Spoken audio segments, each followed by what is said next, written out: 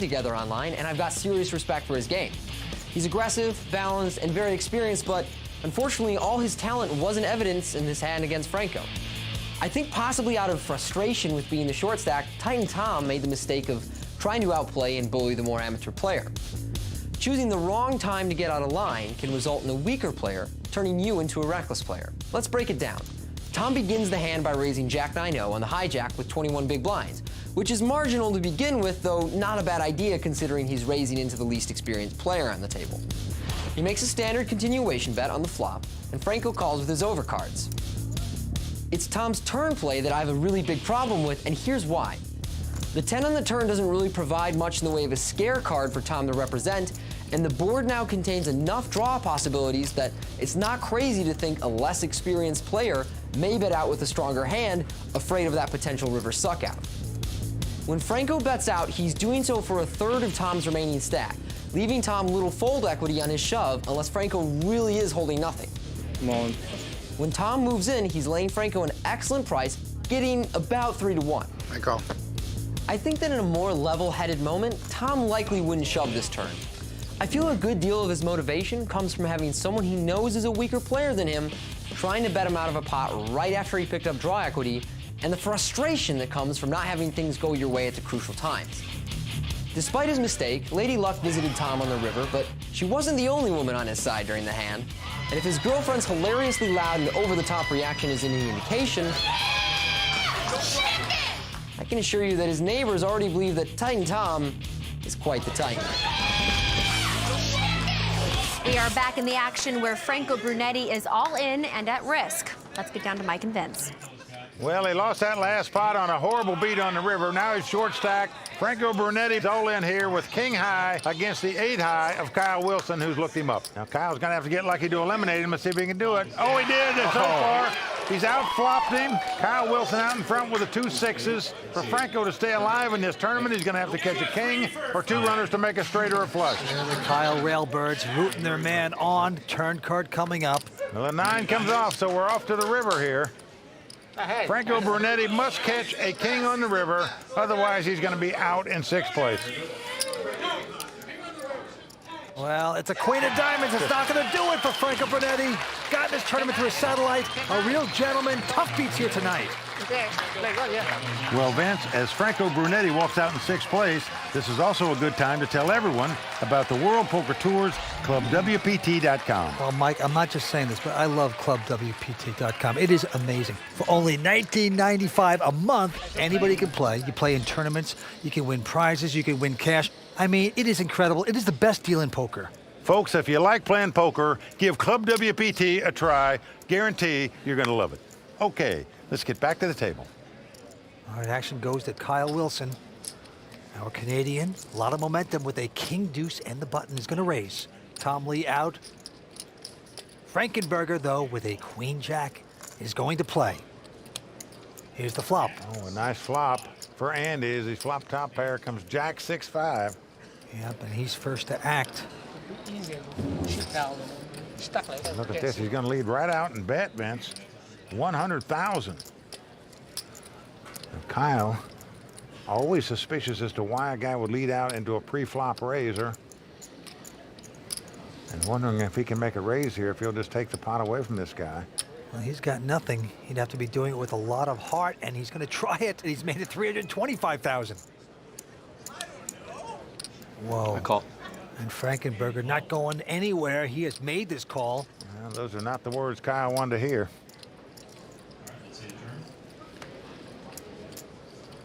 Well, now the board pairs 6s. So neither player crazy about that card. Fearful that their opponent might have a 6 in their hand. Frankenberger with top pair still, though. 300. He's going to bet 300,000. Well, not a big bet into a pot that's got nearly 900,000 in it. Don't forget, Andy Frankenberger came into this tournament as the chip leader. He's been whittled away, punched around. He needs this pot badly. Did you hit that 6, Andy? You have a 6 in your hand? How much mine? No. I'm just wondering what you have. Oh, geez. I'm like, you call on the flop and then you bet the turn. A little confusion there. Well, Kyle's wondering if he can raise one more time. Would he win this pot? Chances are he might, but what to do now if you're Kyle Wilson? He took a stab at it. Re-raised on the flop. That didn't work. Will he try it again? I'm gonna fold. He's going to lay it down. So Andy Frankenberger taking down that pot. You didn't have a thing, did you, Andy? To quote my friend over there, would you like me to lie? You don't have to. I'd like to hear the lie. Find out how well he does it. He's tough, this Andy. He's a former equity derivatives trader. I have no idea what that could possibly be. But we will move on. And now it's Tom Lee, who's been taking a sabbatical lately, playing very tight. He folds this hand. Over to Andy. He's out as well. Under the 25-year-old from Huntington Beach, California, Tom Braband. He's got the 4-5 of diamonds, the suited connectors. Just got lucky and won a pot a minute ago. Yeah, Tom's a sneaky player. Likes to play a lot of different hands. Very creative player. And this time, proving that again, he's going to raise it to 100,000. And now Mr. Brooklyn, Jared Jaffe. Jared's got a decent queen jack here. He's considering this. Yeah. Former collegiate baseball player raises with the 5-4. But remember, Vince, these other players saw him try to steal a pot a minute ago with a Jack-9 offsuit. They know the jig is up for this guy stealing all these pots.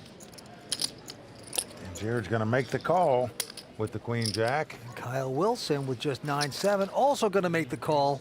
Three-way action. Feels like he's getting priced in. So 60% of the field playing this pot. Going to the flop. Who will be lucky?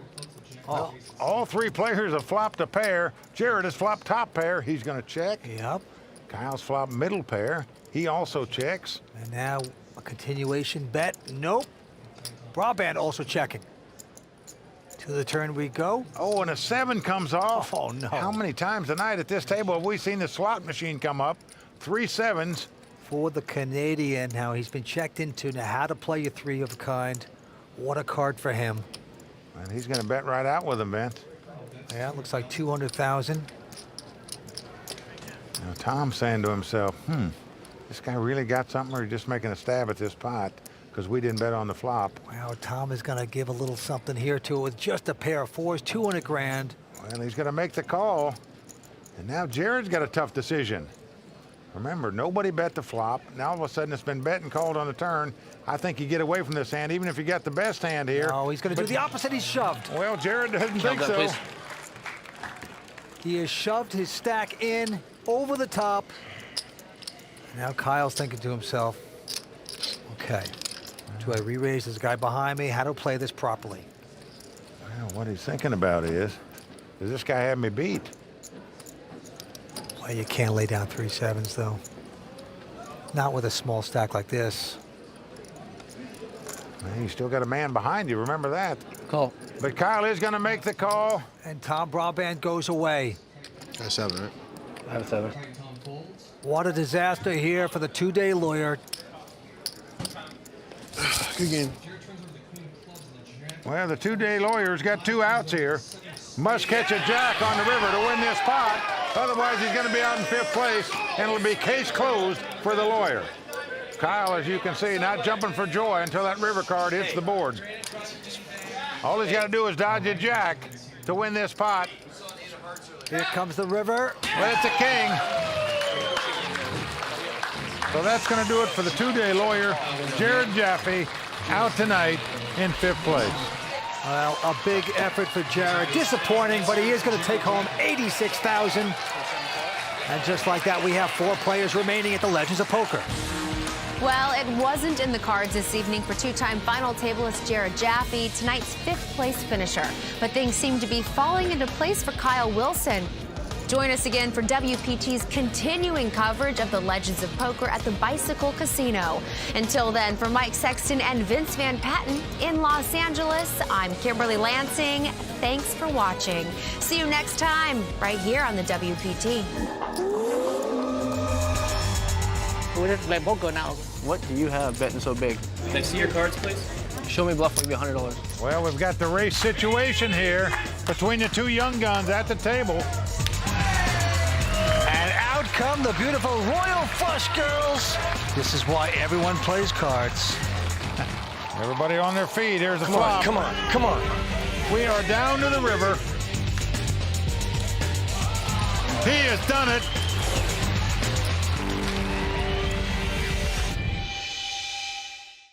The World Poker Tour is brought to you by ClubWPT.com. Never lose a dime playing poker. Guaranteed. The Bicycle Casino in Los Angeles has seen its share of legends win it all, but tonight it's a new name for the record books. $750,000 to the champion, and there will be a champion because the conclusion of the Legends of Poker starts now, only on the World Poker Tour.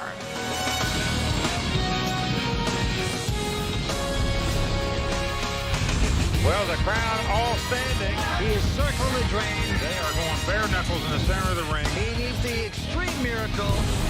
Oh! Wow! Unbelievable.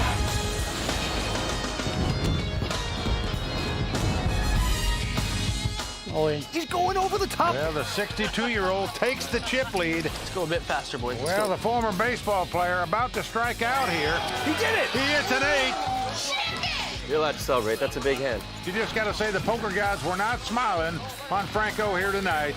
Andy Frankenberger coming out as the chip leader, now in trouble, taking hits from around the table.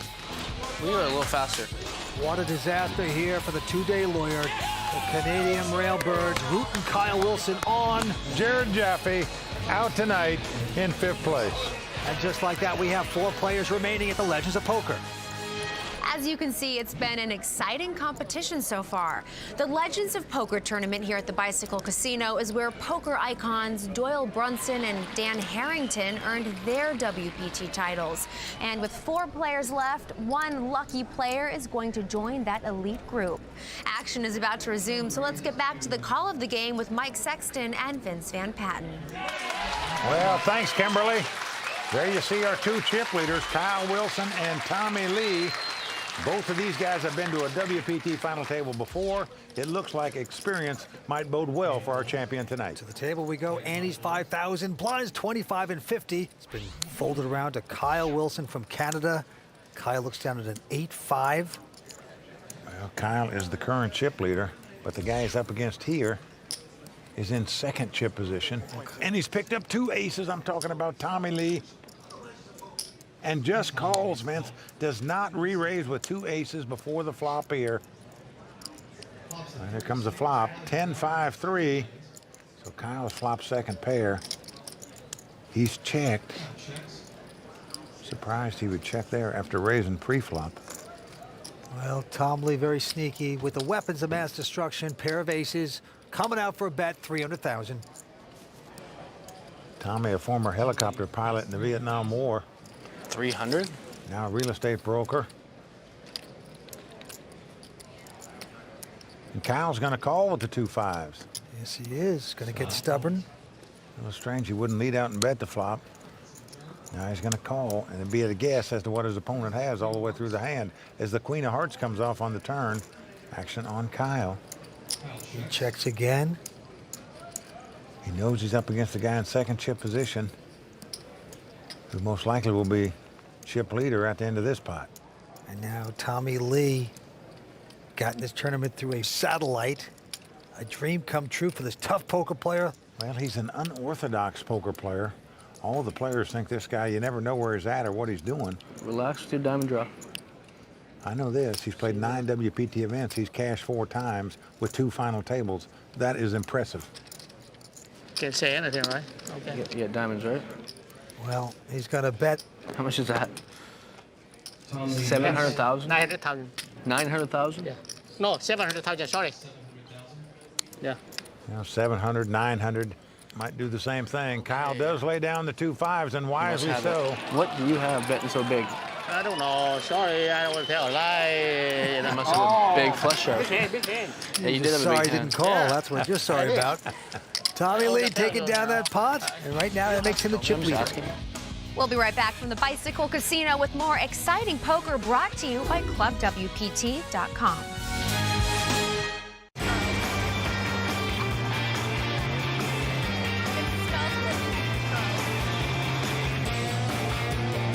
Welcome back to the WPT And Mike, it looks like the Royal Flush girls are having a fantastic time here in Los Angeles. Well, you can't blame them because they've had ringside seats for all the action at the Bicycle Casino all week long, and it's not over yet. Let's check the chip count and get back to the action. And the Royal Flush girls, they're at every WPT event, along with Kimberly Lansing, Mike Sexton, and myself. As you can see, the chip leader is Tom Lee. He has $4.4 million. He's going after the first place prize of $750,000. Yeah, the Canadian Kyle Wilson in second place. Those two guys have both been at a WPT final table before. Can they take down the title this time? All right, to the felt we go. The Canadian Kyle Wilson takes a look at ace-4 with the button, and he is going to pop it up. Makes it $110,000 to go. And Tommy Lee going out. Now Andy Frankenberger. He's a former equity derivatives trader. Very smart guy. Well, as you can see, not afraid to play as he makes the call here with just a 6-5.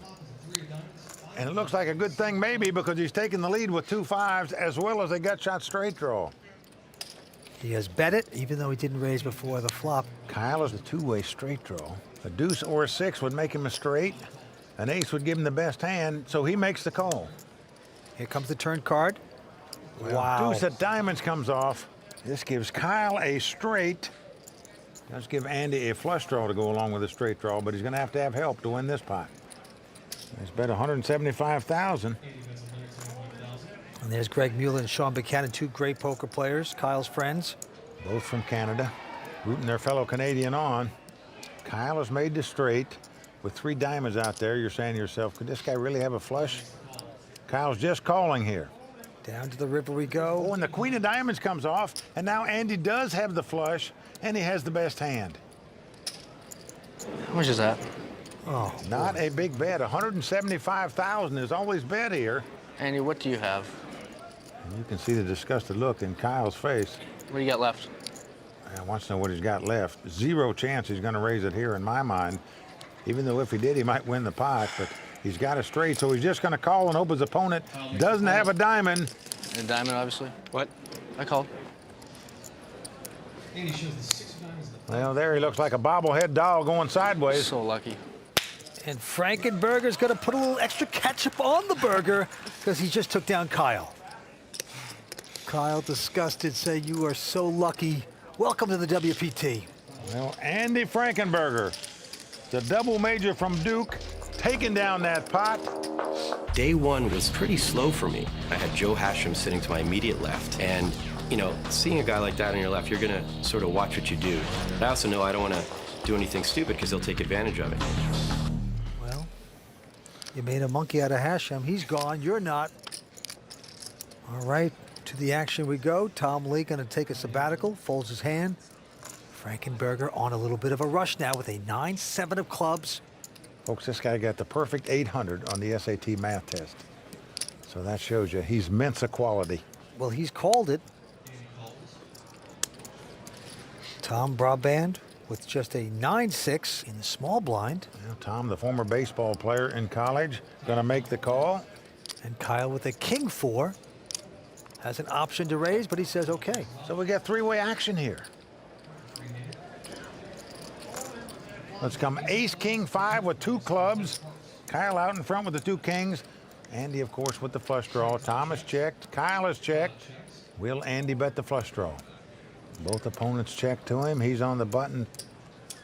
And he's going to bet at $150,000. Titan Tom will not call. He folds. Well, Kyle, who just got burned by Andy a minute ago, is going to call him with the 2 kings here. And you wonder if Kyle's going to be steaming here a little. Deuce of clubs comes off. Oh, man. Andy Frankenberger's hit his flush just like that. There's no card Kyle can catch to win this pot. Well, he's checked it wisely. Let's see how Andy's going to play this hand. And he's reaching for chips. He's definitely going to bet. $500,000. Now that's more money that's in the pot. So this is a huge bet after making this flush on the turn. Here, whatever Kyle puts in the pot is just going by the boards. Wow. There's a $500,000 you can say goodbye to. Frankenberger is getting the action he wants. And the 4 diamonds comes off. This gives Kyle 2 pair. He now has kings and 4s. Check. And could get in much further trouble. He's checked. All in. Wow, Andy has gone all in here. Again, that's more money that's in the pot. Okay, count. So another overbet by Andy. It worked on the turn. Will it work again on the river? Kyle Wilson now a whipping boy as Oh, the boy. Railbirds get up. Well, they're going to get up and head straight to the bar after this pot. They're a man in dire straits. He could possibly throw another $1.5 million away right here. You really made a flush, Andy? If he should get the call, Andy Frankenberger would be a massive chip leader. He would reverse the fortunes between him and Kyle in a big way. All right, Andy, I got 2 pair. I fold. I'm amazed Kyle laid that hand down after calling that $500,000 on the turn. Show me a bluff. Show me a bluff, I'll give you $100. Kyle very curious about what he has. Andy not going for it. The competition between Kyle and Andy is certainly heating up. There's plenty more WPT action on the way, including later my interview with Amit Makija, who took second in this tournament, Season 7. I feel like the younger guys are always putting you in difficult spots. We'll be right back with more World Poker Tour brought to you by ClubWPT.com. Who's the best player at this final table? I would say I am. I have a lot of experience. I've been doing this for 6 or 7 years on the internet and played billions of hands. Welcome back to the World Poker Tour brought to you by ClubWPT.com. I'm sitting here with Greg FBT Mueller. He's here supporting Kyle. So Greg, 2 years later, Kyle's back at the final table. You're back here supporting him. This is like deja vu. I hope it's not quite deja vu because he was out like so early last time due to a bad beat. But, you know, he's been playing really well all week. I've been talking to him. He's super focused. He's confident. He told me right from the start, get ready because I'm going to come in first or second. And when my other good buddy, Sean Buchanan, said that, he won Mandalay Bay. So sometimes when you just get in that groove, it's weird how you think positive and it just happens. All right, Mike and Vince, you heard it from Greg. Back to you guys. Well, we've seen that Kyle Wilson's very confident in his game. But even with that confidence, you still got to get across the finish line with the dough. Let's see if he can do it. Here he looks down at 2 9s. Nice hand for Kyle Wilson. And he is going to raise it. Makes it $140,000. Tom Lee out, Frankenberger out. And now it's around to Titan Tom Braband. Well, Tom, the former collegiate baseball player, looks down at Kojak. He's got the King Jack. I'm on. He's going all in here. He's come right over the top of Kyle. Thinks Kyle might be steaming from losing that last pot. It's an additional $810,000 for Kyle to call with the 9s. Call. Well, he's made the call, so we've got the classic race situation. The 2 over cards versus the under pair. And as we all know by now, if you want to win poker tournaments, you got to win races. Here's the flop. Well, so far, so good for the Canadian. Kyle out in front with the 2 9s. As the flop comes Queen 7-4. Tom is looking for some paint. He could catch 2 runners and make a straight, but he's got to have help to stay alive in this tournament. Doesn't come on the turn as an 8 comes off, so we're down to the river. Tom Braband must catch.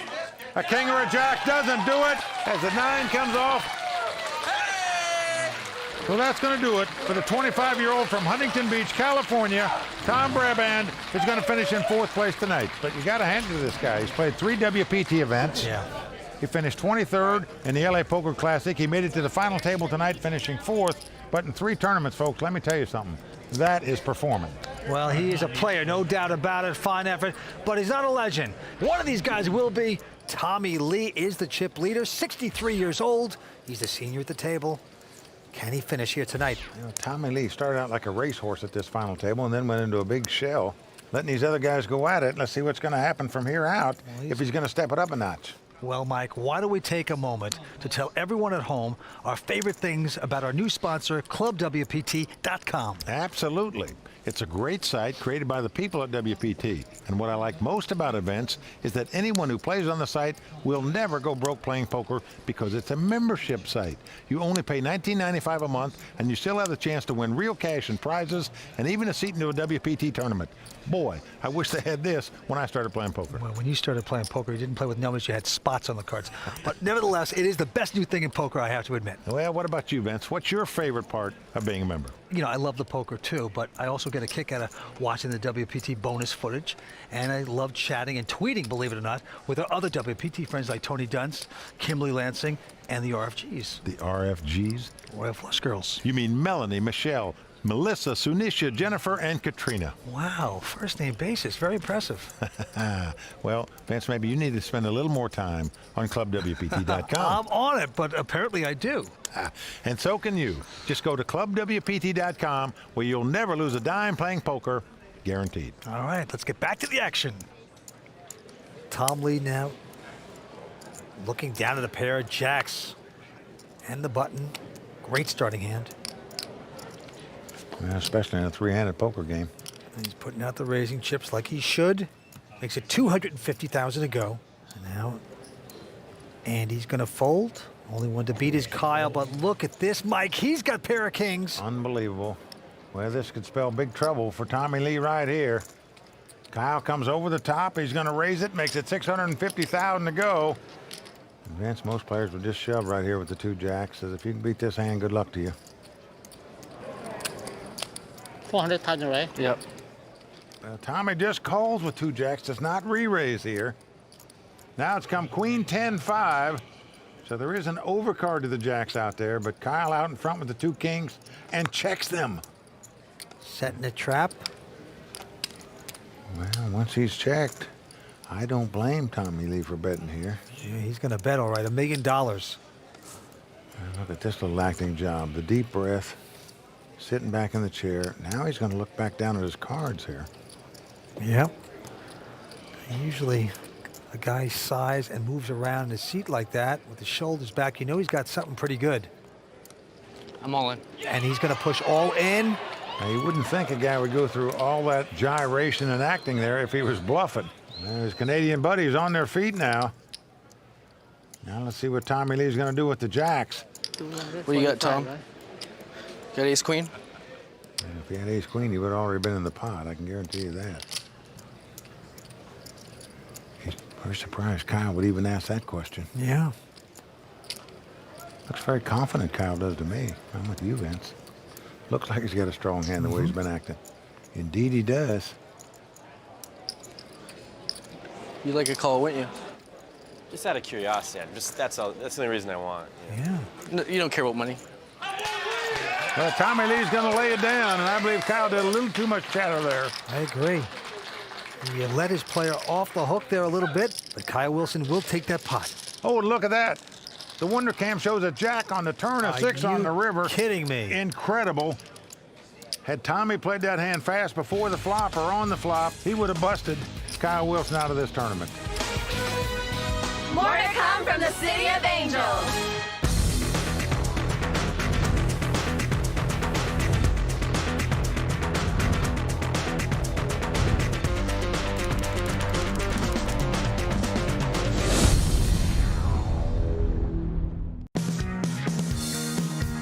We've had several real-life legends that have won the Legends of Poker Championship. It immediately comes to mind Doyle Brunson, who's been beloved in the sport of poker forever. Doyle Brunson, the living legend of poker. Dan Harrington is one of the most respected tournament players.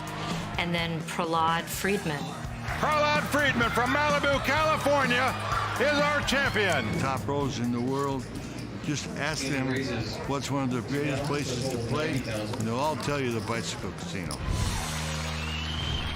Welcome back to three-handed action at the Bicycle Casino, where Kyle Wilson has just taken the chip lead away from Tom Lee. A WPT title is still up for grabs, so let's get back to the game. All right, three-way action. Tommy Lee folding his hand. Andy Frankenberger with an ace-9 of clubs. He is on the short stack.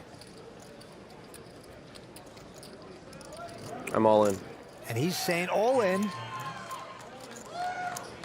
And now Kyle Wilson has an ace-7 of spades. I call. Wow, he's made the call and he's dominated at this point. He's got big kicker problems. This could be good for Andy Frankenberger. Well, if the board pairs and some big cards come up, it'll be a split pot. Keep it clean, keep it clean. But as it is, Andy out in front here with the ace-9 versus the ace-7. Andy looking for clubs, Kyle looking for spades. Oh, it's come 9-7 deuce. Andy knows he's in great shape now. Oh, boy, the Railbird's getting angry. Kyle's got to hit 2 runners to make a flush or catch a 7. Well, a jack comes off, so we're down to the river. And one more time, Kyle's got to hit a slot machine to win it. Make 3 sevens. Doesn't happen as the Queen of Hearts comes off. Andy Frankenberger wins that pot, doubles up. And rubs his hands together. He knows he's back in the hunt now to take down this title. Right now, Mike, the Andes are going up to 10,000 blinds, 50 and 100,000. Action back on Tommy Lee, senior at the table. Got in this tournament through a satellite, put up a small amount to win a lot, and he's going to fold his hand. And he's going to get out of the way here and let these two guys continue to go at it until one of them gets broke. This time, Frankenberger with a 9-10 going to raise it to 200,000. And the only one to beat is Kyle. He looks down at undistinguished 8-6 offsuit. Wow. He's going to re-raise, though, with it. Right. With a junk hand, goes to 575, and it's going to work. Just played 6-8 offsuit. Whoa. What a re-raise by the Canadian there to take down that pot. Suck it. You can see the Railbergs there. They're getting a little out of line. Those are your friends? They're wasted. Yeah. Don't listen. Oh, I'm not. You're about to win. I would be embarrassed, but. And he's not appreciating Kyle's friends here. My friends did that, I'd be like, dude, you have to leave, frankly. I would embarrass me. But it's like 3rd grade, you know? Yeah. I would actually ask my friends to leave if they started doing stuff like that, but. They drove all the way up here from Canada. I just think they're making you look bad. I mean. I don't know. It doesn't faze me. It's just. Seems like it does, though, a little bit. It has to. Looks like they're getting under his skin. So if I was Kyle, I'd never make him leave now. More world-class poker action with Mike Sexton and Vince Van Patten as WPT coverage of the legends of poker continues right after this. Don't just use your phone to call. Use it to raise. Download the World Poker Tour Texas Hold'em game to your mobile device today and get in on the action.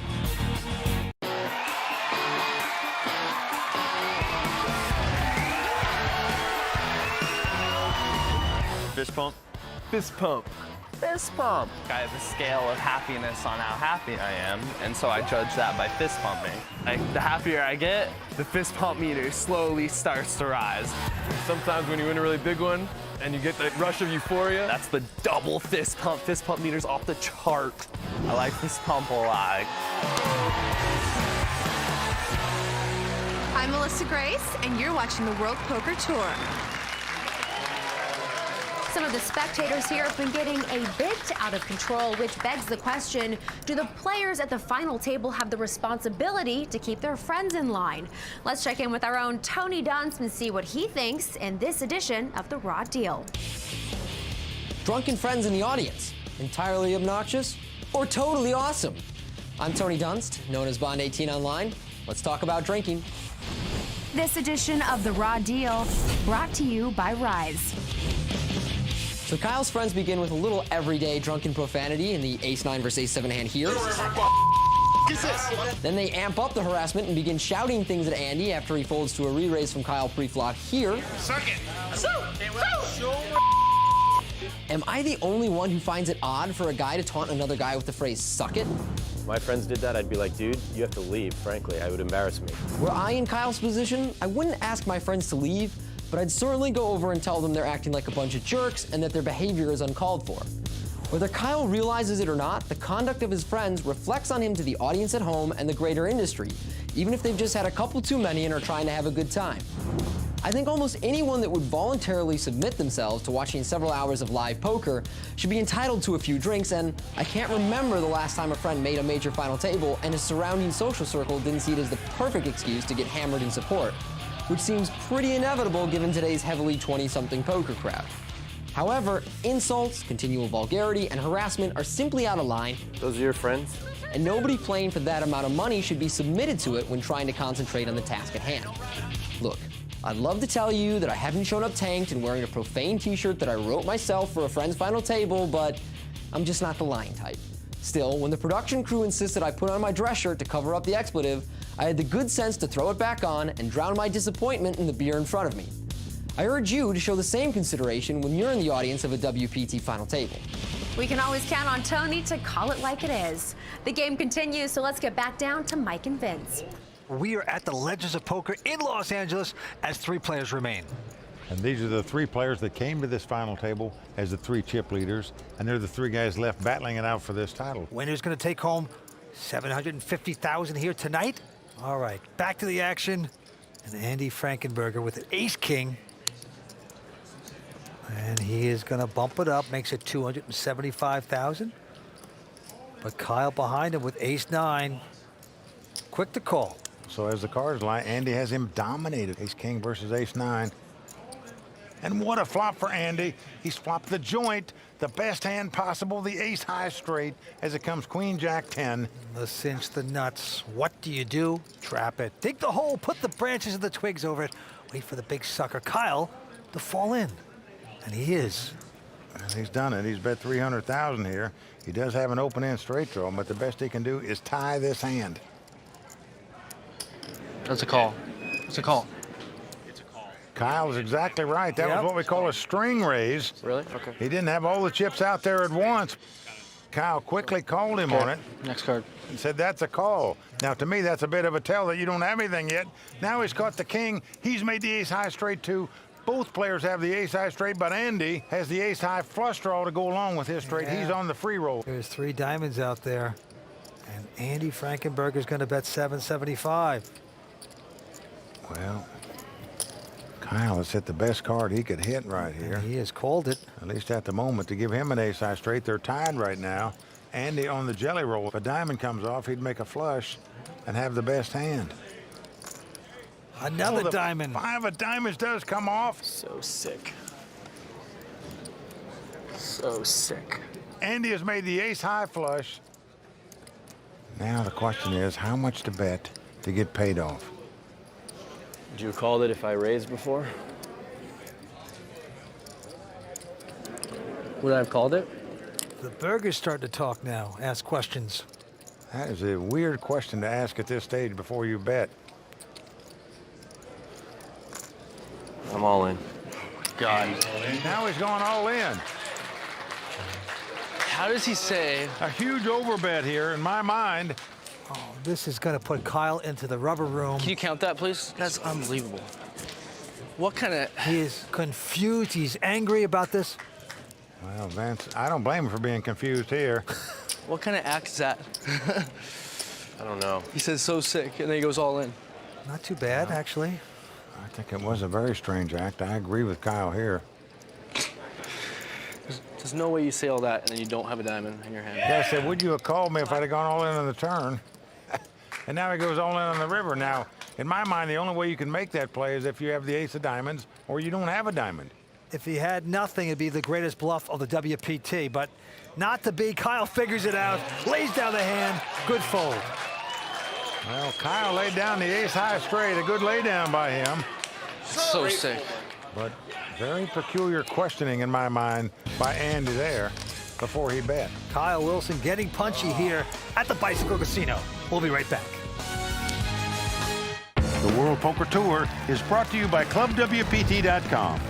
Play poker for your share of over $100,000 in cash and prizes for only $19.95 a month. Never lose a dime playing poker. Guaranteed. Welcome back to the Bicycle Casino and WPT's coverage of the Legends of Poker, brought to you by ClubWPT.com, where you'll never lose a dime playing poker, guaranteed.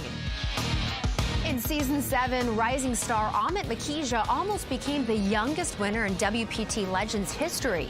He lost that battle then to John Fan, but to Amit, it was no big deal. He knows that talent and time are on the side of the young. Well, it was yours to win. Mike Sexton called you a warrior, and you just lost it. There's a few hands that I regret, but before Heads Up, I was really happy with how I played, but Heads Up was whatever. I lost my focus, and I feel like I'd go in there a little better this time. You're an educated man. Why poker and not, say, finance? I got a degree in finance at the University of Minnesota, and right when I graduated, I won 100K in online tournaments that week, and I was just like, I don't think I'm going to find a job. It's worked out pretty good. Do you prefer playing with younger players your age or some of the older pros? In general, I'd rather play with the older players because they have not necessarily all put in the time, and I feel like the younger guys are always putting you in difficult spots. It's easier to figure out what the older guys are up to. How has it evolved, though? I mean, how are people playing differently? Is it just like ultra aggressive? I would describe it more as like a controlled aggression. It seems like the best players today are the younger guys, and they're 3-betting a lot in position. They're making you play big pots out of position, and they're real conscious about if they're in or out of position, and I mean, that's hard to play against. The older guys, a lot of times they're defending out of position, and they're playing these huge, massive pots when they have to act first, and it just makes life kind of difficult. How important is it to you to win a WPT title? It's very important to me. I've never gotten the major live title, and this would be a really good feather in my hat. You know, everyone wants to win a WPT title. And before I'm done playing tournament poker, I plan on having one or a few. Amit Makija still looking for that elusive first title, cashed in this season's Legends of Poker, coming in 45th. Tonight we still have 3 competitors left, and the game continues. So let's get back to Mike and Vince. Well, Mike, you got to say, being one of the older guys, we're not getting any respect. Well, the young guns do feel like they're more aggressive, that the older players are more passive. And as Amit said, he thinks they're easier to read. Have they met Doyle lately? All right, back to the action. Kyle Wilson looks down at Queen 4 spade in a small blind. He's going to raise it. Makes it $225,000 to go. Tom Lee, he's got King 5 of diamonds. And he's going to stick around. And he's got position. He's got more chips. He's going to make the call. And flop comes Queen Jack 10. Kyle out in front now with the 2 queens. And he's first to act, and he's going to bet at $150,000. Tommy Lee has the open-end straight draw on the backdoor flush draw. And he's going to make the call. I bet he took off his hat there. You know, it's a little different without the hat. Here comes the turn card. It's a 4 of hearts. That makes queens and 4s for Kyle. Wow, nice card for Kyle as he now has queens up. Well, there's nearly $800,000 in the pot. Kyle's going to bet $350,000. He's going to make Tommy Lee pay for it if he wants to draw. Tommy Lee, as the cards lie, must catch the straight to win the pot. I'm all in. Wow, he is going all in here on a stone bluff, folks. Unbelievable. Kyle knows the 4 didn't help this guy. So what he's got to wonder about, did this guy really flop a straight on me? Wow. He didn't re-raise before the flop. Hard to put him on ace-king. Could he have a 9-8 or a king-9 in this spot? Calls the flop and you go all in the turn with a 4 comes? Unreal. Kyle Wilson perplexed. If he should make this call and his hand stand up, he'd be a massive chip leader. I have no clue what you have, Tom. But he's in a quandary right now. Can you beat 2 pair? Remember, his opponent called him on the flop and now has moved all in on the turn. After a 4, it can be no help at all to the guy. Are you tired? Why are you doing that? Tommy Lee, great poker face, trying to cover his whole persona there. Doing a good job of it, not letting a smart player like Kyle read him. King 9. Tommy Lee has more chips than Kyle. So Kyle knows if he makes this call and loses this pot, he's going to be out of here in 3rd place. What a tough decision to make with queens up in this spot. Kyle is going to lay it down. Show me bluff 1 time. One time, please. Show me. 1 time. Please. Can't show it. Oh, please do. Tommy, put a little Tommy. salt in that blood. He's not going to do it, though. Believe me, Kyle, you don't want to see it, my friend. Oh, wow. And the wonder cam comes up. Card was irrelevant. Tommy wouldn't have gotten there. That might have been the whole tournament. Might have been able to call that. That is the bluff of the tournament. Well done for Tommy Lee. I had no clue what to do. You made the good laydown. You grind these cowards out. Don't tell them that. Then they don't. They're gonna start playing harder. Don't want them to do that. them to shut up. These guys just gotta always make their dumb comments. Well, Greg Mueller up this time. He made a good laydown there, but in truth, they're probably not really believing it. Now the antes are going up to 20,000. Blinds are 60 and 120. All right, action right back on Kyle. And he has got to be punchy at this point. He's just getting manhandled here tonight. He's going to fold a nothing hand. And now Tom Lee. Just a queen 5. Happy to just call that. Mr. Frankenberger with a jack 5. Content to see a flop. Well, and he's got clubs. And 2 clubs come on the flop. But Tommy has flopped top and bottom pair. He's got queens up. What a flop for Tommy Lee. Queens in 5s, and he's going to bet at 300,000. Vance, it's not going to shock me if we see a big pot brew right here on the flop. I raise. Because Andy's got one of those hands that it doesn't matter what his opponent has. Yep. He is not drawing dead. Even if his opponent had 3 queens, he'd have a flush draw. He's making it 1,700,000 to go with a 4 flush and a pair. Well, I think Tommy Lee's just going to have to go with this hand, Vince. All in. And he does so. He has gone all in. Well, you can't blame him. He's got 2 pair, queens up. I'd move all in there, too. And I'd call if I was Andy. Yeah. It's just one of those hands that sort of plays itself. I call. Yep, he's going to call it. Well, Tommy probably not going to like what he sees here. He knows a flush could beat him. Tommy's family on the rail, sweating their father out. Andy looking for another flush. He's made a couple flushes on the river to win big pots at this final table. Oh, club! 4 clubs right on the turn. Tommy Lee just can't believe it. Come on, come on, come on. It is not over yet, though. Tommy looking for a queen or a 5. That's what he needs to win this pot. Otherwise, he's going to be crippled. Well, a 7 comes off. Andy Frankenberger makes another flush to win another pot. Unreal. Well, Andy Frankenberger is now the big chip leader with 3 players left. Can this highly educated guy from Duke, playing in his first ever WPT event here in the States, take down this title? We shall see. Let's get back to the table. Misfortune for Tommy Lee. He is just licking his wounds right now as he picks up ace-8 here, and he's going to shove all in. Well, you can't blame him for that. I call. Frankenberger behind him with ace-7 of clubs has called. And Kyle Wilson with a queen-8 also going to call. Well, this gives them 2 chances to knock Tommy out of this tournament where they can play heads up for this title. It's pretty much an unwritten rule. You're not going to bet here unless you got the nuts almost. Here's the flop. King 9-4 helps no one at the table. Frankenberger going to check the side pot potential. Well, Kyle does as well. Queen on the turn. Kyle takes the lead with queens. Well, it's gone check, check again. Down to Here the comes river. the river card. The jack of clubs comes off. This gives Andy the ace-high flush. Another flush he makes on the river. This one is going to knock Tommy out of this tournament. There's nothing on the side, of course, yet, but... Well, he's going to bet something here, you got a man. cinch. You got to bet. He might not bet much, but I can assure you he's going to bet. Kyle looking impatient. Clock. Oh, boy, he's calling the clock. I want to keep playing. Like Can't take it anymore. 400. Well, I think that's the frustration of laying down Yep. those queens Pull. up, Vance. Now the guy's betting 400,000. And Kyle ejects his hand, and Tommy sees his fate.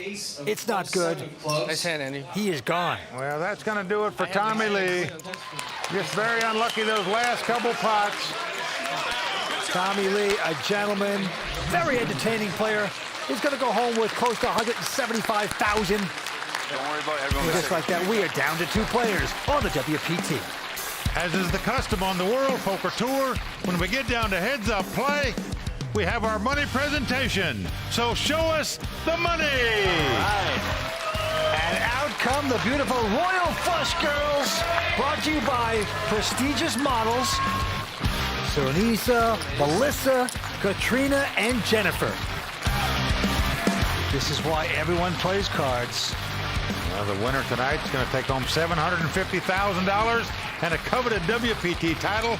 Which one of these 2 guys will it be? Heads up action for the title. Stay with us. We're coming back with more on the World Poker Tour, brought to you by ClubWPT.com. Welcome back to the World Poker Tour, brought to you by ClubWPT.com, where heads-up action is about to start between Kyle Wilson and Andy Frankenberger. During the break, we caught up with both players, and here's what they had to say. It's like a dream come true right now. I've been to you watch this on TV and to come out here and have a chance to play heads up for this trophy and this title is amazing. These guys are a lot more experienced than me, and It showed a couple times, but as far as, you know, I'm feeling good. I'm confident in my strategy, and these guys are playing great. I'm really excited to be here. And as we start heads-up action, Andy Frankenberger is out in front with nearly $9 million in chips. Kyle Wilson, a pro out of Canada, is sitting on $2.6 million. Frankenberger in his first ever WPT event in the United States. What a showing. Well, he's got nearly a 3.5 to 1 chip lead over Kyle right now. What do you got over there? 120? Andy's at 20,000 blind, 60 and 120. Make it 240. And Kyle with a queen 10 is going to raise it up to 240. Behind him, Andy Frankenberger with a king 9 offsuit. Call. And he's going to make the call. So here we go, round 1 of this championship battle. And the flop comes king 10-5. Andy has flopped 2 kings. Kyle has flopped 2 10s. And Vince, so many times tonight we've seen this guy lead right out into the pre-flop raiser. He's doing it again here with 2 kings. He takes the play away. That's 300,000. Well, it confused Kyle before. Liable to confuse him here again, and indeed, Kyle making the call with the 2 10s. How can you blame him? You just automatically think the guy would check if he had kings to check raise you. 8 of clubs on the turn. 800. Andy just keeps firing away. 800,000. Andy, what do you got? Just bets into me twice. He is befuddled, this Kyle Wilson. Seasoned professional, plays online all the time. A lot of respect for this player, and makes a good lay down right there. Turn bluff. You got king? And Kyle just consistently asks questions to other players. You have a king? And nobody ever answers it. No one, no respect there. What did you have? Were you bluffing? I'll give you $100 if you show me. I mean, that's not working. No. Just dummy up and play. All right. Next hand we go. This time Andy with a big ace-9 of clubs. Well, that's a pretty good hand, playing heads-up poker for sure. Kyle staring him down, just beaming right through him. One of these men to become a legend of poker here at the Bicycle Casino. Well, Andy's bet 275,000, and Kyle's picked up ace-3 of diamonds. Also a pretty good hand playing heads-up poker. Unfortunately for Kyle, he is out-kicked here, as we say.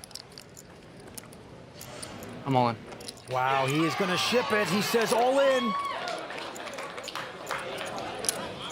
Yeah, that's a pretty big raise there. Nearly 2.4 million is the raise. But Frankenberger's pretty strong with an ace-9 of clubs. He's got a lot of chips. He can afford to gamble, and he's going to make the call. Yeah. Well, that's the reason he can call, Vince, because he can afford to make this call and still have a big chip lead even if he loses this pot. If he wins it, he'll be our champion. He's now excited. He sees he's got his opponent dominated. Kyle looking for diamonds or a 3 to pop off of there. Otherwise, he's going to be our runner-up finisher. Kyle's head down. He knows you got to get lucky to stay alive here. Here comes the flop. Wow, what a flop. Andy has flopped the best hand with 2 9s, but Kyle has the flush draw and the backdoor straight draws. Unbelievable. Jack of hearts on the turn. Not going to help Kyle there. We're down to the river. Kyle needs to catch a diamond and make a flush to win the pot. Otherwise, Frankenberger is going to win this event and become a legend of poker.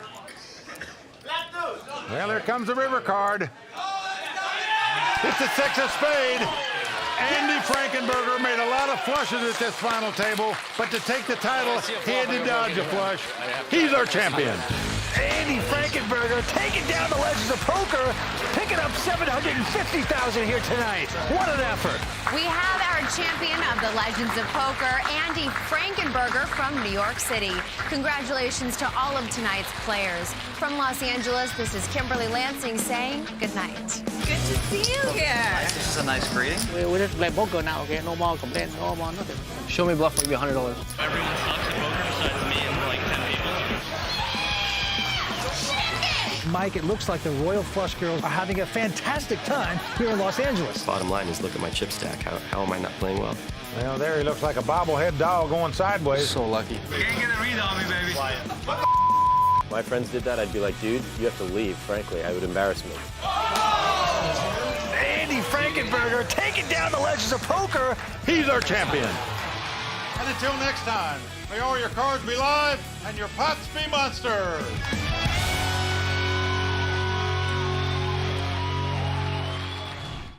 The World Poker Tour is brought to you by ClubWPT.com. Never lose a dime playing poker. Guaranteed.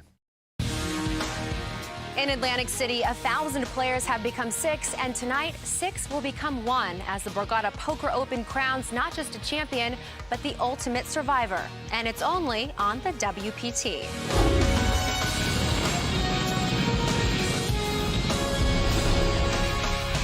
Well, the crowd all standing. He is circling the drain. They are going bare knuckles in the center of the ring. He needs the extreme miracle.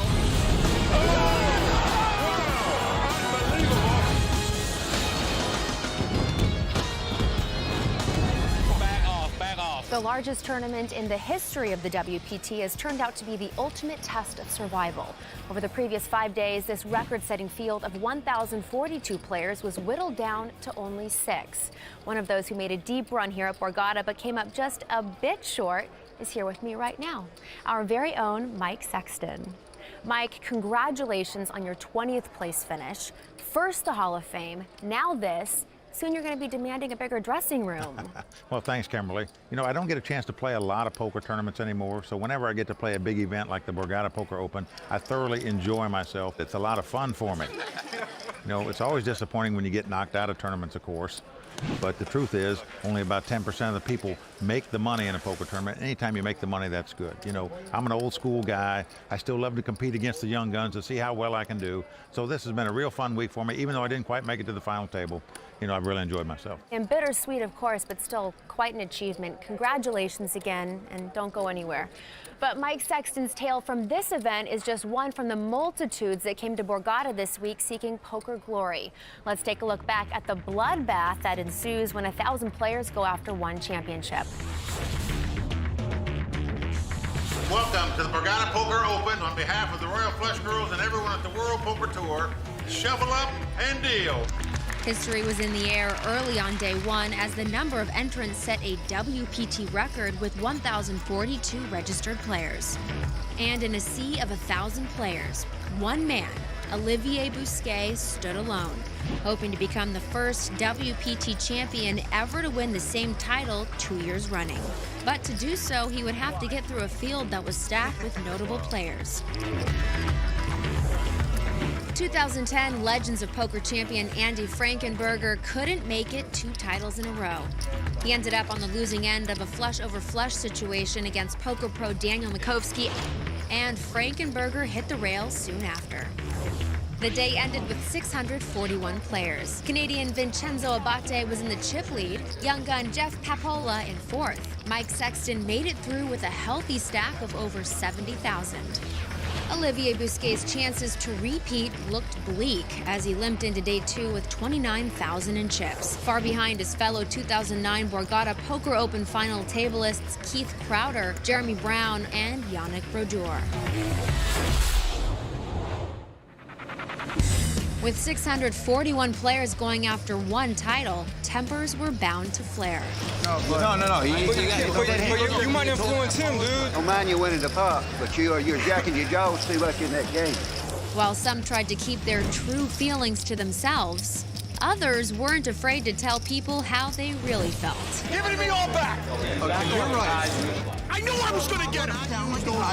Cuz, how you doing, cuz? How you doing, cuz? Bro, you getting this on camera? Jerk boy down there? Cuz, look at the crowd. Look at the crowd around you. I said I'm sorry. I already told you. Now I'm a gentleman. Now you want to continue? I said I'm sorry. Ship it. Yes! As the dust settled, the battle for survival began in earnest as almost 500 players hit the rail, leaving just 165 in contention to be a WPT champion. One of those players was the defending champ, who not only survived the day, but thrived, finishing with a huge stack of over 355,000, good for 22nd place. It was 3-time WPT finalist John D'Agostino who captured the chip lead. Giuseppe Pantaleo a close second. Jeff Papola and actor-turned-poker pro Ben Clear rounded out the top 10. At the start of day 3, we were still 65 players away from the money bubble. But no time was wasted, and by the 3rd level, we were just 1 away from the money. short stack, Travell Thomas was holding on for dear life with just 20,000 in chips, less than he started with on day one. Will you stop? I ain't my stack, man.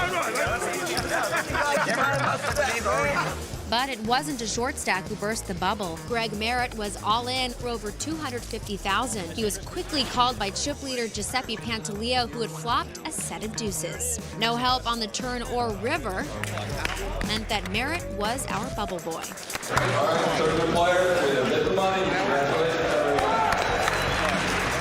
I'm happy that I cashed. You know, someone was saying, Irv, you got all this money. I said, it ain't about the money. I said, I just want to cash. I popped my cherry.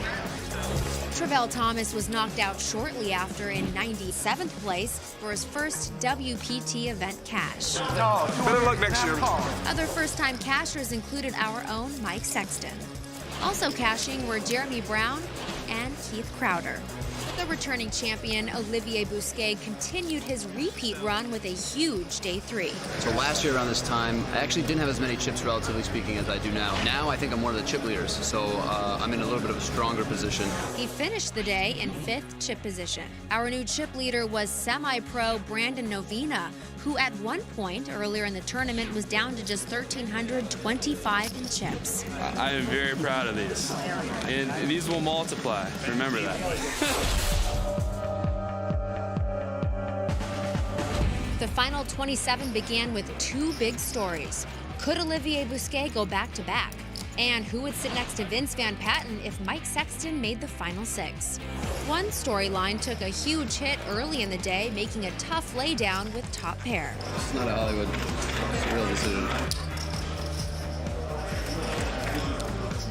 Why are you so good? Brandon Novina put the final nail in Olivier's coffin when his flop set crushed his opponent's hand. Yeah, guys, good luck. And hopes for a Borgata Poker Open repeat champion. Defending my title was something that I was really, really hoping I could at least get closer to achieving. And, you know, that's the way poker goes sometimes, but it doesn't take away from how difficult it can be to deal with. Shortly after, the other big story ended his day and the TV mystery. Say, Levy, Vince, I'm coming back. Chip leader Brandon Novina knocked out John DiAgostino in 14th place, ending Dag's shot at a second Borgata Poker Open final table. Borgata cash game regular Ophir Moore knocked out Jeff Papola in 7th place, giving him the chip lead and cementing the final 6. With Jeff eliminated, Dwight Pilgrim, along with the other 5 players, has a chance to shock the world, baby. shock the world indeed. With all the big names in this field, the final 6 are relative unknowns. But Mike, you played with these guys over the last 5 days. Walk me through this final table. Well, I did play with all these guys on their journey to the final table. But once again, the young guys are doing it on the World Poker Tour. The top 4 chip leaders tonight are all guys in their 20s. Now, I'm a believer that experience bodes well under the bright lights of these televised final tables. And the guy at the final table that has by far the most experience and success in big-time poker events is Dwight Pilgrim. And for that reason, I look for him to be the guy to beat tonight. Well, of course, they all have chips, so it's anyone's game to win. Let's just see if Dwight can, as he puts it, shock the world. Mike is going to make his way back to the booth as we get ready for the final table of the biggest tournament in WPT history. Don't go away.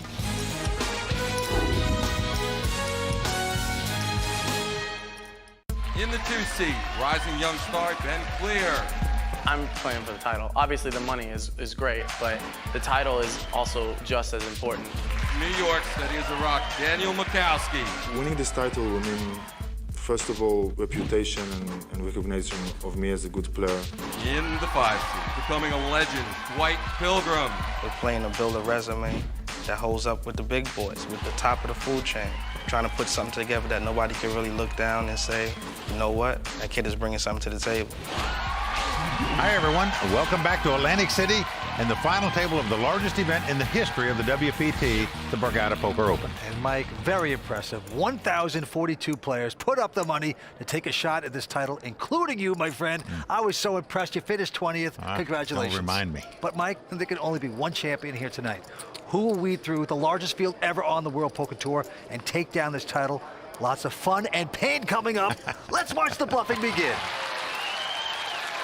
Well, odds are youth will prevail once again on the World Poker Tour as our top 4 chip leaders are all in their 20s, led by Ophir Moore, with $7.2 million. So one of these players is going to win close to $750,000 here tonight. The antes are $25,000, blinds $75,000, and $150,000. Let's go to the felt. First to act is Daniel Makovsky out of New York. He's got a lousy 4-3, and he folds. Now it's into Kia Mahajeri, 57 years old, former electrical engineer. He's going to fold as well. And Ben Clear looks down at ace-king, a big hand here. Ben's a former actor, former bartender. He's raised to 325. Ophir out. Brandon Novina not going to play. Now it's around to Dwight Pilgrim. He's the guy the eyes are focused on here. He's like the Muhammad Ali of poker, Vince. Very braggadocious kind of guy, but he's also got game. I played a lot with him during his tournament, and I can tell you, he can play. Well, he's only got a 7-9, but he is going to call, and here's the flop. Look at this. Dwight's got a piece of it, pair of sevens, and he's going to check. Queen 7 deuce with 2 spades is the flop. Now Clear with just ace-king. In with the continuation, bet $400,000. Dwight's got second pair, but he's going to make the call, and a good one it is, as he's out in front with the 2 sevens. 4th Street is a 5 of clubs, helps neither player. Back on Dwight, he checks. Let's see if Ben will fire again. Nope. He's going to check this time. That's going to tell Dwight he's got the best hand right now. Now a deuce comes off. Dwight getting chips out, it looks like. 275. Well, 275,000. Now the pot's got $1.6 million in it, so this is a very small value bet, and it's going to work for him. I'm surprised at this call by Ben here. Oh, wow. He is a little stunned there. Little value bet by Dwight on the river there. Got his opponent to pay him off. I'm even defending with the 7-9 now, son. Oh, man. He is a chatty player. So imagine what I'm doing with the 10-jack. Very confident in his abilities, and he lets you know it. I want to be the best. I want to be one of the best. I want to go out there, put up my best foot forward. Got to take that spot, right? I want to be able to say that I put it all on the field. I let it all hang out, and I'm willing to take whatever comes with it. Well, I played a fair amount with Dwight during this tournament, and I can tell you, he's fun to have at the table, but we'll do a lot of chatting.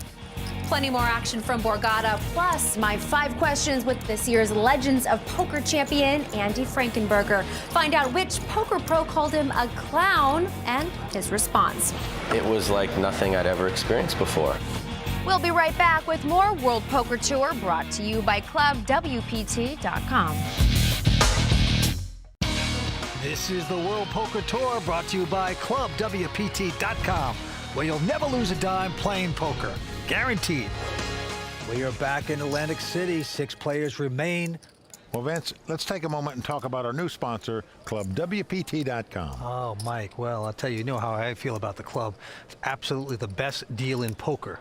I mean, where else can you play real poker for real cash and prizes and not spend a dime? That's right. All the buy-ins are free. You just pay $19.95 a month for the membership, and with that, you get all sorts of great stuff, like behind-the-scenes access from WPT events and bonus footage not seen on the show. Yeah, and Mike, don't forget about the beautiful Royal Flush Girls. They have video diaries, they have chats, they have photos, and much more in the private Club WPT members-only section. Now, Vince, does your wife really let you go to that section of the site? No comment. Well, I go there not only to talk and chat and tweet with the Royal Flush Girls, but the other club members as well. I certainly do, too. It is a lot of fun. You know what else is a lot of fun? What's that, Mike? That's the action at the final table tonight. Yes, it is. That is my cue to go back to the table. But don't forget about checking out ClubWPT.com. Dwight Pilgrim, the Kanye West of poker, is first to act. He'll play almost anything. And he is our chip leader right now, but gonna lay this hand down. Daniel also out. The former electrical engineer, Kia, not gonna play, so it's around to Ben Clear. Well, he's on the button. He looks down at the 8-4 spade. He's a very aggressive player in position, so he's gonna raise it. $325,000. Ophir Moore now. A local high-stakes cash game player. Not gonna play, but Brandon Ovina now with an ace-9. Well, he's gonna make the call, so we're gonna see a flop. Notice Ben doesn't look at the flop. He stares at his opponent. Flop comes Jack 4 deuce. Brandon checks the ace high. Ben's hit second pair here, so he's gonna bet. Yeah, 400,000. Brandon, nothing hitting there on that flop. But he's gonna call. Here comes the turn. It is a queen of diamonds helping neither player. Wow, very gutsy here. Looks like 600,000. Well, if you're sitting in Ben's seat, you're wondering to yourself, why is this guy doing that? If he had a strong hand, wouldn't he check raise me here? Something smells about this play.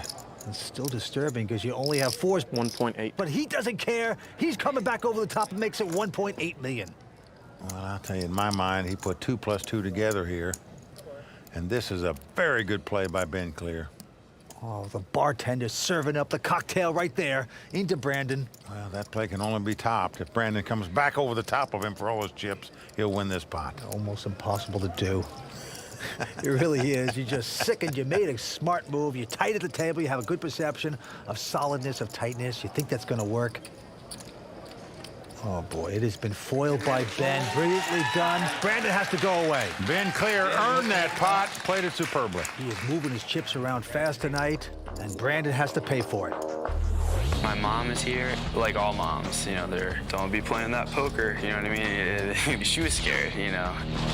But I told her, I said, Mom, one day, there's gonna be a day I'm gonna make over 100,000 in one day. You watch. I'm here with the WPT final tableist, Sean Kunix, who is friends with Brandon Novina. If it weren't for you, Brandon wouldn't be here. Yes, that's true. I generally don't stake people in tournaments, but he had so much heart, and I could tell he was very hungry for it, eye of the tiger, if you will. And he said, look, if I go, I'm going to win. As a matter of fact, he got down to 1,325 chips, and he still said, oh, don't worry, I'll be there at the end. I'm going to win this thing. I told you I was, and here we are. All right, well, good luck to your friend Brandon. Thank you. Guys, back to the action. On to the next pot right here. Everyone's folded around, and now it's between Kia and Ben. The two blinds here, they both have junk hands, 8-6 of clubs, 5-3 of clubs.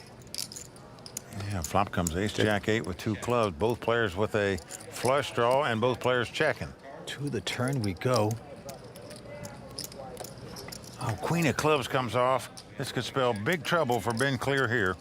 And now Ben, think he's in good shape, but of course we know he's in a potential disaster spot. Ben is gonna bet at 250,000. 600.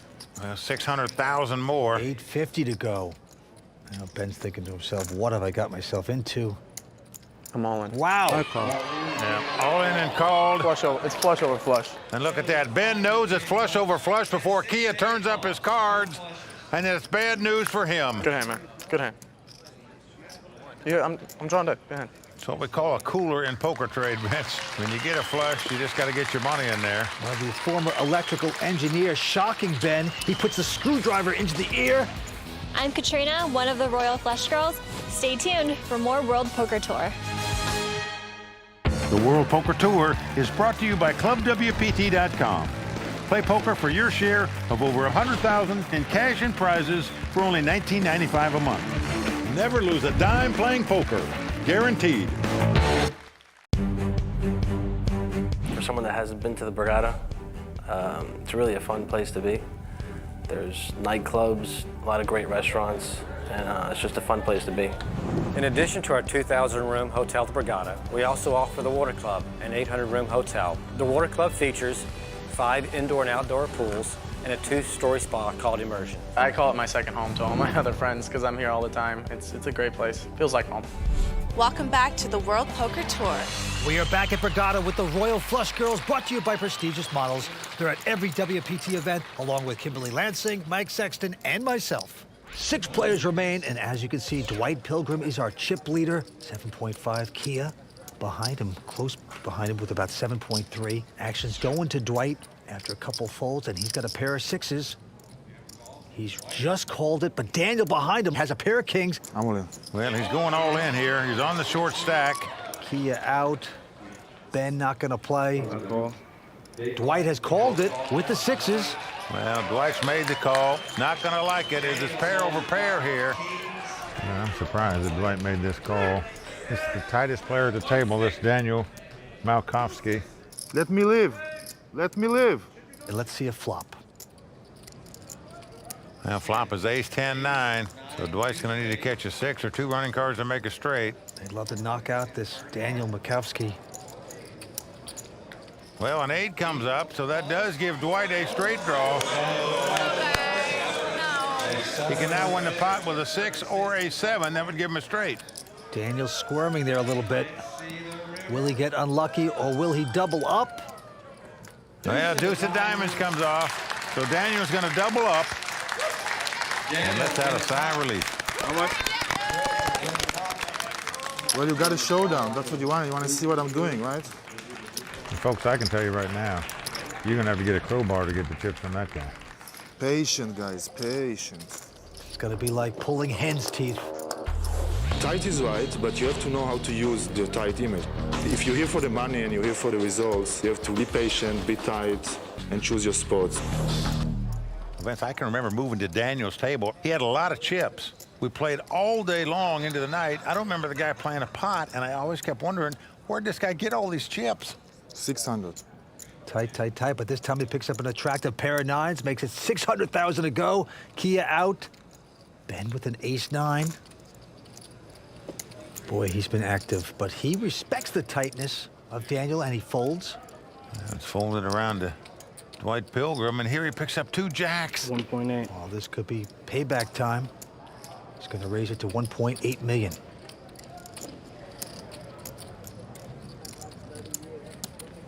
So these guys are back at it. Daniel now with a little bit of a problem. I don't think I could fold. I know that already. Don't worry. That's not going to affect my decision. Just wanted to make sure we was clear on something. We're clear on more things than you think. In a few years, you realize that. It's gonna take me years. 3, 4 years, probably. So that means it's gonna take you decades to realize it. Realize what? That we don't? Agree? You got beautiful eyes. You have lousy glasses. Oh.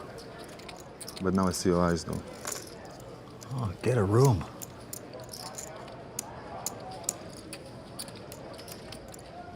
He's got a big decision here. Well, Vince. Yeah, you want to flip? Man, it says, do you want to flip? Meaning, Good fold, sir. he thinks Dwight's got 2 overcards like an ace-king or an ace-queen here. You sure? Yeah, on TV. No, now.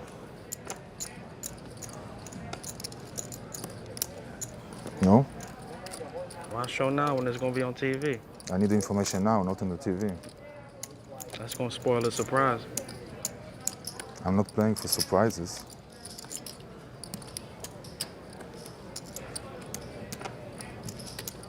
Well, it's certainly taking a long amount of time to decide what to do here. I'm just thinking yesterday you saw me raising a lot under the gun. You saw me doing it today too. See, that's your problem. You're still thinking about yesterday. No, I'm thinking about today too. I did it today too. You need to start thinking about today I'm thinking about today all the time. and your future. Getting very deep on us. So now you're using that against me. Did I ever tell you I like your eyes? You did, but you said one more time, I'll be confused. But this is, I've never seen such sweet talking between 2 players ever. I'm not sure I'm folding, man. I don't think I can fold that really. I just don't like it. I don't like it at all. Can I get a clock for this foolishness this guy's doing? Wow. Think I was gonna give you all day, son? I really don't respect what you just did. After you're the one who talking and not letting me think. Listen, I gotta defend my hand, son. What you gonna do about yours? Lovers quarrel. You make me lay down the better hand. They're breaking up. Good fold, sir. Probably by 4%, but it's a better hand. Oh, I don't even know how to calculate 4%.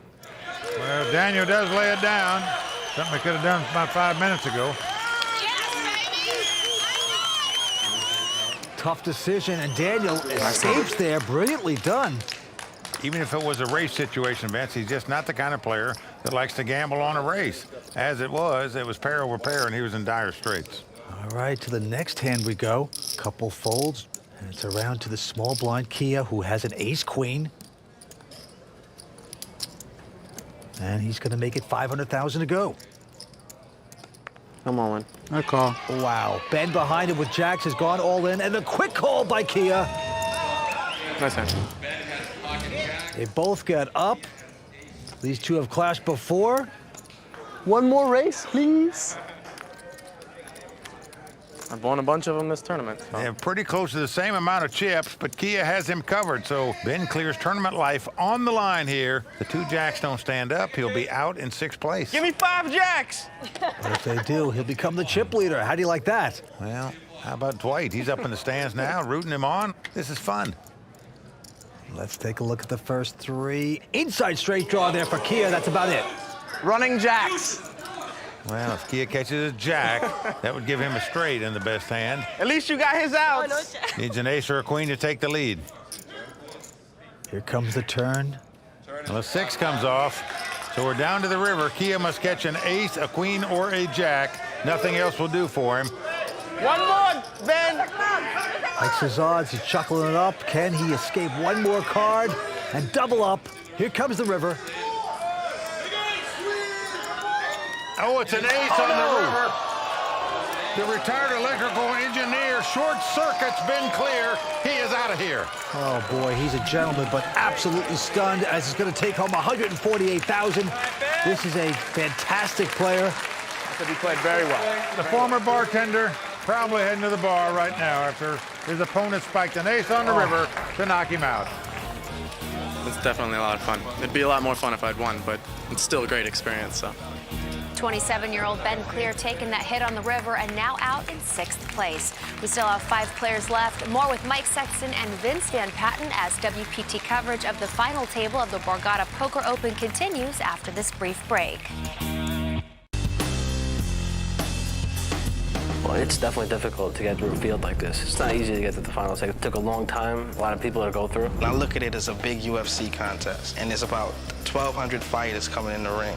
Taking you down. Everybody's coming with 3 different styles. I'm coming with about 7. If they beat me in karate, we're gonna go down to the floor, we're gonna grapple, we're gonna do whatever we gotta do to survive. I'm here to just play my best and show my different styles.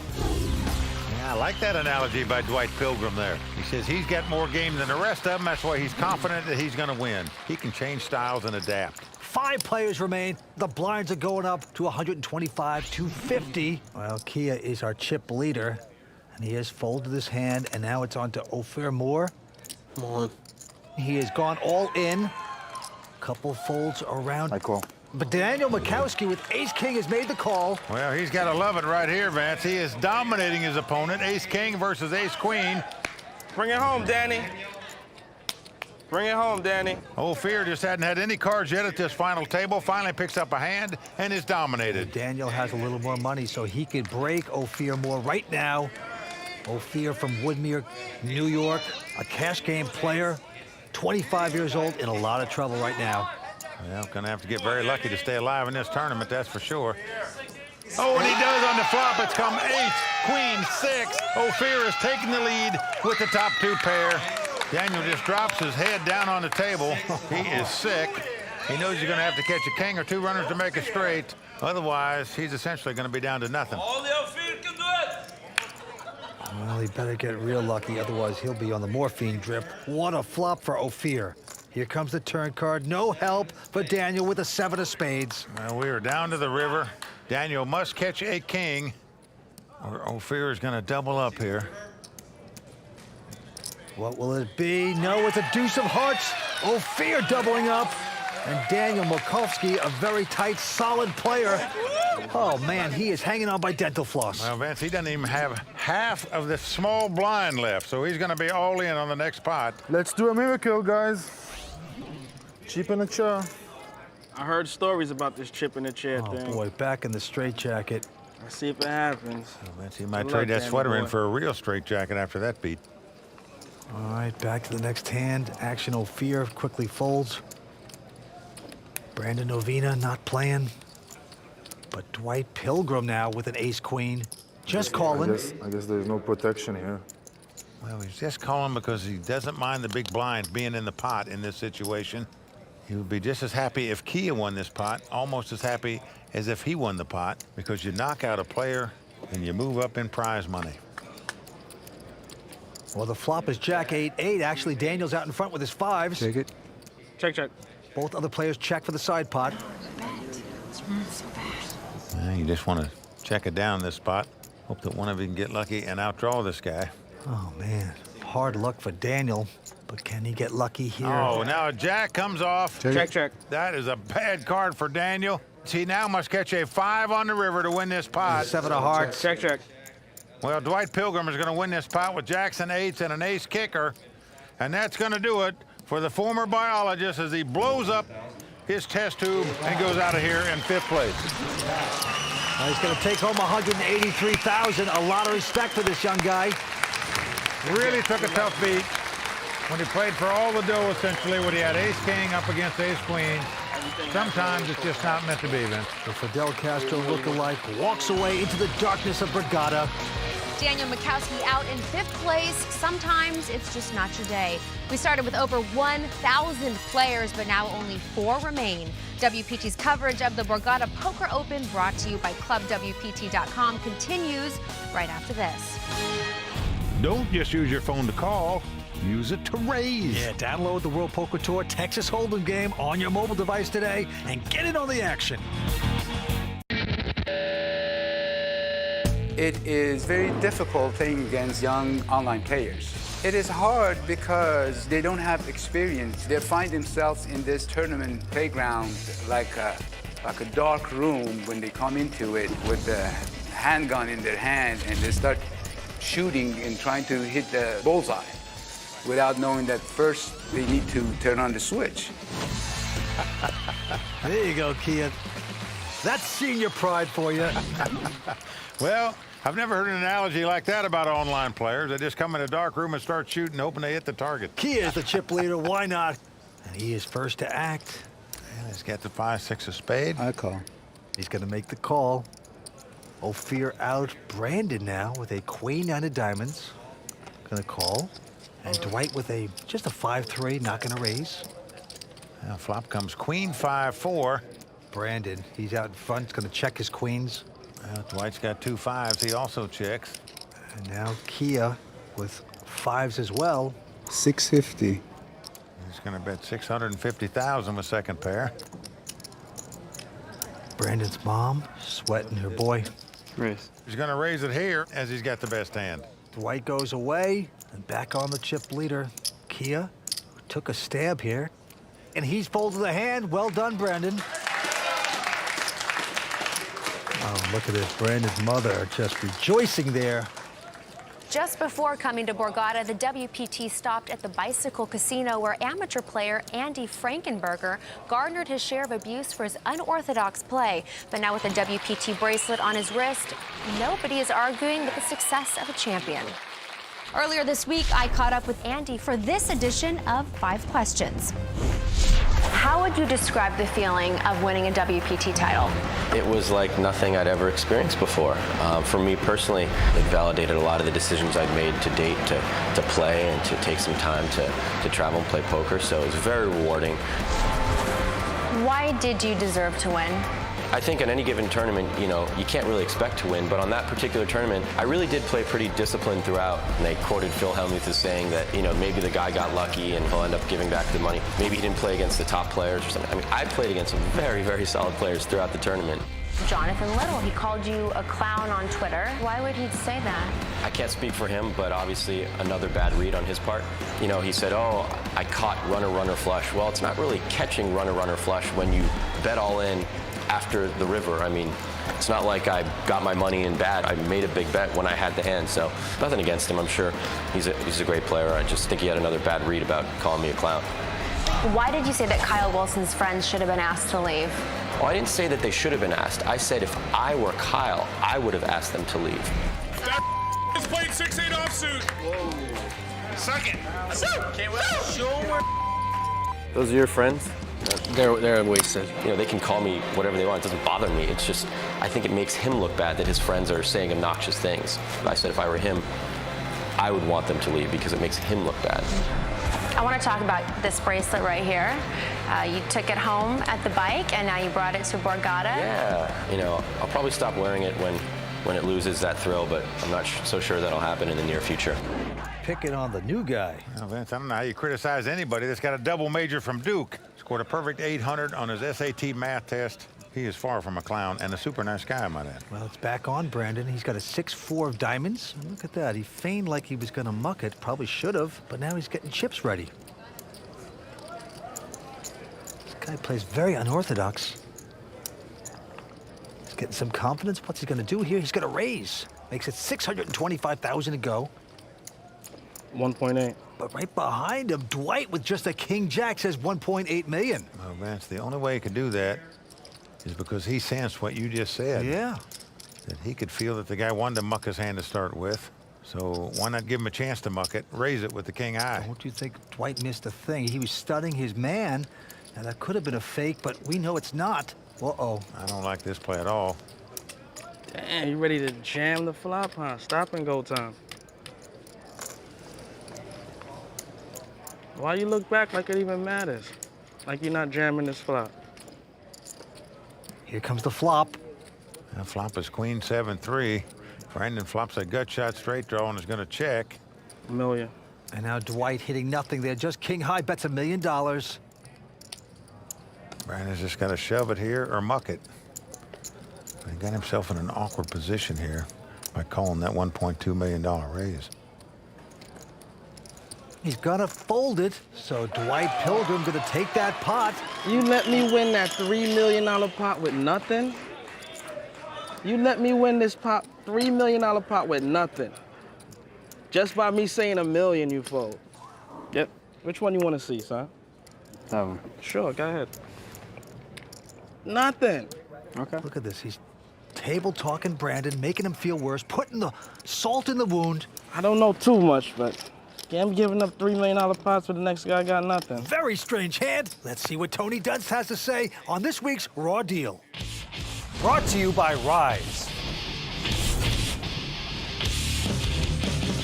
Does trash talk really get into people's heads? Dwight Pilgrim sure seems to think so, and in this hand against Brandon, it's hard to argue against it. I'm Tony Dunst, known as Bond18 online. Let's break it down. The hand begins with a loose open from Brandon, holding 6-4 of diamonds and just over 20 big blinds. Dwight decides to apply the pressure and makes it a nearly 3x re-raise to 1.8 million. 1.8. Totaling about 40% of Brandon's stack to begin the hand. Brandon makes a huge mistake by calling the re-raise with no clear plan for post-flop, holding 6 high, and when the flop comes down queen 7-3 rainbow, he meekly check folds. Throughout the course of the hand, Dwight is not shy about table talk. The question is whether the banter helps his overall strategy, both on and away from the felt. Note what Dwight says to Brandon during the hand. Why you look back like it even matters? Like you're not jamming this flop. He's saying this because he's aware there are many flops upon which calling a shove would be difficult or awkward given the texture, and I think Dwight would prefer the option to make the bet and create fold equity himself. A professional knows to tune out heavy trash talk and use it as just another piece of information with which to look for patterns, but it might have a more profitable effect against less experienced players. However, in Dwight's case, I think he's also using the talk to stand out on a WPT final table and establish himself as one of the game's true characters. He knows there's real value in that off the felt. I sat next to Dwight throughout day 3 of this year's World Series main event, and I came away with a real positive impression. He's an approachable, fun, naturally talkative guy with a real hard work ethic. Do I think his incessant banter was uncalled for and unnecessary? Yeah, I do, but I'd also be lying if I didn't say that from a strictly viewer standpoint, I found it pretty entertaining. Besides, perhaps this is just Dwight's way of alleviating the pressure of being at his first major WPT final table and the fear that while being on film, he's a liability to be killed off first. Well said, Tony Dunst. Got to agree. Well, you have to agree that the pre-flop call of 1.2 million more with just 6 high when you only had less than 5 million in chips just doesn't make sense at all. 6. Well, the blinds are going up to 153, and look at this. Dwight Pilgrim with a pair of queens has made it 600,000 to go, but Kia right behind him with an ace-queen of clubs. Likes it, and he's going to make the call. Other guys get out of the way, so two-way action. Dwight out in front with the 2 queens here. Here we go with the first 3 cards. Well, out in front no longer the dream flop for Kia. He's flopped the nut flush with the royal flush draw. And Dwight Pilgrim must feel something is bad about this hand because he checks 2 queens on the flop here. He does slow down, and he is sickened by that flop. And look at him, he's pretending like he's going to just make a quick call. Unbelievable. He is going to bet the flush. Dwight does beat him in the pot. Yeah, he's made the call. This is a potential disaster for Dwight Pilgrim. He's drawing almost dead, as we say. Got to hit 2 runners to make a full house to win it. That doesn't happen as the ace of diamonds comes off. 2.3. Wow, but Dwight is going to make matters worse. He's going to try to steal this $2.3 million bet. I don't like the size of this bet. In fact, I don't like this bet at all. The guy he's up against called a pre-flop raise and bet on the flop. Need help on this decision? 7 million. Oh, boy, how about that help? Over the top to make it $7 million. Well, that'll silence the Pilgrim. 0 chance Dwight is going to call this one. This guy's a solid player, not fooling around. Kia has to get on a respirator to calm his nerves here. He's so excited. Nice, huh? Oh, and there you go. Finally the muck, and Dwight Pilgrim going to lose a big one. Kia taking down this pot. Kia extends his chip lead. Dwight does mix up his game. He does have many levels. Sometimes those levels don't pay off. We'll be right back from Atlantic City with more exciting poker brought to you by ClubWPT.com.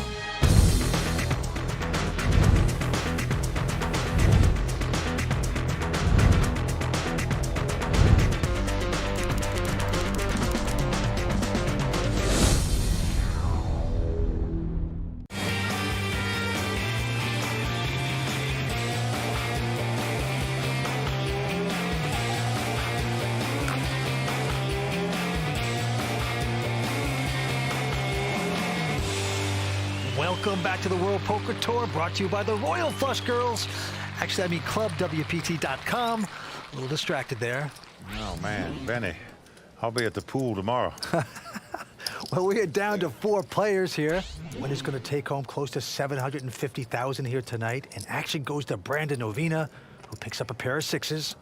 I'm all in. And he's going to shove with it, makes it all in. Going all in with the mid pair. Dwight Pilgrim. A call. Behind him, he's made the call. Just a daring call in my mind for Dwight. Here out. Ophir out. Show me the king 10, son. And he says, show me the king high, but that's not going to happen. And Brandon hasn't beat Dwight a pot yet at this final table. And if he doesn't win this one, he'll be out in 4th place. But right now, he's in the lead with the 2 6s. Yeah, 24 years old, out of Ohio. Love to see his 6s hold up. Here comes the flop. Oh, and look at this. Dwight has hit his pair of kings. Unbelievable tough luck for Brandon so far. He's now going to have to catch a 6 to win this pot. Come on, 6. Oh, and he's begging for a 6. Well, there you saw his fiancée, Amanda. One time. Not a happy camper right now. Brandon's first WPT appearance. Can he get lucky on the turn and double up?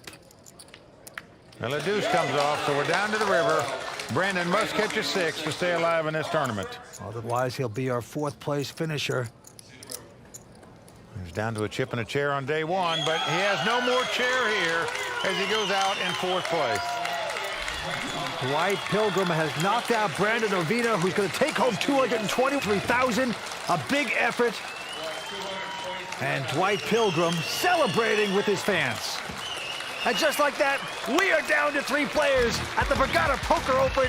Former electrical engineer, 57-year-old Kia Mohajeri. He's the chip leader. Ophir Moore, the cash game star. And then, of course, the very colorful trash-talking Dwight Pilgrim. That knockout made me #1 in the world. With that hand, we have run out of time. Join us next time for WPT's continuing coverage of the final table of the Borgata Poker Open, brought to you by ClubWPT.com. Until then, for Mike Sexton and Vince Van Patten, I'm Kimberly Lansing saying thanks for watching and good night. Oh! Can't play better poker than me. Oh, this guy's gonna have a problem. Dwight, who are you rooting for? If I can't beat him standing up, I'm gonna take him to the floor. You would like that, huh? Keep joking around, sir. We are down to 2 players. And out come the Royal Flush Girls. That was crazy. The winner tonight is going to take home nearly $750,000. Whoa. Take it easy, man. You know who's #1 in the world? That's like tickling the foot of the poker god. Woo! He doesn't like to be tickled. Woo! Bam, Mike.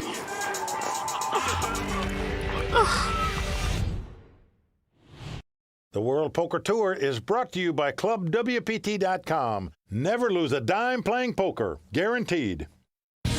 A record field of over 1,000 players came to Atlantic City to try and win this WPT championship, but only the strongest have survived. $733,000 to the winner as the conclusion of the Borgata Poker Open starts now, only on the WPT.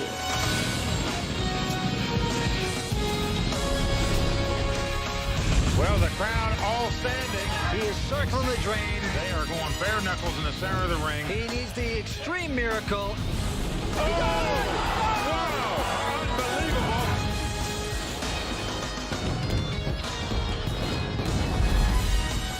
I'm all in. I call. Ben with jacks has gone all in, and a quick call by Kia, who has an ace-queen. Oh, it's an ace on the river. It's been clear. He is out of here. Negative clock for this foolishness. I really don't respect what you just did. Kia Moore has gone all in with his ace-queen. Daniel Mikowski with ace-king has made the call. Ophir gonna have to get very lucky to stay alive in this tournament. Oh, and he does on the flop. Ophir doubling up. And that's gonna do it. Sometimes it's just not meant to be, Vince. Brandon Ovina picks up a pair of sixes. I'm all in. I call. Oh, Dwight has hit his pair of kings. Dwight Pilgrim has knocked out Brandon Ovina. That knockout made me #1 in the world. He's fun to have at the table, but he will do a lot of chatting. The battle rages on, so let's get right back to the game with Mike Sexton and Vince Van Patten. Thanks, Kimberly. Tonight's winner of the Borgata Poker Open will be the champion of the largest field in WPT history, 1,042 players. Who will be the last man standing and the first man to buy drinks at the bar? There's only one way to find out. Let's go watch the bluffing begin. Well, we're down to 3 players, and on the short stack right now, it's a poker pro, a high-stakes cash game player, Ophir Moore. In second place, top pro Dwight Pilgrim. He's got 12 million in chips, and our current chip leader is retired electrical engineer Kia Moa Jerry. He's got nearly 16 million in chips. And as you can see, the winner's going to take home close to $750,000. Andy's at 25,000, blinds 150 and 3. 3, 5, 4, 5. Kia with a quick fold. 3, 5, 4. And now Ophir Moore with a king 8. He's going to go all in with his short stack. It's around to Dwight Pilgrim. How much? I want to know how much before I even look. He's like the Muhammad Ali of poker, Vince. Very braggadocious kind of guy, but he's also got game. I played a lot with him during this tournament, and I can tell you, he can play. That's decent, bro. This is an ace. If it's suited, if it's a king, or if it's paired, you're getting called. It is suited. How much is it? See if he lives up to his word. Yes, he does. He's made the call. Well, Vince, he might win the pot, but I don't like this call for 2.8 million. To call an all-in bet with just jack high, you know you have to outdraw your opponent to win the pot. Dwight Pilgrim, a very loosey-goosey player, makes a lot of moves, says he has 7 different levels to his game. He just showed us another level. King. Well, he does. He's not afraid to take a chance, as we see. Let's see if it works out for him. Oh, Jack 10-4 right on the flop. Unbelievable. What a flop for Dwight Pilgrim. He is well out in front. Like he knew it was coming, Mike. Well, Ophir gets up. He knows he's got to catch 2 running cards to win this pot. 2 running hearts to make a flush, 2 running cards to make it straight, or 2 cards that are a king and an 8. And Dwight is going to the rail, celebrating. But it's not over. Sure not, but I didn't even look at the turn in the river. that's confidence for you, folks, is all I can tell you. Well, Ophir needs 2 runners to win this pot, but it is not over, folks. We've seen it happen before. But Dwight is acting like it's over. Well, he sure is. Partying in the rail. Sometimes a dangerous thing, Mike. He's high-fiving everybody. Let's see what happens on the turn here. And look at this card on the turn. The 8 of hearts comes off. Ophir now has a lot of outs to win the pot. He can win it with a king or an 8 or any heart. Whoops. Not so fast. Well, the 10 of hearts won't win it for him, but any other heart will. So Ophir Moore from Woodmere, New York, 25 years old, has a shot now to double up and outdraw Dwight Pilgrim. Dwight realizing now his opponent's got a lot of outs to hit it, and hits one of them. The king comes off. Ophir has done it. And folks, if there's a lesson to be learned here, don't celebrate until they pass the pot your way. Lessons being learned here tonight. Dwight with a big smile.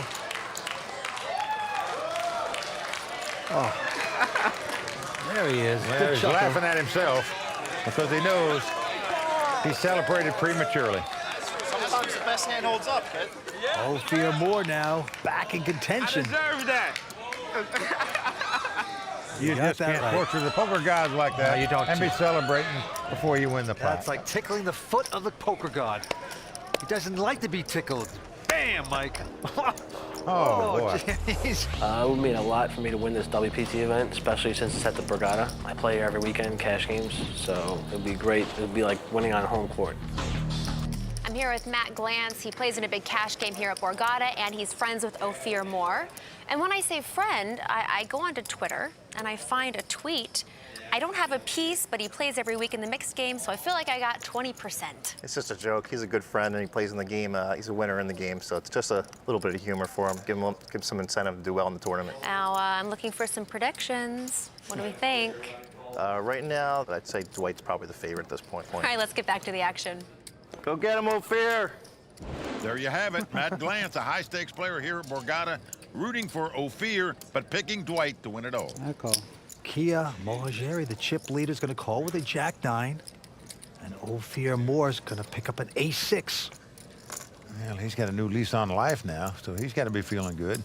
He's just going to call, though, doesn't raise with the ace high. And Dwight Pilgrim with just an 8-6, content to see a flop. Well, flop comes king, 3 deuce with 2 spades. No one hitting anything. Ophir checks, Dwight Pilgrim checking, and Kia checks as well. Now a 7 comes off. Check it. Well, again, it goes check, check, check. Now a queen comes off. Who's going to take a stab? 575. Yes, it is Dwight Pilgrim. He's going to bet 575,000. Well, Kia goes out, but Ophir saying to himself, you know, this guy didn't bet anywhere along the way, and all of a sudden he's going to bet now when the queen comes up. So in Ophir's mind, he's probably got a pair of queens or he's got nothing, whereas ace high might be good. Well, this would be a heck of a call if Ophir can make it. He is sensing it, and he's doing it. Well, what a nice call by Ophir. He read him perfectly there. He had 2 queens or he had nothing. So Ophir wins that pot by making a good call. Well, Ophir, a very tough player. Last year, he actually finished 27th in this same tournament. Now he's down to 3 players with a shot to win it. Stay tuned for more World Poker Tour. You could say I'm the king of the minor leagues because I came in 2009. I started off with the small tournaments, played a lot of small events, but I took shots and I made a couple deep runs, and now I'm taking my shot with the big dogs. This is the World Poker Tour, brought to you by ClubWPT.com, where you'll never lose a dime playing poker. Guaranteed. Well, there you heard Dwight Pilgrim talking about him being the king of the minor leagues, but I can tell you, he's in the major leagues now, and this would be a signature win for him in his career. Certainly would be. All right, to the table we go. Who will become a WPT champion here tonight at Borgata? We will see. Action going to Ophir Moore, cash game star. He goes out. 750. And now Dwight Pilgrim with a pair of ducks makes it 750,000 to go. But look at this, right behind him, Kia with a pair of jacks. Well, this could spell big trouble for Dwight here. Kia has more chips than Dwight and has an overpair. He's got the 2 jacks. No raise. He is going to raise it. Like he should. See how much more he's going to bet. 1.5 more. Wow. That's another 1.5 million for Dwight to make this call. I'm all in. But he's going back over the top, all in. Well, this could spell doom for Dwight Pilgrim right here. Ooh, but it has to be called first. You think it's pretty automatic, though. 8 million altogether. Like it or not, you got to call with a pair of jacks. You would like that, huh? If I call. Ophir would like to see him call. Sitting out there, looking pretty. You cannot lay this hand down. If a guy's got aces, kings, or queens, good luck to him. Please call. How about the moxie to come back over the top, all in with just deuces? Well, he's thinking his opponent might have something like ace-9 or ace-10 where he can get away from the hand. Even if he's got a small pair, he might throw it away. But he's got 2 jacks. He cannot throw this away, Vince. Well, especially against a player like Dwight, who mixes it up. He can be playing with anything. I mean, this is, in my opinion, pretty automatic. Well, it's 100% automatic. The guy's got aces or kings here, he just beat. Yeah. But even if you lose this pot, you still got almost 6 million in chips to play with. Not like you're out of the tournament. All right. Let's see if he does the right thing. He will be pleased with himself if he does. The former electrical engineer just troubled by this. Vince, he will be disconnecting the wires if he lays this hand down. You win. Wow, he's going to lay it down. This is shocking. Can you beat 7 high? Yeah. Choose one. Can you beat 7 high? I don't care. Go ahead. Oh, I found a deuce. Oh, man. Oh, he showed him a deuce. And right now, Kia is just sick. Look at the look on his face. He knows no matter what that other card was, he's a monster favorite to win the pot. And I got to tell you, Vance, I can't believe he laid it down. You can't put 10 million with a deuce in your hand. You ain't playing poker. What are you doing, Kia? That is tighter than the back seat of a Kia. Nice hand. Incredible. A surprising laydown there by Kia Moageri. Let's take a moment and check in with our expert analyst Tony Dunst back in WPT Video Control to find out what just happened. In this week's edition of The Raw Deal, brought to you by Rise. You've just been dealt a premium hand in a short-handed game facing an aggressive player. So what's the last thing you should do? Turn it into a bluff! But that's exactly what Kia Moageri did, and this is what happens when you don't have a plan for your hand. Kia seems to think that the young players of today don't know what they're doing, that they're all shooting guns at a target in a room with no lights. I'm Tony Dunst, Bond 18 Online, and let me tell you something. Don't give that man a gun no matter how well lit the room is, because he has no idea what he's doing in this hand. With about 32 big blinds as effective stacks, Dwight raises out of the small blind to 750K. 750. Kia makes what should be an entirely standard re-raise to 2.25 million, and here's where things go wrong. Dwight decides to move in over the top. I'm all in. And after long consideration, Kia folds the best hand. You win. This demonstrates a very common mistake by less experienced players, a failure to create a plan for the hand and anticipate each potential variable. Before Kia makes his re-raise, he should know what he's going to do based on whether Dwight moves all in, re-raises to a different amount, or decides to call and play a bloated pot out of position. The problem with leaving all of these up to later evaluation is that during the moment, our emotions run high and impair our more logical thought process. We wind up second-guessing ourselves and thinking about all the wrong details. In this spot, Kia's failure to anticipate turns what should be an instant and confident call into a monumental blunder of a fold. What can I say? Kia woke up with the fourth best hand in poker against an aggressive opponent in a three-handed game, blind versus blind, and turned it into a bluff. It's an absolute catastrophe. Back to the table we go. Well, Vince, I'm totally baffled how you can lay that hand down against an aggressive player like this. And if he doesn't win this tournament, I guarantee you, he's going to look at that hand for the rest of his life and say, what was I thinking? By the way, the antes are going up to 50,000. Blinds 175, 350. Ophir Moore now with an ace-8, and he makes it 850,000. Dwight the Thief goes away. Oh, y'all guys know how to play poker against each other. And Kia with a pair of threes, just going to call. Here's the flop. Well, flop comes ace, queen, 4. Kia is going to check, and Ophir is going to check his aces, going to play slow. Well, now the 10 of clubs comes off. And again, Kia checks. Ophir Moore with the aces. Got to feel pretty good about it. He's going to put in 600,000. I raise. Whoa. And quickly raised by Kia. Now, Vince, you think the guy's steaming here? Well, he's going to try to make a move. Another million. Little does he know this other guy has aces, and an additional million makes it 1.6 million to go. Wow. Well, Ophir believes his aces are the best hand. He's going to make the call here, and a good call it is. And now a 9 comes off. 3 million. 3 million is the bet. Say hello to Uncle Tilty. Vance Ophir's going to put all the pieces of the puzzle together here, and one of those pieces includes the last pot where Dwight showed Kia a deuce after he bluffed him in that last pot. For a guy that doesn't bluff, if you're sitting in Ophir's seat right now, you're saying to yourself, ease. Shock the world. Shock the world. Oh. Dwight going to the royal flush, girl. Ophir got a tough decision to make here, folks. This a very difficult call to make against a tight player like Kia. I call. Oh, he's making the call. You got it. Then what a call that is. Folks, I'm telling you, that is playing some poker. To make that call right there in that spot, not easy to do. Really a good call by Ophir right there. That was crazy. And Kia is just falling off the tracks now. But in truth, many people would have laid that hand down against him, the way that hand was played. Stay tuned for more action at Borgata and my 5 questions with last year's Borgata Poker Open runner-up, Jeremy Brown. We'll talk about his epic blow-up and why it pays to think before you drink. My buddies behind me were like, slow down, dude. You're drinking way too much. The World Poker Tour is brought to you by ClubWPT.com. Play poker for your share of over $100,000 in cash and prizes, and even become a WPT champion, all for only $19.95 a month. Never lose a dime playing poker, guaranteed.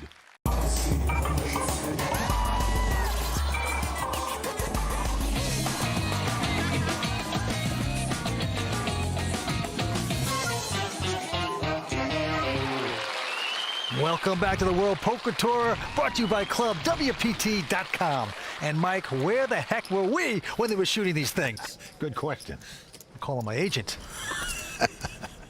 3 players remain. Our chip leader now is Ophir Moore. How much does he have to have? I got about 5.5 or something. And he got position on you, Kia. Woo, what a turnaround. What a turnaround. Down to the felt we go. Action goes to Kia. Now look at this. He's got a huge hand, pair of kings. 900. And he makes it 900,000 to go. 900, whatever that is. Now our chip leader, Ophir. He's got an ace-jack. Well, that's a big hand in a 3-handed poker game. Make it $2 million. Woo! $2 million. Woo, Kia, you see that bet there, Kia? White is turning to Little Richard on us. Whoa! He said 2 point something now. I'm glad I don't have 900,000 in there. He's gonna go away. 57-year-old Kia, will he ship it or not? I call. He does not. That's baffling. Gives his opponent a chance to beat him here, in my Get opinion. away from this table before I cause problems. An ace comes up, or a couple jacks would come up, or... Gotta chill over here. This is serious over there. Dwight's gonna do a little walkabout. $4 million pots. Work the bro. crowd a little bit more. He's a character, but we got kings up against ace-jack. And a very big hand. Serious pot over there, man. Here's the flop. And flop comes queen, jack, 5. Ophir's got second pair with top kicker, and he moves in. Quickly called by Kia, and Ophir's gonna need some help to win this pot. Who went all in? No fear! Yeah, no fear went all in, but he's not liking it right now. And Dwight sees it now. Dwight grunts as he sees that, Kia is out in front and may stick around. Dwight obviously wants Ophir to win so he can play heads up for this title. Moves up in real money and gets a chance to play for the title. But for that to happen, Ophir's going to have some help. Needs an ace or a jack or a couple runners to make it straight. Doesn't happen as the 3 comes off on the turn, so with 1 card to go, Ophir needs to catch an ace or a jack. He's good at these rivers, bro. Barry Greenstein. Well, Dwight calling out for Barry Greenstein, 2-time WPT champion, who wrote a book called Ace on the River. But it didn't happen there. Kia is going to double up. That is right. A huge pot there for Kia Mojari. I guess he played it right after all. Damn, we all even again. And Dwight, a disappointed man, but still talks. Last season, Jeremy Brown held a 19-1 chip lead in heads-up play here at the Borgata Poker Open, and yet still managed to find a way to come up short. We caught up with Jeremy for 5 questions, including one that's on everybody's mind. How would you grade yourself as a poker player? I actually think I'm pretty good. Some people might not agree with me because of what they saw on TV. What did they see on TV? Me blowing a 20-1 chip lead at the final table, and I pretty much thought it was a lock. It was a guarantee that I was going to win once I had so many chips, and just started going crazy. And next thing I know, everything flipped around. How drunk were you? I was feeling pretty good. Shug 'em. Shug 'em. Can I get another cocktail, please? A round for everybody, including me, too. Please. Get another cocktail? I mean, I started slurring my words a little bit I saw on TV, which was kind of embarrassing. What did your friends say? My buddies behind me were like, slow down, dude. Like, you're drinking way too much. I was just having fun. I was just so caught up by everything. I was having way too much fun. Think before you drink? I should have taken it a little more serious, but like I said, it was a learning experience. I'll never do it again. I'll actually wait till after the tournament's over to start the party. Well, he guzzled himself right out of that tournament. and now he's paying for it. But a good lesson for all. Think before you drink. All right, the cards have been dealt. $1.2 million. I think Kia is on fire. He's making $1.2 million with his hand. King, Jack of Hearts. Ophir out. And Dwight Pilgrim, he's going to stick around with an ace-4 of clubs. Just as the ace-4 makes the call. So here we go with the first three. Ace-4 up against King-Jack, and a 4 hits on the flop. Well, flop is 9-4-3. So now Dwight's out in front with the 2 4s, and it goes check, check. $1.2 million in the dark. Well, $1.2 million in the dark, says Dwight Pilgrim. Oh, and probably a bad move as a jack comes off. Kia now in front with the 2 jacks. I call. And Kia just calling. Well, the crying call here with the top pair. Dwight wanted to disappear down to the river. Now a king comes off. Only gets worse for Dwight. And the Brooklynite is going to check his miserable 4s. Well, Kia is going to win this pot. $3 million. Just a matter if he wins any more chips or not. $3 million. That could be scaring Dwight away in a hurry. Well, it should be if it's not. Nice, huh? And he's going to do the right thing finally. Kia Mohajari extending his chip lead with solid play. Well, he's on a little roll right now. No doubt about it. Hold'em, in my opinion, is a combination of science, art, and psychology. Combination of all three, I would say, makes a good poker player. Will this be Kia Mohajari's first WPT title? We will see. We're coming back with more action on the World Poker Tour, brought to you by ClubWPT.com. If you want to get in on the action anytime, anywhere, download WPT Texas Hold'em for your mobile device today. WPT Texas Hold'em. Sometimes the game's too good to leave behind. Having the WPT in town brings a lot of excitement to the Borgata. Borgata is the best tournament I've ever been in. This is a great tournament. The structure's great. Players are excellent. If people make it to the money, at least they're going to get twice as much as they're buying, and this is not the case elsewhere. It's a good environment and really good poker. Best tournament in the world. Welcome back to the Borgata Poker Open in Atlantic City. I'm Vince Van Patten alongside Mike Sexton. 3 players remain going after close to $750,000. Well, Vince, let's take a moment and talk about our new sponsor, ClubWPT.com. Well, Mike, you know how I feel about ClubWPT.com. It is fantastic. It is the best deal in poker. I mean, anyone can play for free. But if you put $19.95 up per month, you get VIP benefits. You play all the poker you want. You tweet, you chat with the Royal Flush Girls. It's fantastic. Well, it really is. And with that membership fee, you get to play all the tournaments you want, and you can win your share of the $100,000 in cash and prizes, as well as win an entry into a WPT event. And don't forget about the special free ringtone of Mike Sexton, the Hall of Famer. It'll be on there. You'll love it. Oh, and with that, let's get back to the action at the table. But don't forget to check out ClubWPT.com. There you see our chip leader, Kia Mohajari, with over $15 million in chips. Dwight Pilgrim in second place with $9 million. And in third place right now, the high-stakes cash game player, Ophir Moore. Back to the action. Kia $1 million. With an ace, 8 of hearts. He's raised it to $1 million. Ophir out. And now Dwight Pilgrim with an ace-queen. Just going to call it. Most everybody would re-raise in that spot with an ace-queen, but Dwight, not everybody. Here come the first 3. The flop is Jack 4-3. Helps neither player. And Dwight's going to check it. Check. Well, Kia does not make the continuation bet. And an ace comes off on the turn. They both hit aces, and Pilgrim is going to check it. He's got a huge kicker. Check. Now, Kia just doesn't want to take any chances at all here. And wisely so at the moment. Now the 4 clubs comes off. Both players have aces up. But there's 4 clubs out there, too. Neither player has a club, but look at this. Dwight Pilgrim bets $350. Oh, I love this bet, Vince. This is a defensive bet as well as an offensive bet. $350? You're not betting like you got a club, sir, do you? He's been called. That's not a bet like you got a... He has not turned up his hand. Is this a slow roll? You want me to show or it's... No, just mark. It's good. Get it out of there. Don't pain yourself anymore. Dwight tickled pink that the man didn't have a club, and he's going to take down that pot. Well, all betting should serve a purpose. That purpose there was to prevent his opponent from making a big bet on the river if he had a club in his hand. Pros versus Joes. Or if he didn't. My name Joe. Dwight Pilgrim, 28 years old, out of Brooklyn, New York. Okay, on to this hand. The blinds are going up to 200 and 400,000. Action on Ophir Moore. He's got King 10. I call 400. And he's going to call. And right behind him, Dwight Pilgrim. $1 million. With an ace 10 of diamonds, has made it $1 million to go. No. Key is out. But Ophir's going to make the quick call. So we have ace 10 up against King 10. Nice pot brewing. Now flop comes 9-4-3. No help to either player. I check. Well, Dwight's going to check the ace high. Ophir not going to take a chance. He's checking as well. Here comes the turn.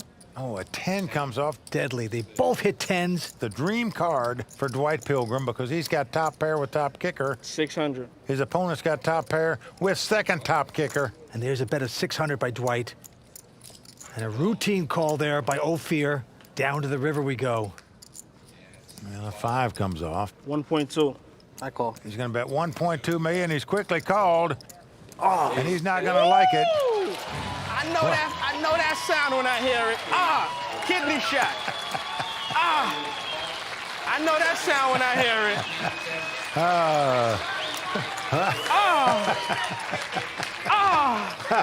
My liver. That is beautiful. My liver. That is pip trouble. I'll tell you. He's enjoying it. Oh, I know that sound. The little whimper by your opponent. That one sound like it hurt. Mike, you heard that from over there?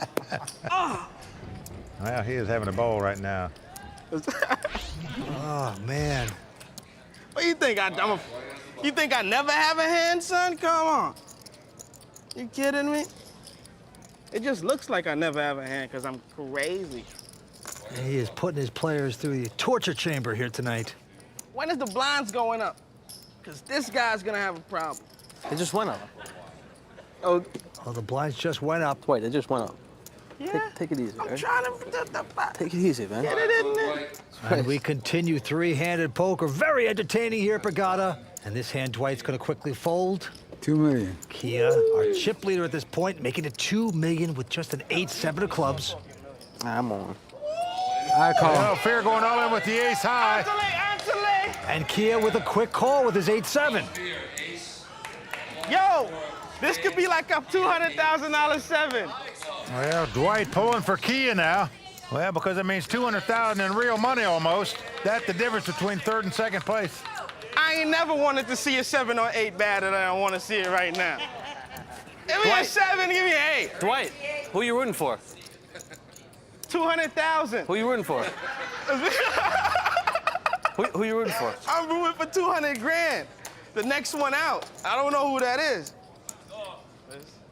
But who you rooting for this hand? A little sarcasm. 200 grand. I can't even lie and say I'm going for you right now. I wouldn't even believe it, bro. You know what I'm saying? Good luck, though. I can still wish you good luck. Well, Ophir the favorite, but 5 cards to come. That's 7 right in the door. Come King 7-3. Oh, my God. He is outflopped Ophir. And Ophir's going to have help, or he's going to be our third place finisher. Garbage. There you see his brothers. Not liking that flop, but it's not over. Here comes the turn card. Boom! Oh, an 8 of diamonds. It's over now. Yeah, 2 pair for Kia. Ophir drawing dead. No card he can catch to win the pot. Very nice playing with you. So Kia is going to win this pot, and we are down to heads-up play. Well, I tell you, I have a lot of respect for Ophir Moore from Woodmere, New York. Great poker intuition. He made some amazing plays tonight. Going to go home in 3rd place with $266,000. Yo! Did I tell you I'm #1 in the world? And you forgot I'm #1 in the world? And Dwight Pilgrim can taste it. He's 1 man away from victory. He didn't really get in my head, but he seems like he can get in his head a little bit and put him on tilt and stuff. We're down to heads-up play, and on the World Poker Tour, you know what that means. Show us the money! And out come the Royal Flush Girls, brought to us by prestigious models, putting the large amounts of cash on the table for the winners to see.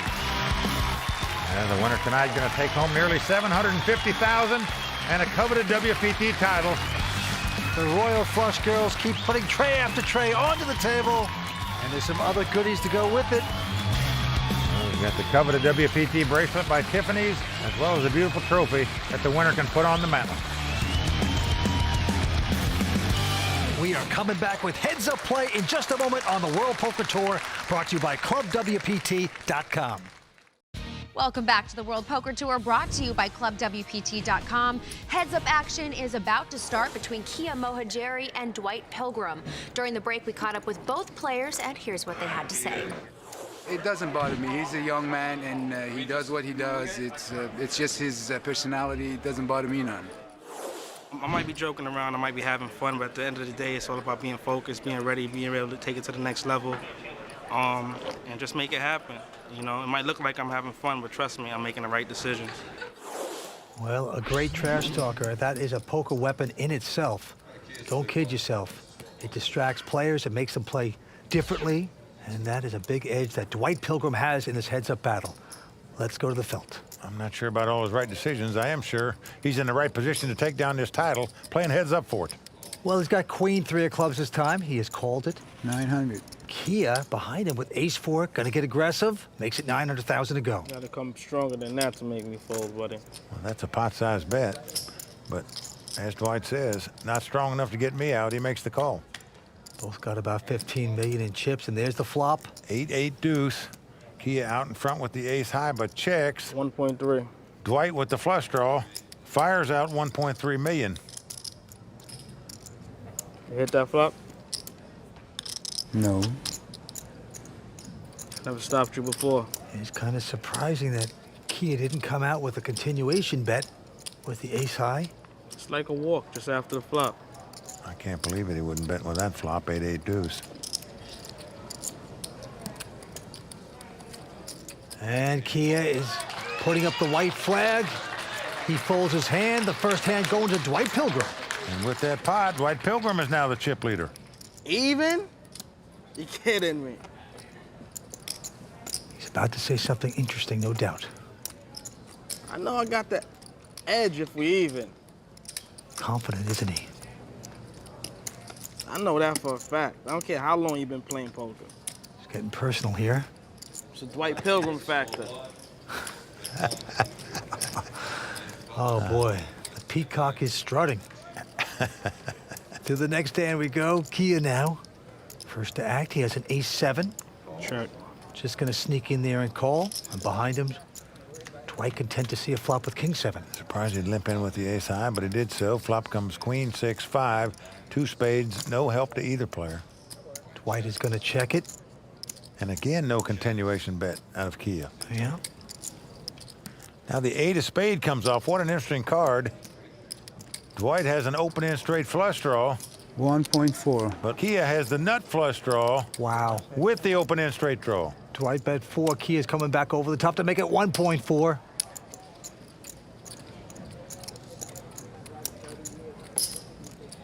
It's worth $1 million to see that river. Mm-hmm. Of course.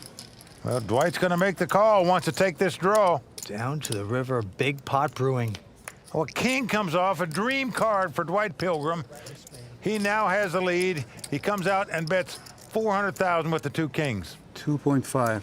Kia's going to try to steal this. He has bumped it up to 2.9. Going to cost Dwight another $2.5 million to make the call. I'll pay you off the first one.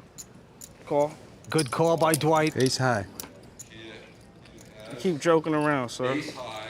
And it was a tough call to make, but Dwight made it. He's going to enjoy this. I'll pay him off the first one. You know what I'm saying?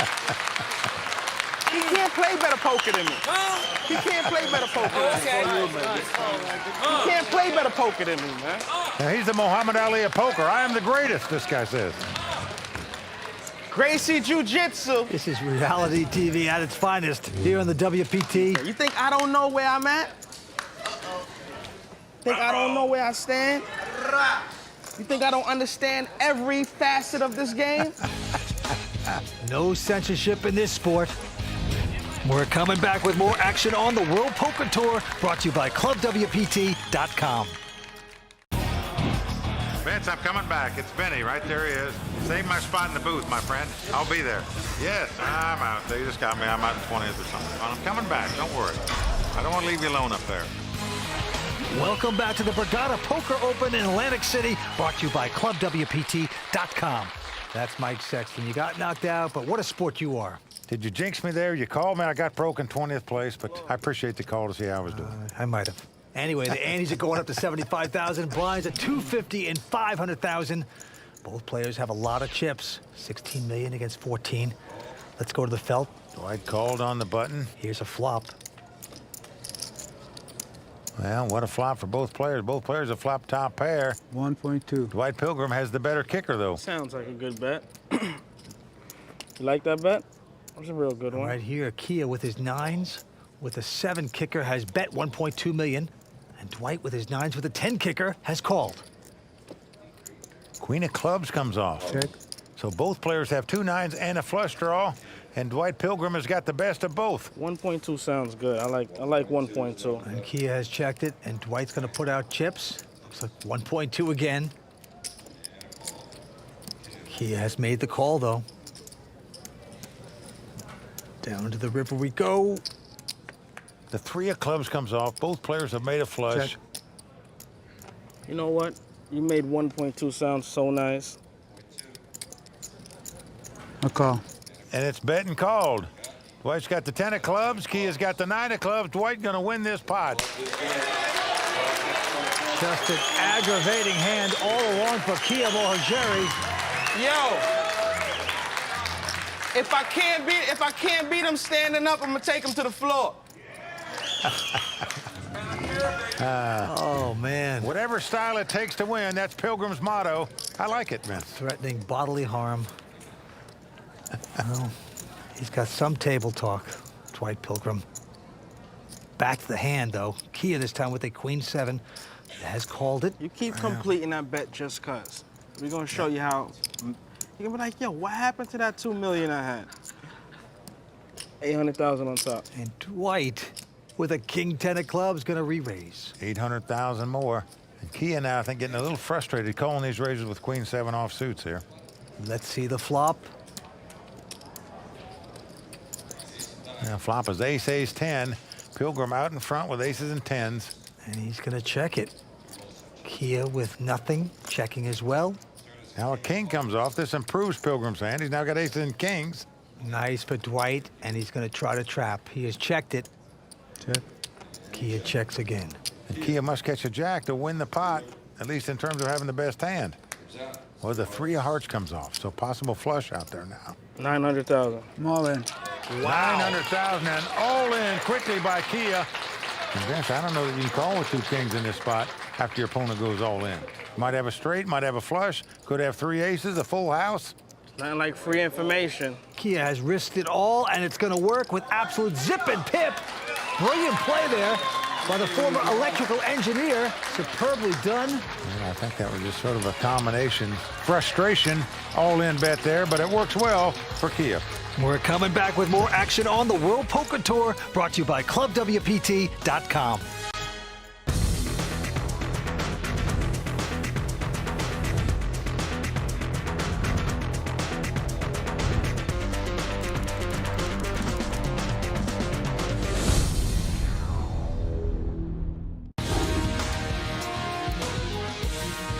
Hi, I'm Melanie, and we're the Royal Flush Girls. Welcome back to the World Poker Tour. Royal Flush Girls are at every WPT event, along with Kimberly Lansing, Mike Sexton, and myself. We're back to heads-up action. Dwight Pilgrim with about 19 million, Kia with about 11. Right now, the blinds are going up to 300 and 600,000. Action's on Kia. 1.2. He looks down at the king 9, and he's going to raise it. Makes it 1.2 million to go. You make it so nice. We should probably do it twice. Well, Dwight's got the queen jack. He's going to make the call. So we got king 9 up against queen jack in this tremendous heads-up battle. Here we're flopping. Well, the dream flop of all time for Dwight Pilgrim. Look out. He has flopped the nut straight. His opponent has got top and bottom pair. 2 million. This could do it, Vince. Yeah, Dwight has checked it, and Kia is going to bite with his 2 pair, of course. Looks like 2 million. See if another spade comes out there. Look at that. Well, he's going to make the call. Gonna wait another street or two before he makes his move here with the nuts. Did they change? Oh, boy. Here comes the turn. Well, the 7 of diamonds comes off. $2 million. You gotta see if he was bluffing. I'm all in. Cool. Well, Dwight leads out and gets the guy to move all in. And Vince, he is a huge favorite to take this title he's dreamed about so long right here, right now. We 8% away from a title. He said it. Well, he knows he's over a 90% favorite to win it right here, right now. All he's got to do is dodge a king or a 9 on the river. Well, better be careful about celebrating too early. Looked like he'd learned his lesson. I'm not celebrating. That was not a celebration. That was not a celebration. The poker gods might look the other way. This is going to be a celebration. Well, Kia needs a king or a 9. Let's see if he can get one. Come on, one time. Can I use my one time? Can I use my one time? Dwight Pilgrim can feel it. I was 92% favorite for a title. I don't care what happens, man. Yes, you do. I showed these guys how to play from the beginning to the end. School. And they didn't even pay me for that lesson. That was a free one. Here comes the end. Well, they're paying you all right, about $750,000 if you can dodge a king or a 9. And a 5 comes up. He has done it, Vince. Dwight Pilgrim has shocked the world and taken this title. And right now you can see, folks, he is overcome with emotion. He is not showboating anymore. This is real emotion here. Drops to the floor like a large boulder. Now, Vince, he talks a lot. So did Muhammad Ali. But there you can see how important his title was to him. We got to appreciate the fact that a guy wants to win a WPT title this bad. Oh, man. Get up, champ. Get up. I want to get up. Dwight's been a long time pro. Dreamed about winning a World Poker Tour title and becoming a really big name in the poker world. He has done it tonight.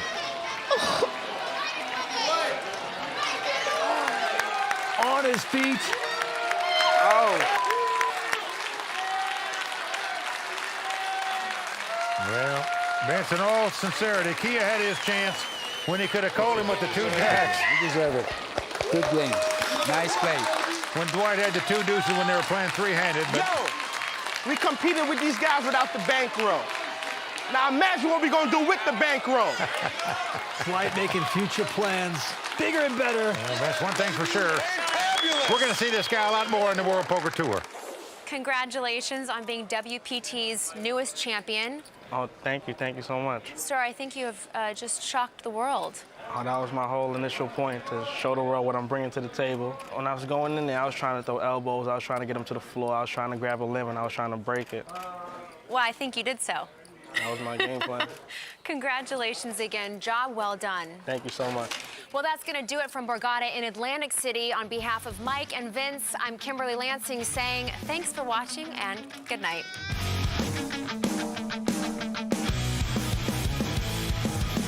I really don't respect what you just did. If I can't beat him standing up, I'm going to take him to the floor. Are you getting this on camera? Jerk boy down there? Woo, woo, woo, woo, woo. I popped my cherry. This guy's going to have a problem. Defending my title was something that I was hoping I could get closer to achieving. Oh, one more race, please. Who are you rooting for? Say la vie. Vince, I'm coming back. I don't want to get up. I want to be the best. Shock the world, baby. And here's to the champion of the record-setting Borgata Poker Open from Brooklyn, New York, Dwight Pilgrim.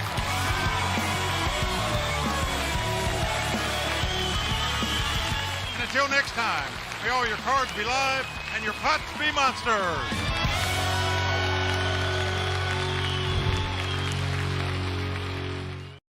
The World Poker Tour is brought to you by ClubWPT.com. Never lose a dime playing poker. Guaranteed. In Las Vegas, one man will attempt to do what no player has done for the last 5 years, win 2 WPT titles in a single season. Possible history in the making tonight at Bellagio, and it's only on the WPT.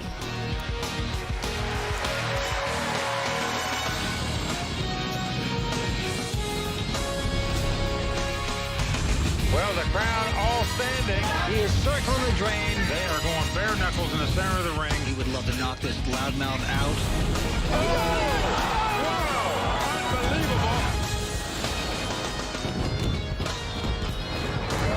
It's over. Gus has done it. Gus Hansen, Howard Lederer, Eric Lindgren, Daniel Negreanu, and Tuan Le. That is the remarkable list of players who were able to achieve one of the rarest feats in poker. 2 major titles in a single season. Tonight, it's former Wall Street equity trader Andy Frankenberger who could add his name to that list. To see how this Legends of Poker champ got this far and this close to his own piece of poker history, we have to go back to the beginning. WPT, baby. Can't top that. I'm ready to win something for once. Back to back, one shot. Spirits were high as the Festa Al Lago kicked off at Bellagio while the Royal Flush Girls looked on. Let's shuffle up and deal. But once cards were in the air, Season 9 champ Andy Frankenberger got off to a rough start. As the field grew, the Fontana Lounge filled to capacity and late registrants found themselves playing in the poker room where the tables were stacked with familiar faces. While young gun Sean Deeb would rather be playing in the Fontana Lounge. I mean, I don't mind. It's how it feels. Just when you're 250 big blind deep, I'd much rather have fish playing really dominated hands opposed to a table of named pros who are all just playing tighter. Joe Seabach liked his seat just fine. It's just all the wackos. But they're also a bunch of bluff fiends, right? So you just have to pick up a couple hands, and they're going to give you their chips. They're all wackos here. Day 1 ended with over 70% of the field still alive, including Joe Seabach and Sean Deeb, who survived the poker room, and a short-stacked Andy Frankenberger, who barely survived. Leading the way was LA tournament grinder Payman Arjang. My goal was 200 for a day. I didn't know I'm going to be a chip leader with this.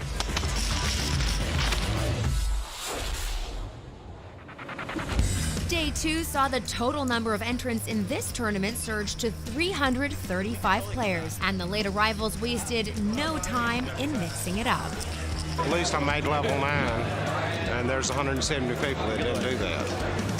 20 minutes after taking his seat, Phil Ivey pushed all in with Jack 8 and was called by young pro Michael Benvenuti with Ace 10. Michael hit an ace and Phil darted for the exit. Just get it all in pre-flop. Yeah, exactly. It's pretty nice. I'll take it. It's pretty similar to busting anyone. Yeah. 2 players who weren't going anywhere but up were rising star Matt Affleck and the Norwegian sensation Annette Oberstad, who both built their stacks throughout the day. Matt Affleck was at my table. He ultimately busted me as well. He's got a massive stack, and I wouldn't be surprised to see him go all the way. Day 2 saw 99 players still standing, including superstars Barry Greenstein and Daniel Negreanu. But the big stacks belong to Affleck and Oberstad, who ended the day on the top of the chip counts. With so many big names left in the field, Day 3 was all about surviving your table draw and making it into the money. It's Day 3, and I'm excited. Got a really fun table. We've got Annette, and then she has all the chips in the tournament right now.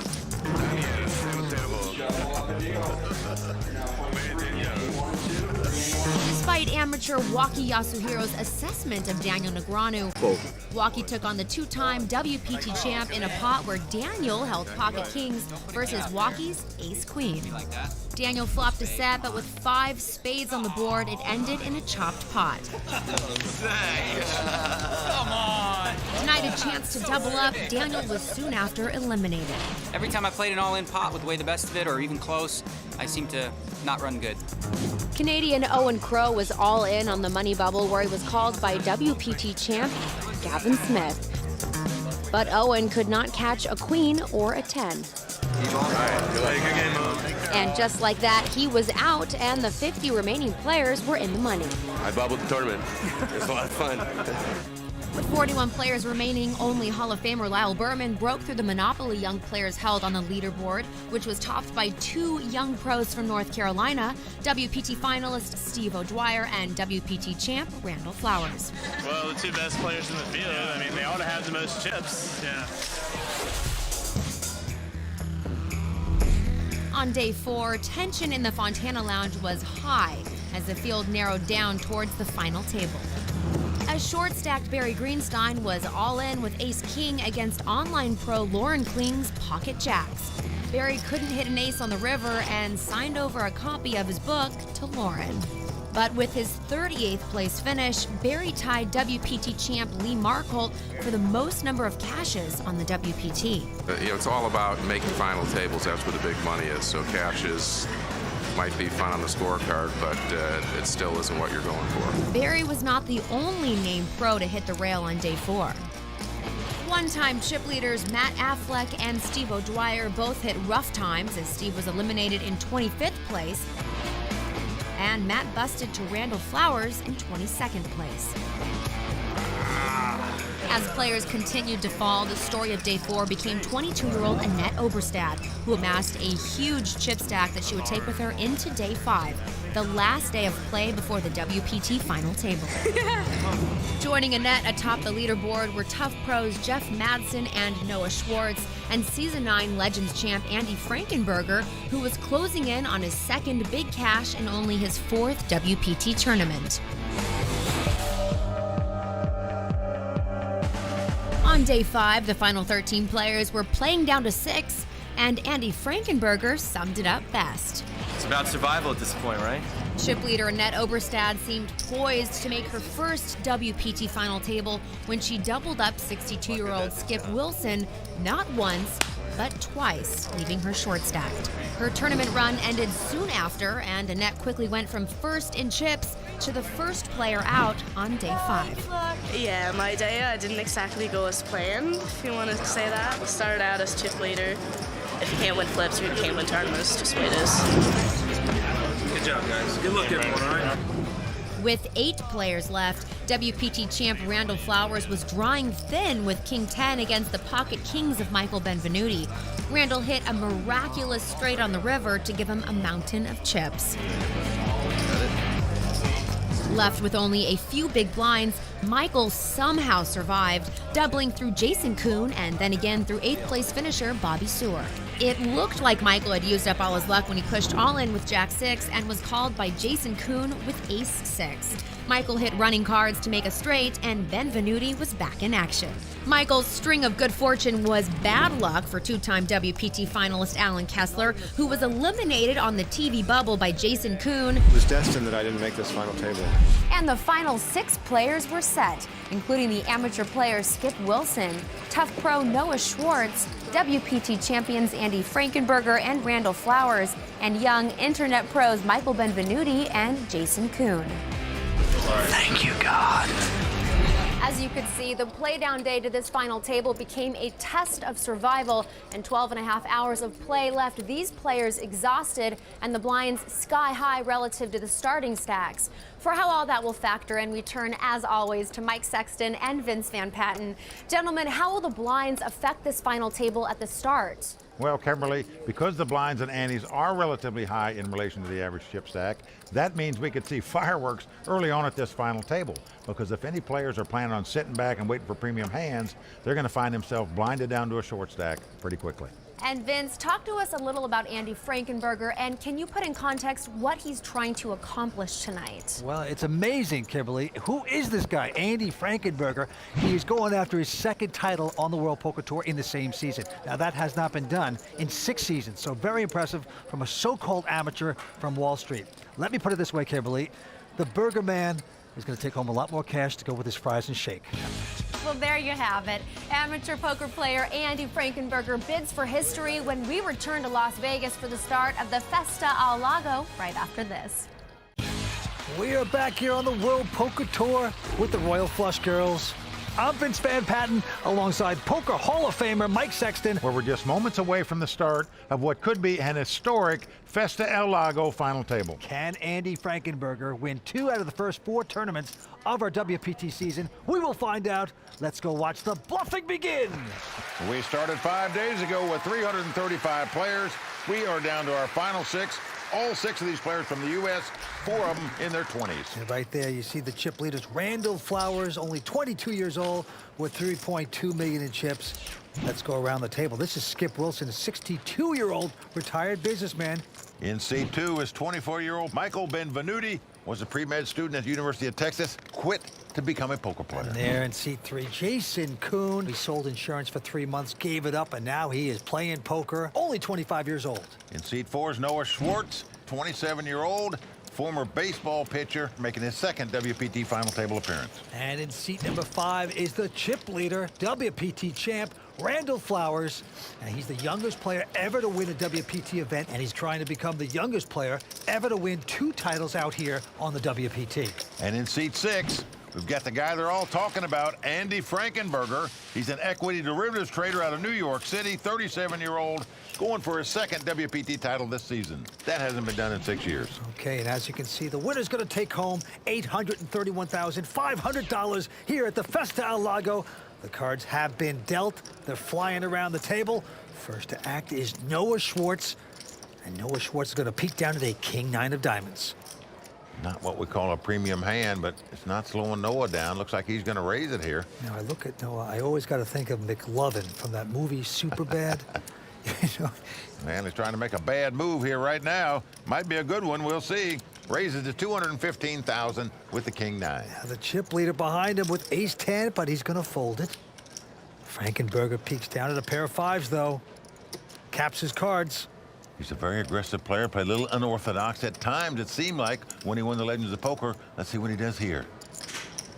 Well, it's an investment, $250,000. Starting out with about $2.2 million, so 1/10 of his chips. He's going to fold it. Yeah, Skip Wilson out as well. Michael Benvenuti, surfer guy like you, decides to hang up his cards here. Goes away. Now, Jason Kuhn now has ace-jack. Jason used to run track in college, a very fast 10-3, he was telling me, and he's going to run away from this hand. And just like that, McLovin takes down the first pot. Well, Noah Schwartz, the former pitcher, threw him all a little curveball right there. And you go back to Borgata, he had that Star of David necklace on. His rabbi said, you know what, maybe that was the kiss of death. You know, you can't mix religion and poker. Get rid of it. And he's done so here tonight. All right, back to the action here. The old-timer, Skip Wilson. No relation to Flip Wilson, of course. He's got ace-queen. Well, Skip's an old stud player, been playing poker for 20 years. I've actually played with him some, even back in Ohio. He's from Cincinnati. I was from the Dayton area. I actually played in a game in Springboro. He's going to raise with his ace-queen. Makes it $230,000 to go. Michael Benvenuti going out. Well, all these players know Skip's probably the tightest player at the table, so if he raises it, you're going to give him credit for having a hand. Jason also going out, and Noah's not going to play, so Skip Wilson, the 62-year-old, taking down his first pot of the evening. Yeah, Skip, the retired businessman, loves to play poker. The kids have a great advantage. The memories are so sharp. They remember everything, and in fact, it's just hard to figure out how to play against them. Mike Sexton, I think he might be rooting for me today. I think he likes to root for the gray hair. So. You must have put some bad beats on Skip, didn't you, Mike? Hey, I like to put them on anybody.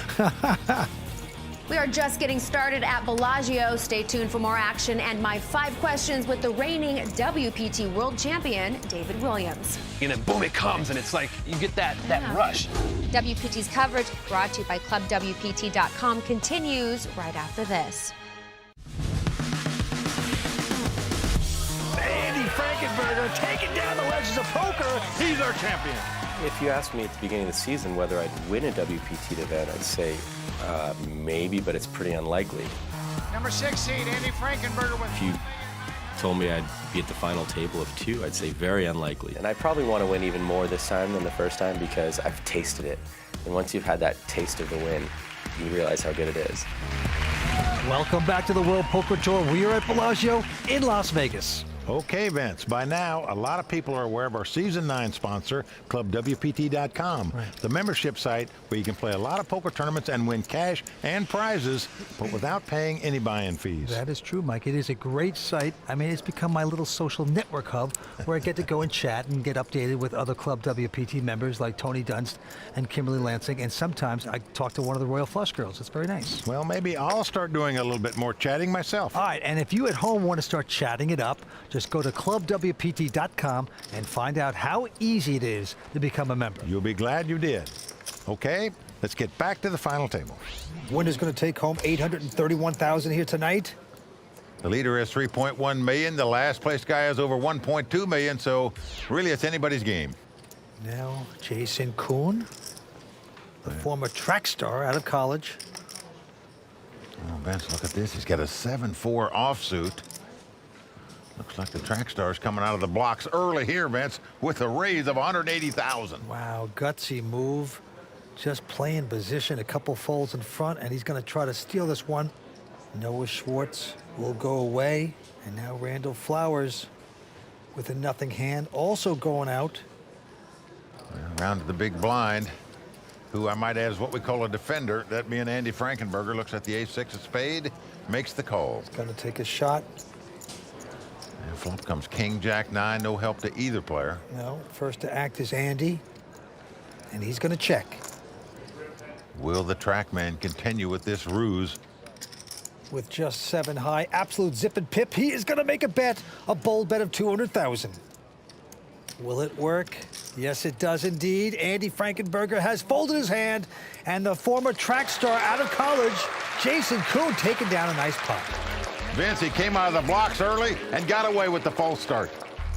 I've always wanted a WPT title because of the money, the prestige, you know, and just whose dream isn't to win a WPT if you play poker, you know? It's what I've always wanted. I woke up this morning and I really laughed out loud. I was like, oh my God, I'm gonna play a WPT final table today. Like, you know, Vince and Mike are gonna be talking about me. This is wild. I still can't believe it. Well, right now, Jason, we're saying good things, my friend. Mike, he sold insurance for 3 months, said, I've had enough, I'm gonna play poker, and look what's happening here tonight. Well, Vince, the way he plays, looks like he could sell anything to anybody to me. 225,000. And he's on a rush here with King Queen. He's going to 225. And Noah Schwartz gonna fold. Randall Flowers with a Queen, Eight of Spades. When's he gonna come out of the woods? Not there. Andy Frankenberger. Can you believe the small pairs he gets? Well, we've seen him lay down 5. Now he's got 2 7s facing a raise. Will he get bold here, Andy? Or will you meekly shy and fly away? Cost him 225,000 to make the call. He's got about 1.7 million. I'm all in. Whoa. He's going over the top all in here. So there you go. He pops the cork for all of it right there. Into Skip Wilson. He's out. Benvenuti out. Well, Jason can't play either. Well, there you see Jared Jaffe, also from New York, here to watch his buddy Andy play. In fact, he was at that final table at the Legends of Poker when Andy took down that title. Well, we have 6 players remaining. They're opening up their games. Stay with us. We'll be right back from Las Vegas for more exciting poker brought to you by ClubWPT.com.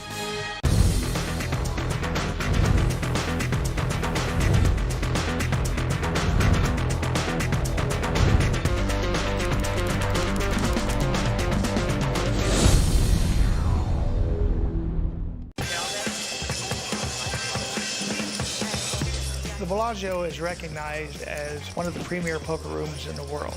I really like this tournament a lot. I love that you can enter. I love that you play 5 levels a day and then you get the rest of the day off. I love it. I think this is the best. Yeah, absolutely. Welcome back to the World Poker Tour, brought to you by ClubWPT.com, where the Royal Flush Girls are having a great time at Bellagio. And Vince, we're seeing 2 players at the table, one for their second WPT title. Andy Frankenberger going for his second title this season. That's something that hasn't been done since season 3 on the World Poker Tour. Only 5 guys have won 2 titles in the same season anyway. Yeah. And what an impressive 5 guys that is. Gus Hansen, Howard Lederer, Eric Lindgren, Daniel Negreanu, and Tuan Lee. So if you join that company, folks, you're up there. Can Andy do it? We will see, but back to this hand. Randall Flowers once again. Oh, he's going to fold. So Andy Frankenberger on the button, in position. Picks up an ace-8 offsuit. Get him, Randall. And like most players, would raise in this position. He makes it 250,000 to go. And let's see if he can push away Skip Wilson, who is on the short stack and has just a 7-5. Yeah, he's got 50,000 out there, Vince. And he has a little over 800,000 left. Come on. Whoa! He's going all in with a 7 high here. A bold move. Not sure that And he's going to get away from his hand. He gets away from it, though. Yeah. Just doesn't put the math to it right there, and he's a math whiz. And just like that, the tightest player at the table steals a pot. Well, Vince, he stole that pot because of his reputation on his style of play. All these guys give him credit for being the tightest player. That's why they're folding to him. For a stone-faced poker player, David Williams showed real emotion when he was crowned WPT World Champion at the end of last season, and for good reason. In these 5 questions, David tells me how being a champion changed his life, and how changing his life made him a champion. You said that winning your bracelet was nothing compared to winning a WPT World Championship. How do those two compare? Well, I think the difference is there's 2 things. I think it was because the buy-in of my bracelet event was small. And when you win a tournament in a big bet game, it's such a weird feeling because in a limit game, you sort of grind a guy down and you watch his chips gradually go. You can't just, boom, win in one hand. Whereas with the title, we're all in. Well, he must catch a deuce, Vince. Nothing else will do it. Oh, there it is. It's over. He caught it on the turn, Vince. Lightning again. And then boom, it comes, and it's like you get that rush, you get that adrenaline rush. Is poker tougher now than when you first started playing? Definitely, poker's tougher now than when I started playing. I've almost had to relearn how to play. Like the new generation of younger players who study the game, know the math, a lot of what they call them internet kids. Everybody plays so aggressive. Everybody knows that on multiple levels, oh, this guy's raising me with nothing, so I'm gonna raise him with nothing. It becomes this level fest of moving all in on people. So my aggression didn't really work because there was no thought behind it. It was just naked aggression. Whee! Gamble! Gamble! Gamble! And I suffered because of that, and I had to sort of rebuild my image. Every once in a while, though, do you miss the old poker? 2005 was the best. It was almost like you just show up to collect your cash. I mean, poker was amazing back then. I mean, who doesn't miss it? Even the people who didn't experience it hear about it and go, man, I wish I could play poker back then. It's a different game. I have seen your relationship with your mom. You guys are so close. Is she your biggest fan? My mom is amazing. She was afraid to come to the final table because she thought she was bad luck for me. She was there, and she was crying, had tears. I mean, I cried, but she was bawling, screaming, crying, and he won. She was calling everybody. To finally be able to see her, just that smile she had, it was amazing. Are you still the king of Las Vegas nightlife? No, it hurts to say it, but I'm really not. I used to be. There's only so many nights you can go to a nightclub and order a bottle and drink Patron all night until it gets to be the same thing and same thing. And I'm very lucky that I met an amazing girl about 2 years ago. Now we're expecting a baby. Maybe it's time for a new group of people to be the king, not me. Well, David Williams, one of the most well-liked pros on the circuit. No doubt about it. All right, back to this table. Michael Benvenuti from Orange County, California. Looks down at 2 queens, big hand. 24 years old, 6 WPT tournament in his lifetime. He was a pre-med student at the University of Texas before he dropped out to play poker, so he's going to try to do his operating on the poker table. Well, he's made it 220 to go. Jason out. Action over to Noah Schwartz. He's out as well. Yep. Justin Bieber. Excuse me. Randall Flowers also going out. So round to the blinds. Andy Frankenberger in the small blind looks down at ace-7 of spades. You know, this guy's playing very solid, very tight, and he raised under the gun. So you give him credit for a big hand. When you do that, you fold the ace-7. Yeah, nice lay down, and the only one still involved is Skip Wilson, and Skip has a queen 10 in the big blind. Well, and he's going to call it. Ladies and gentlemen, we have a flop. Skip gambling here with the queen 10. He is really up against it because he's facing 2 queens, the worst hand he could be up against. Here's the flop. And flop comes 10, 6, 5. Skip Wilson has flopped top pair, and Vince, this could spell doom for him. Yeah, he probably thinks he's in front here. Come on. And he's going to go all in. This could be an absolute disaster. You would think it's a pretty automatic call here. All right, I call. And he's going to make the call. He's going to like what he sees. 10. So Skip Wilson in a ton of trouble here at Bellagio. Well, the retired businessman needs some help, or he's going to be our 6th place finisher. Skip looking for a 10 to take the lead. 2 running hearts would give him a flush. Otherwise, it's tapioca pudding for Skip Wilson. Here comes the turn card. Oh, and there is a heart on the turn. The jack of hearts comes off. That is a good card for Skip because it gives him a flush draw. He can catch a heart or a 10 to win it. Skip's friends and family enjoying that card. And the possibilities. Here comes the river. Well, it's a deuce of spade. So that's going to do it for the senior at the table. Retired businessman Skip Wilson going to be out in 6th place. Yeah. He had a shot there, put a little scare into the young guy. But Skip has to say goodnight. $112,000 he takes home. He hung on like a champ all week long, but we have to say goodnight to Skip Wilson, our 6th place finisher. There's plenty of more action to come from Bellagio, including Tony Dunst with the raw deal and a tennis prop bet between Tony and Vince Van Patten. So stick around. What was that? You're not a gambling man. Just play poker, nothing else. Oh, jeez. I know, I'm boring. Why didn't you tell me before we walked over here? We got Tony Dunst, the guy that's going to do the new segment on the Raw Deal on the World Poker Tour. Thinks he plays a little tennis. He's up against my man, Vince Van Patten. These Van Pattens at tennis. You got to be a pro to be Vinny. What I'm going to do, Tony, I'm going to give him a 6-point spot. Oh, sick. There you go. I don't want to do it, but I'm going to give Mike a shot to get the money back. He's good. He's really good. I mean, he just basically doesn't miss a shot. Keep the hustle up. What was that?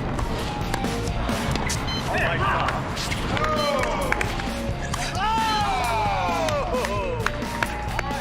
Nice shot.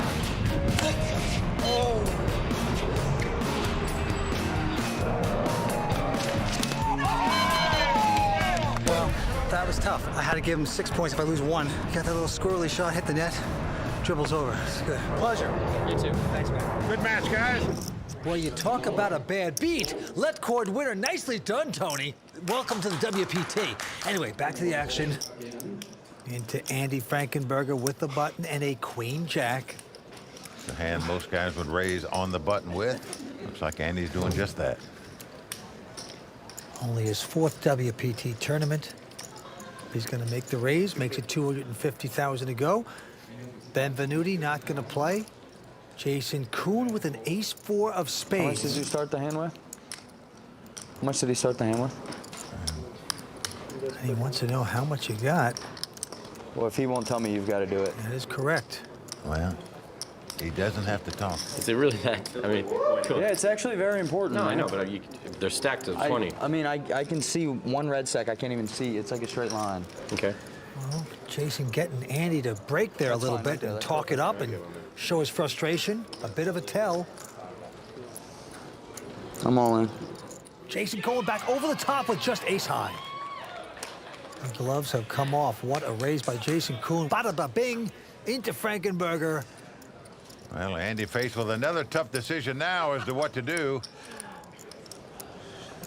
Now, Vince, normally, a guy might just muck the queen high in this spot for all his chips, but after that speech and the way he set into him, you may just want to go ahead and gamble this hand and get back at the guy in a way. That's true, an anger call. I love those.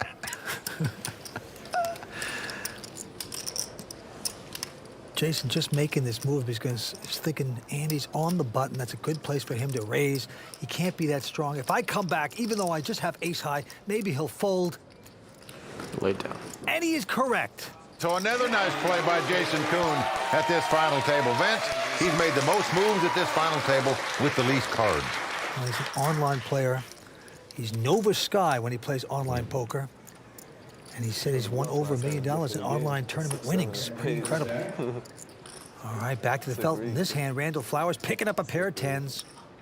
Randall, who came to this final table as our chip leader, has probably played the most solid or tightest poker at the table so far. Here he's got a pair of 10s, going to raise it up to $200,000. And what's interesting is Andy with a mid pair, small pair of 5s. All in. He's gone all in with it, though. This time he's made a play that could cost him dearly. Well, they all fold around. I call. Yeah, it's pretty automatic. You got to make this call. Randall Flowers making the good call with the 10s. And he is dominating Andy Frankenberger with the 5s. Well, a huge pot here. Over $3.3 million in this pot. The youngster, Randall Flowers, could take a big chip lead if he wins it. But if Andy Frankenberger wins it, he'll be the new chip leader. Has the mustard finally come off the Frankenberger? We will see as 5 cards are coming out. Here's the first 3. Well, flop comes ace, jack, 8. No help for either player. Well, Vince, if Andy Frankenberger is going to win his second WPT title this season, at least here today, he's going to have to get very lucky here. Andy must catch a 5 to stay alive. Will this be Andy's demise? Here comes 4th Street. Well, a 4 comes off, so we're down to the river. A 2-outer for Andy. Must catch a 5 on the river. Nice hand. No, don't, no nice hand jinx yet. Nope. I know it's the last resort. Well, it's a king. So that's going to do it for the Legends of Poker champion. Andy Frankenberger out tonight in 5th place. Good sport. Vince, you got to hand it to the guy for getting to a second final table. Just wasn't meant to be. No, he's a good battler, fine player. He's going to take home $161,000, but not 2 titles on the WPT this season. It hurts. Yeah, what am I going to tell you? Probably got a little quick to re-raise with the 5s, but when you start to get short, you just can't let that chip stack, dwindle down, or you're not going to be relevant for very long. Andy Frankenberger has gone out in 5th place, and with him, the hopes of seeing a player win 2 titles in a single season. But Randall Flowers now has a significant chip lead and a 1 out of 4 shot at a second WPT championship. WPT's coverage of Bellagio's Festa Al Lago continues, so stick around. Don't just use your phone to call, use it to raise. Download the World Poker Tour Texas Hold'em game to your mobile device today and get in on the action. I enjoy being the youngest WPT champion. There are all kinds of little records in poker, and considering I was under 21 when I won it, it would be pretty tough for someone under 21 to win a WPT, so I feel for the time being it's a little bit safe. Welcome back to the World Poker Tour. We're at Bellagio in the Fontana Lounge, and it is rocking right now because we are down to 4 players. Well, down to 4 young poker pros, all in their 20s, fighting it out for this title. Once again, youth prevails here on the World Poker Tour. And right now, it's the 22-year-old Randall Flowers leading the way. Could he become the youngest player to win 2 titles on the WPT? Let's get back down to the felt. Action's on Michael Benvenuti. He looks down at the suited connectors, the 9-10 of hearts. He's first to speak. Getting raising chips out, going to take a plunge, makes it $220,000 to go. Well, got the suited connectors you like to see flops with. Jason going away, and now Noah Schwartz with a king-queen. Noah's in second chip position right now. With $3.2 million, he's going to make the call. And our chip leader, Randall Flowers, looks at the ace-6 and takes the conservative route, gets out of their way. So it's Benvenuti up against Noah Schwartz, Mr. McLovin, and Mr. McLovin gets lucky with the queens. Nice flop for Noah. He's flop top pair here. See how he's going to play it. He's going to check. And my guess is a check raise if Benvenuti makes the continuation bet. Michael with just a 10 high. Looks like he is going to reach for chips. Here you're just betting, not because of the strength of your hand, but because you hope your opponent didn't hit a pair of queens and won't call you. Unfortunately for him, Noah's flop top pair, and I suspect he's going to check raise here. It's a $280,000 bet. Well, Noah Schwartz comes out of that tough Miami area where they played home games with the Mizrachi family. Chino Ream, Michael the Grinder, Mizrachi, those guys are all WPT champions. So if you cut your teeth in that home game, I can tell you, you can play some poker. Just like that, Noah Schwartz back over the top with a re-raise. Looks like $645,000. It's very depressing if you're Benvenuti. Just taking a stab. Now what to do with that nothing hand? Well, you throw it away. That's what you do with it. So the former baseball pitcher throws a strike at Michael Benvenuti and takes down the pot. Noah's only 27 years old and amazingly is the oldest guy at the table. All right, the blinds have gone up to 60 and 120. Quick fold by Flowers and Benvenuti. And now we are around to Jason Kuhn with a Jack 8. It's a battle of the blinds between Jason and Noah here. A call. He's just going to call. Noah Schwartz with a Queen 8 of hearts. Well, he's happy to see a flop with that hand. May think he's got the best hand, but you don't want to raise and then get re-raised out of the pot, so he's just going to see a flop here. There is the flop. 9-7-5 with 2 spades. Jason has flopped a 2-way straight draw, a 10 or a 6 would give him a straight.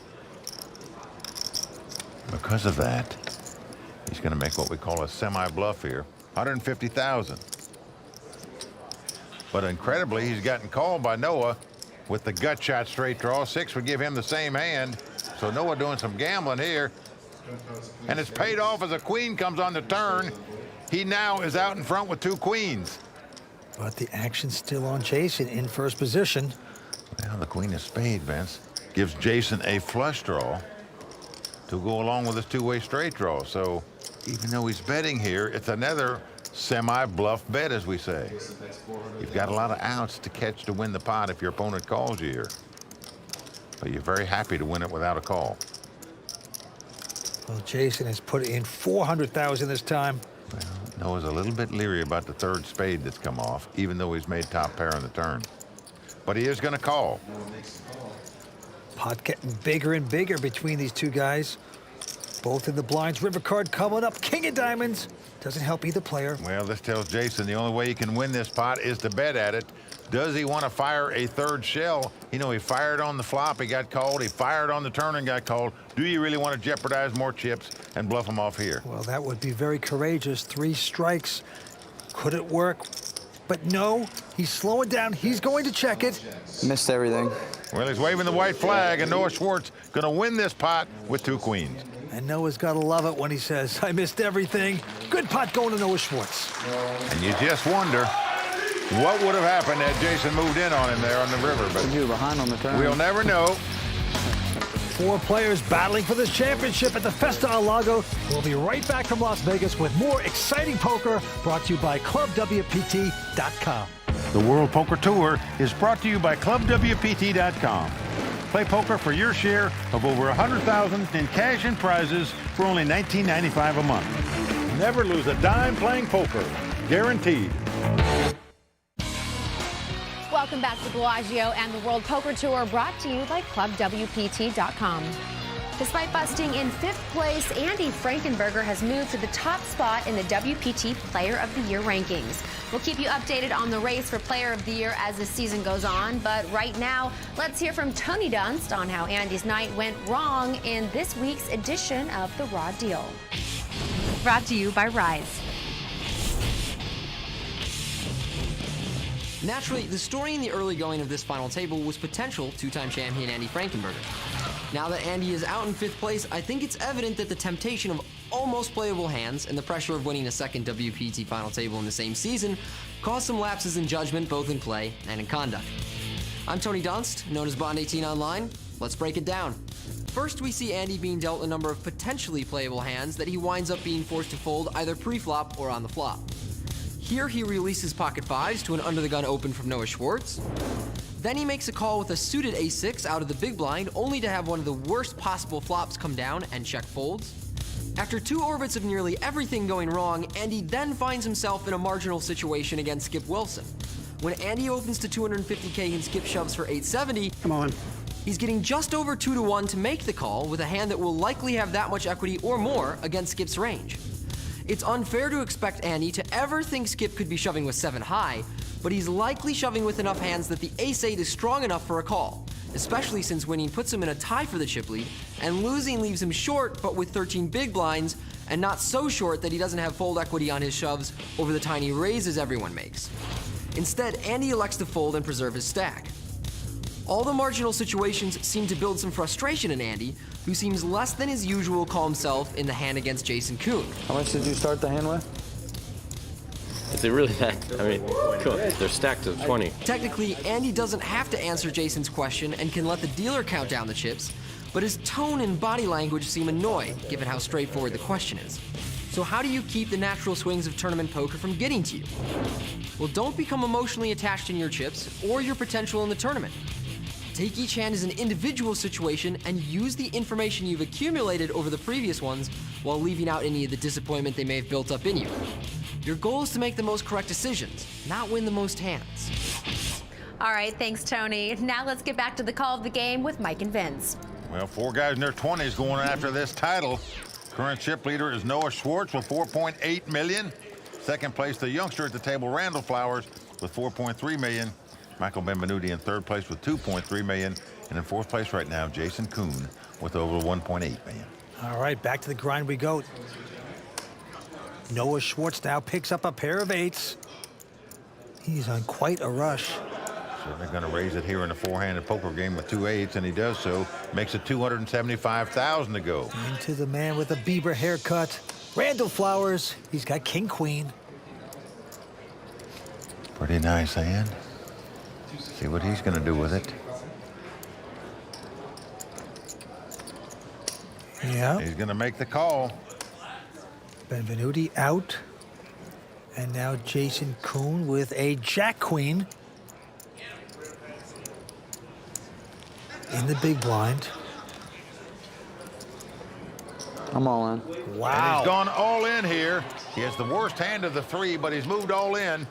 Can they stand the pressure? It's 1.8, a little over. That's 1.8. He's moved all in on the 2 chip leaders, I might add. Well, he's taking a shot at the old squeeze play. Well, that's what Noah thinks he's doing here, Vince, perhaps. You know, just trying to make a play to win this pot. You've seen him do it several times at this table before. I don't think he's really worried about Randall because Randall didn't raise him originally. But still, if you just call here, you might lure Randall in the pot. And he's gone all in over the top. And Randall quickly folds. Well, it's a smart play in my mind by Noah. If you're going to play this hand, just move all in with it. Shut Randall out of the pot and play heads up for the rest of it. So what a good call all in by Noah Schwartz. He's out in front with the 8s. Well, we've got the race situation. The 2 over cards versus the under pair. Jason Kuhn must win this pot to stay alive. If he does so, he'll more than double up and be in good shape to take down this title. Yeah, the former track star Jason Kuhn needs to sprint away and get a good flop. Can it happen on the first 3? Let's take a peek. Oh, yes. Yes, it does. Right out of the blocks, Vince. The queen right in the door, as we say, for him to take the lead. Here we go with the turn card. Oh, a jack comes off. Now that gives Jason the top 2 pair, but really means nothing. His opponent must catch an 8 to win the pot. Nothing else will do for him. And a 9 comes off. So Jason Kuhn is going to win a nice pot here, Vince. Yes, over $4 million. Wow. The young poker pro Jason Kuhn taking down a big one. What a roller coaster, huh? This tournament, man. It's been ridiculous. Yeah, it's been a lot of fun, but I tell you what, I probably lost 5 to 10 years off my life because of this tournament. So everyone has chips. We got 4 young gun poker players going after the Festa El Lago. Who will take this title down? Join us next time for WPT's continuing coverage of the Festa El Lago from Bellagio, brought to you by ClubWPT.com. Until then, for Mike Sexton, Vince Van Patten, and Tony Dunst, I'm Kimberly Lansing saying thanks for watching. Good night. What we're seeing is young guys fighting for about every single pot, whether they have a hand or not. That's what shows you what great poker champions are made of. I would have called a regular raise. Randall's friends could ring up a pretty big bar tab the night before this night's over. We're waiting for a flop to come. A little bingo, bango, bongo here. I'm out of a job. And out come the Royal Flush Girls. The drama building in the Fontana Lounge. We'll go on the river. I got a lucky feeling about this. Can I catch it? Everybody on their feet. That's the hand of the month. The World Poker Tour is brought to you by ClubWPT.com. Never lose a dime playing poker. Guaranteed. Bellagio is not only the center of the Las Vegas Strip, but also the center of the poker world, where tonight one player will take home the $830,000 first place prize and achieve the ultimate thrill of being crowned WPT champion. The conclusion of Festa El Lago starts now only on the WPT.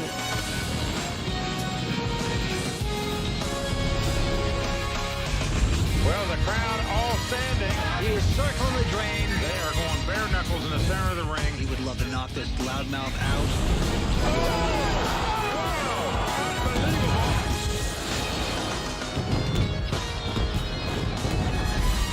we could see fireworks early on at this final table. I'm all in. Whoa. Andy Frankenberger going for his second WPT title this season. Skip Wilson has flopped top pair. Come on. And Vince, this could spell doom for him. So that's going to do it. Retired businessman Skip Wilson going to be out in 6th place. As the mustard finally come off the Frankenberger. Nice hand. No, don't, no nice hand jinx yet. Andy Frankenberger out tonight in 5th place. Not 2 titles on the WPT this season. And right now, it's the 22-year-old Randall Flowers. Could he become the youngest player to win 2 titles on the WPT? So Jason Kuhn is going to win a nice pot here, Vince. Right now, we can call him the chip leader because that's exactly what he is. What a roller coaster, huh? It's been a lot of fun, but I tell you what, I probably lost 5 to 10 years off my life because of this tournament. It's never an easy journey to win a WPT title at Bellagio, but we will crown a new champion here tonight. Let's get back to the call of the game with Mike Sexton and Vince Van Patten. Hello, I'm Vince Van Patten alongside my Hall of Fame partner, Mike Sexton, where 4 20-year-olds remain going after this big title. Our current chip leader is Jason Kuhn. He's a 25-year-old poker pro, now living in Las Vegas, formerly from West Virginia. He's got $4.2 million in chips. And Randall Flowers with $3.9 million in chips. And he became the youngest player ever to win a WPT title in Barcelona, and he's looking to make history and become the youngest player to ever win 2 WPT titles here tonight. And then there's Noah Schwartz, his 2nd time at a WPT final table. He's got $2.8 million in chips. And in 4th place is Michael Benvenuti, a 24-year-old poker pro out of Costa Mesa, California. He's sitting on $2.5 million in chips.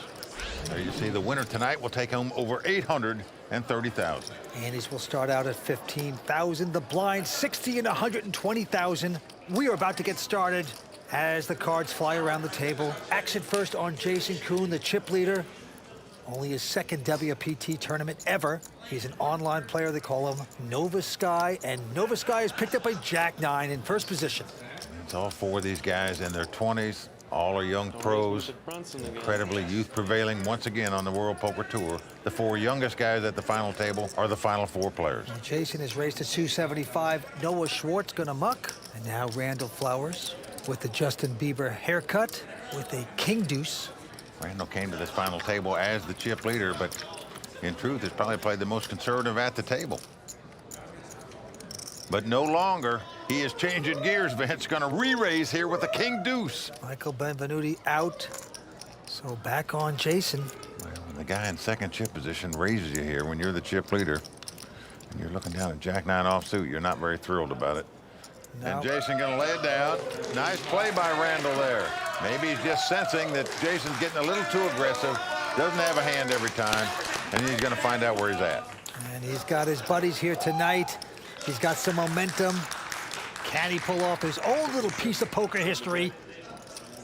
I'm here with professional poker player Lauren Kling, who's here to support Jason Kuhn and, well, the 4 remaining players at this table, probably because she was extremely close to actually making this final table. You took 14th, right? Yes, I did. I busted out the last hand of the night on day 4. It's kind of disappointing, but definitely will make something happen next time. So, you know, the 4 remaining players in this tournament, who do you think can take this thing down based on skill? I think it's really dependent on who gets lucky. All of these players are really good, skilled online players, and it will somewhat come down to the cards. So I know you're really here to root on Jason, but Randall Flowers mentioned that if he were to win this tournament, what would he do? He told me that he would do a belly roll for the cameras, so that will definitely be great to see if he does end up winning. I would like to see that myself. All right, Mike and Vince, back to you. All right, back to the felt we go. Action on Noah Schwartz.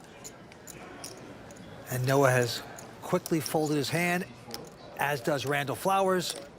So we got the battle of the blinds here. Between Benvenuti, who has a king 8, and Jason Kuhn. Well, Vince, I'd probably fold that button too. I think he's impersonating you, Mike. Oh, man, I thought I was the only one that did the impersonations of you. Nah, Ben Affleck tried to. Now we got another one trying to be like Mike. We're waiting for a flop to come, a little bingo, bango, bongo here. Hey, you got to work on me a little more, Randall. We're waiting for a flop here. Comes out 10, 9, 7, 2 hearts. It's a very action-oriented flop here, man. So might see some action. Oh, man. Michael Benvenuti with an open-ended straight draw. He's going to bet. How much is that, Mike? Benver bets, but I can't see the amount. 180,000 is the bet. To the Coon. The Coon reaches for chips. It looks like he's going to call. Heads up to the turn. It's a 10 of diamonds, Vince. I'm out of a job. I was very excited. What is Michael Benvenuti going to do? He's in deep thought here, Vince. Let's just give him a little quiet time. You guys playing for 830,000, taking my job too. Now it's up to Jacune to pull the trigger. Oh, no, he passes onto the river. Oh, it's King of Diamonds, a scare card, Vince. It's on Benvenuti. He's reaching for chips. He's counting it out.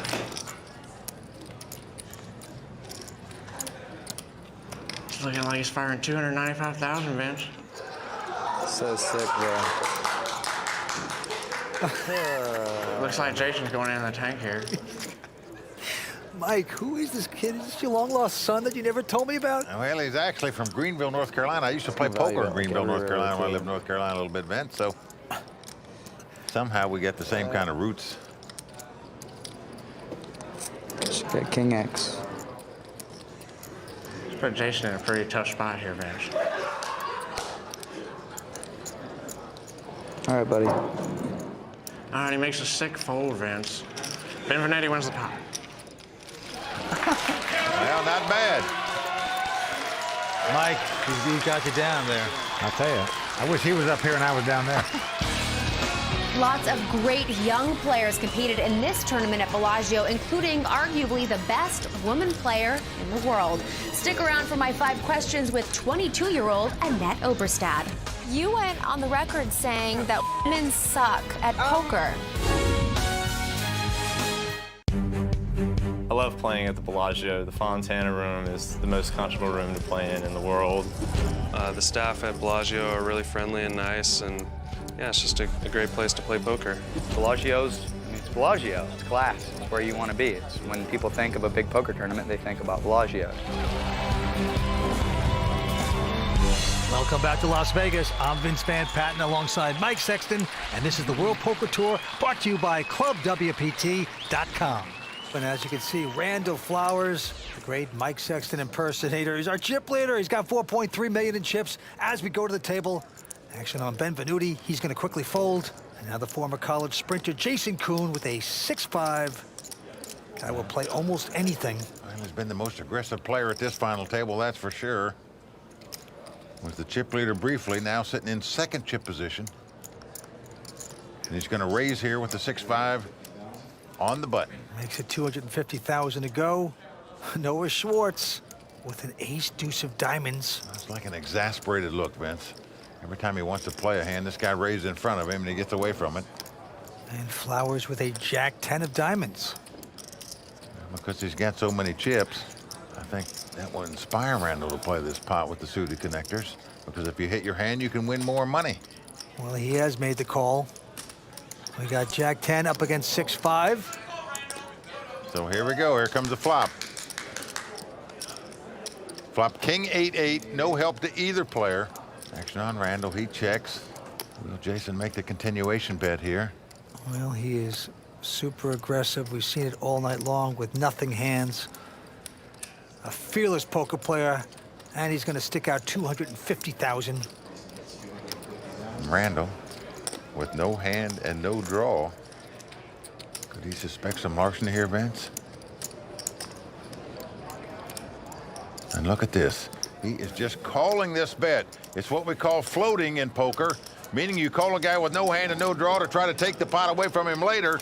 But a dream card on the turn for Randall as the 9 of diamonds comes up, gives him an open-end straight flush draw, so he doesn't have to bluff the pot now because he's got such a big draw. Yeah, he's checked it. And Jason Kuhn now with an inside straight draw. That's about it. Wow. Well, this is really bold here. Folks, let me tell you something. When a flop comes king 8-8 and you bet and the guy calls you, if you've got the nerve to fire again on the turn when a 9 comes off, more power to you. I couldn't do it. Well, he has done it. And now, interestingly enough, Randall with a huge drawing hand, just calling. We're going down to the river.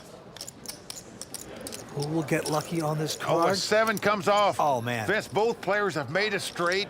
Randall has the higher straight. He's got a Jack 10. Impossible to put him on this hand if you're Jason Kuhn.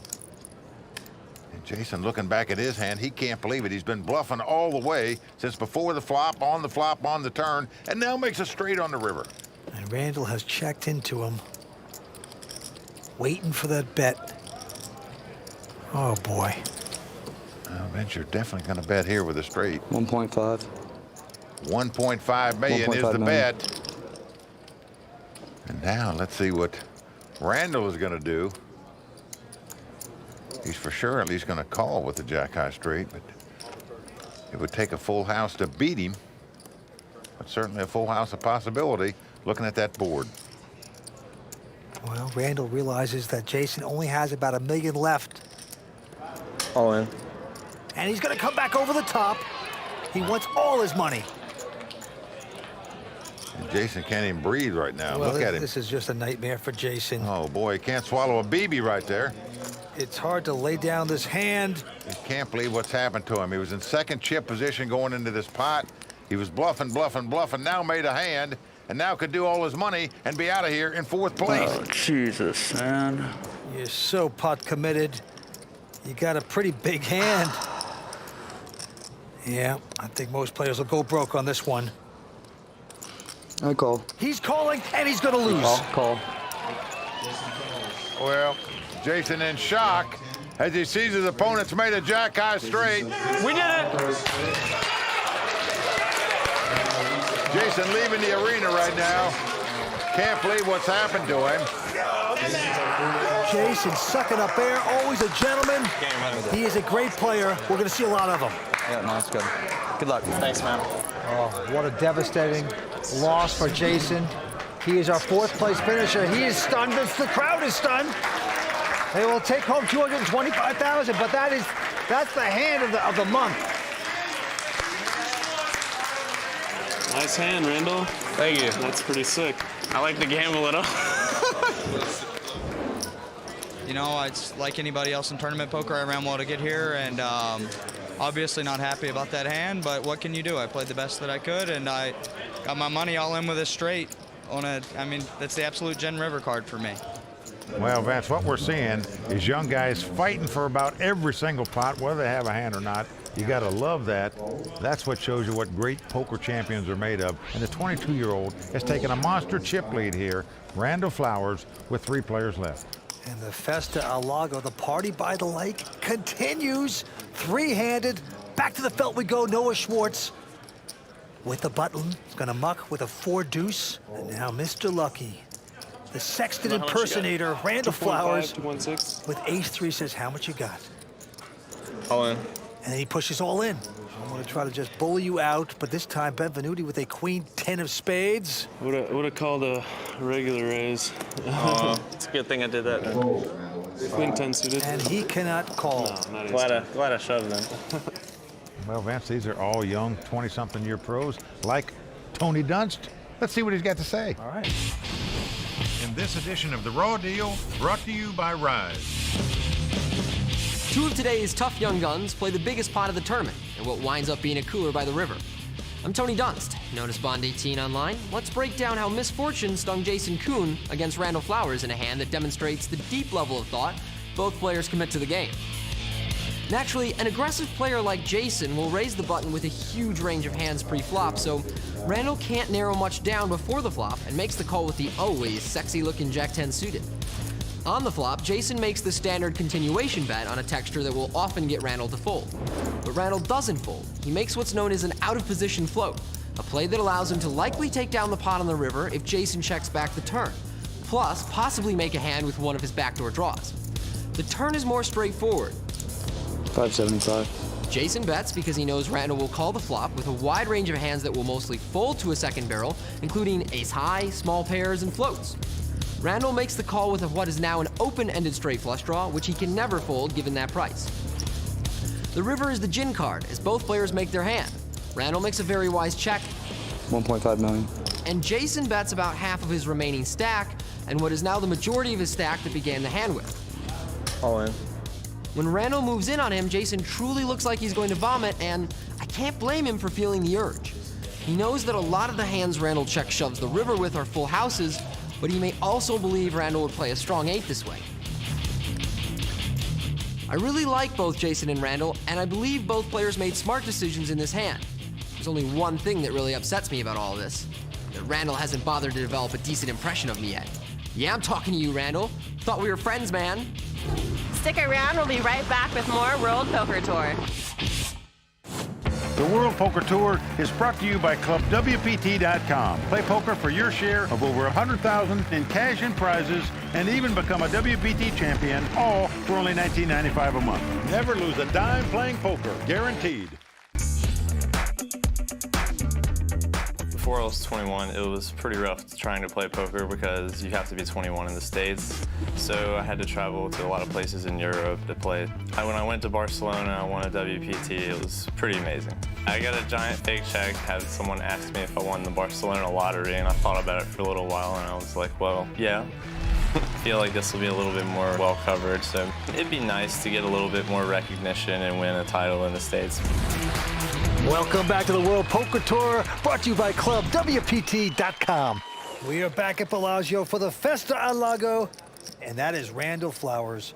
And he's running over the field right now, going after his second WPT title. Well, Randall Flowers is the youngest player to ever capture a WPT title, but not the youngest to make WPT final tables. That's right. We had 19-year-old Kofi Farkey, 19-year-old Jeff Garza, and 18-year-old Ozzie Sheikh. And we should point out that those guys made WPT final tables at events outside the U.S.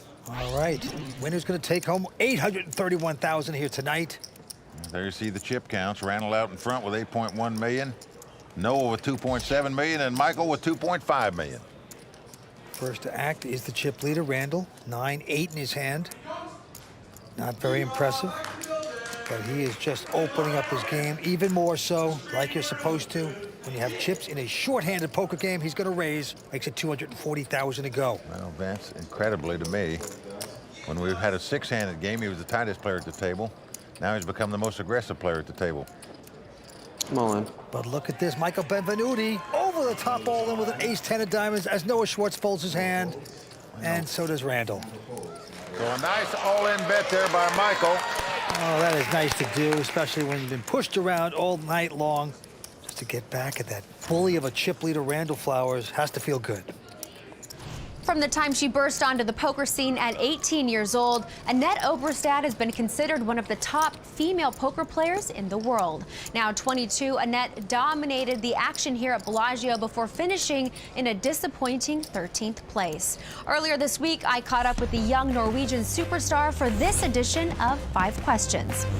There was a lot of hype and excitement about you turning 21 years old. Yeah. And I'm sure there was a lot of pressure as well for you. Have you lived up to that hype? I wouldn't say so. Even if you're the best player in the world, you're probably not going to win a bracelet. The odds are against you. It's tough to win tournaments. How is your game different from when you play live versus online? It's very different. When I play online, I play really tight for the most part. But when I play live, I feel like I get away with more stuff than I probably should. I just feel like they have a hard time pulling the trigger against me compared to online, because when you're playing online, you just click a button. But when you have to shove your whole stack in there, maybe you look like a fool if you get caught, then, you know, it's not always that easy. You won a WSOP event in Europe when you were 18. Yeah. So how important is it to you now to go deep in a U.S. event? Like, I just want people to still think that I'm a good player and consistent winner, and I know what I'm doing. For me, it's really more important to get respect from other players. So what are the differences between American and European poker players? European poker players are probably a little more aggressive. There's not as many casinos in Europe as there are in the States, so we're kind of, you know, forced to play online if we want to play the game. And honestly, there's really not that much to do in Norway. It's a really boring place, and it rains a lot, so It's a good thing to just stay in and play some and poker. gamble. Right. Gamble it up. Just gamble. In the snow. Yeah. You went on the record saying that suck at poker. Yeah, and I stick to it, but I don't think all women suck at poker. I'm saying most of them do. But still, most men suck too, so I'm not gonna discriminate. Some bold words by Annette. Well, she may be young, Vince, but I can tell you, she can really play poker, make no mistake about that. She was the chip leader in this tournament with 13 players left, and unfortunately went out in 13th place, but we'll see her again. I have no doubts about that. On to the next hand. Noah Schwartz's time with ace-3. And knows ace high is a favorite over a random two-card hand, that's for sure. So he is going to raise it here. Yeah, makes it 300,000 to go, but Randall with an ace-deuce of diamonds. I'm all in. Now Randall is going all in, just going to put pressure on Noah. When Noah's faced with a decision for all his dough right here, and just has an ace-3 offsuit, you're not liking it, folks. You're fearful your opponent's got ace-king, ace-queen, ace-jack, ace-10 suited, a small pair. Any of those hands, of course, dominate you. You don't want to get knocked out on this kind of hand. Finish third, where you pick up about 344 compared to second, at least, which is 564. So Noah does the right thing. Even though he was in front, he lays down the hand. Well, just good, tough, smart poker being played by the youngster now. Randall Flowers is dabbing it, as we say. And Vince, that's the power of having chips. We'll be right back from Las Vegas with more exciting poker brought to you by ClubWPT.com.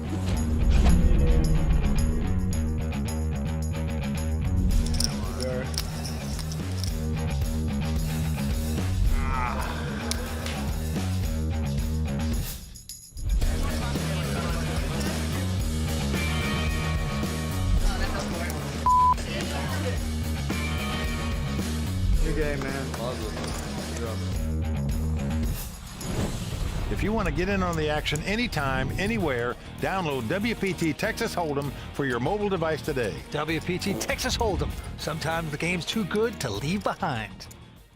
I'm Michelle, one of the Royal Flush Girls, and you're watching the World Poker Tour. Oh my goodness, I'm always on the computer, and I like to play video games as well. My major in school was computer information systems. I'm really a big nerd at home. Don't tell anybody. Welcome back to the World Poker Tour. Well, that was Michelle Banzer, one of the Royal Flush Girls, and they sure are fun to have around. Absolutely right, Mike. It is great to have the Royal Flush Girls out here with us. And you can meet them and Kimberly Lansing, Mike Sexton, and myself at any of our tournament stops, of course. Just go to WorldPokerTour.com for a complete tournament schedule. And right now, we're three-handed at Bellagio, and leading the way is 22-year-old Randall Flowers with $8.5 million in chips. And we're going to go back down to the felt where Michael Benvenuti is the first one to act. He's got a queen jack in his hand. From Orange County, California. He's a surfer. He's a sportsman. He's a poker player. And this is 6th WPT event. His first final table was second cash. Well, he's raised to 280. Noah out. Randall Flowers, though, with the Jack-10 of spades. Well, he won the biggest pot of the night, this final table, when he beat Jason Kuhn with a Jack-10 of diamonds. He made a call on the flop then when it came King 8-8, so he's got to like Jack-10 suiteds. And he has made the call. So Jack-10 for the chip leader up against Queen Jack. Well, flop 8-4-3, 2 diamonds, no help for either player. Randall quickly checks. Let's see if Benvenuti will make the continuation bet. No, he gets a little timid. He checks it. Ace on the turn. Helps neither player. Randall checks. Come on, Michael. You going to fire one of these times? He's going to try to represent an ace here, possibly. You know, he doesn't need to. He's got the best hand with Queen High, but he doesn't know it. Raised before the flop. Played a little timid on the flop, but now you're going to bet. Nicely done. 300,000. Can he chase away Randall Flowers? Yep. Very easily. So nice job by Michael Benvenuti taking down that pot. He's a surfer from Orange County, and right there, he does a couple cutbacks, gets barreled, and wins the pot. When I was first starting to play, I loved watching poker on TV. I always watched all the World Poker Tour events. So this is pretty cool to actually be on one of the final tables. I definitely think it's one of the crowning achievements of all poker players that do this for a living. To win a major title would be just a great achievement. And Vince Michael was watching us on TV when he was 14. Now here he is. Oh, well, that's scary. All right, well, the antes are staying at 15,000, but the blinds are going up to 80 and 160,000 as 3 players remain. Action going to Noah Schwartz, pair of queens, and he says all in with it. Right behind him, Justin Bieber lookalike. How much is it? Randall Flowers has a pair of 8s. Well, that's because he can well afford to make this call, possibly take out a player. I think for sure he's going to get involved with this hand. I'm all in. Well, he's gone all in too. And I'm not crazy about that play. Benvenuti gets out of the way. There's no way the third guy's coming into this spot unless he's got a huge overpair. And right now, Noah Schwartz dominating Flowers. I got hearts, though. It's the pair over pair. So Noah about an 80% favorite to win this pot. We got the best hand. He is happy right now. Great shot to double up right here for the guy from Miami, Florida. I got a lucky feeling about this. Two. It's going to be like at least the gutter on the flop. Randall Flowers feeling lucky. Well, Vance, when you're young, you got confidence anything can flop out there. I'm getting so short that I'm looking at 2 queens. I'm happy. Yeah. Dude, I'm getting deuce 5, 3, 4. I know, I can't get nothing. I don't see a face card. Let's see it from here. Here we go with the flop. Oh, it's Queen 7-7. Noah's flopped a full house. Nick Lovin's got to love that one. Well, for Randall to win this pot, he must catch 2 running 8s. Oh, so much for that lucky feeling there, Randall. He'd get a split pot if it came 2 running 7s, but very dim. 4 clubs on the turn. That's going to do it. Noah Schwartz is going to double up here. Well deserved for Noah Schwartz. That's certainly going to even up this contest quite a bit here between these 3 players. To win a WPT title is something that I've dreamed about for a long time. It's sort of like a pro athlete winning the Super Bowl. I mean, this is a very prestigious event. It was 335 best players in the world, in my opinion. So, I mean, it would mean a great deal to me. Noah Schwartz doubles up. Nick Lovin loving it here tonight. We'll be right back with more World Poker Tour brought to you by ClubWPT.com. I've earned a decent bit of money at my age, but I don't really look at it like that. It's more just like a high score in a video game, and I kind of just want to get the top score. Welcome back to Bellagio and WPT's coverage of Festa al Lago. As you can see, 5th place finisher Andy Frankenberger has taken the lead in the WPT Player of the Year race. And with more points up for grabs this evening, we'll have new names on the leaderboard before this night is complete. The players are almost back from their break, so let's send it back down to Mike Sexton and Vince Van Patten. You know, Mike, this is our time to talk about our new Season 9 sponsor, ClubWPT.com. Well, for those of you who aren't up to speed on this yet, let us tell you in a nutshell what the club is all about. Well, Mike, it really is a great site. You pay $19.95 a month. You get a bunch of great free stuff, like the online WPT Poker magazine and things for your phone and your computer. And, of course, then you have your poker. Well, that's right. For only $19.95 a month, people can play all the poker they want for their share of $100,000 in cash and prizes, and that includes playing for a WPT tournament seat every month. And all the buy-ins are free, no money, not a dime. What a deal. All right, so if you haven't gone already, go to ClubWPT.com and check it out. Okay, let's get back to the final table. All right, to the felt we go. Randall Flowers first to act, has a big hand, ace-queen.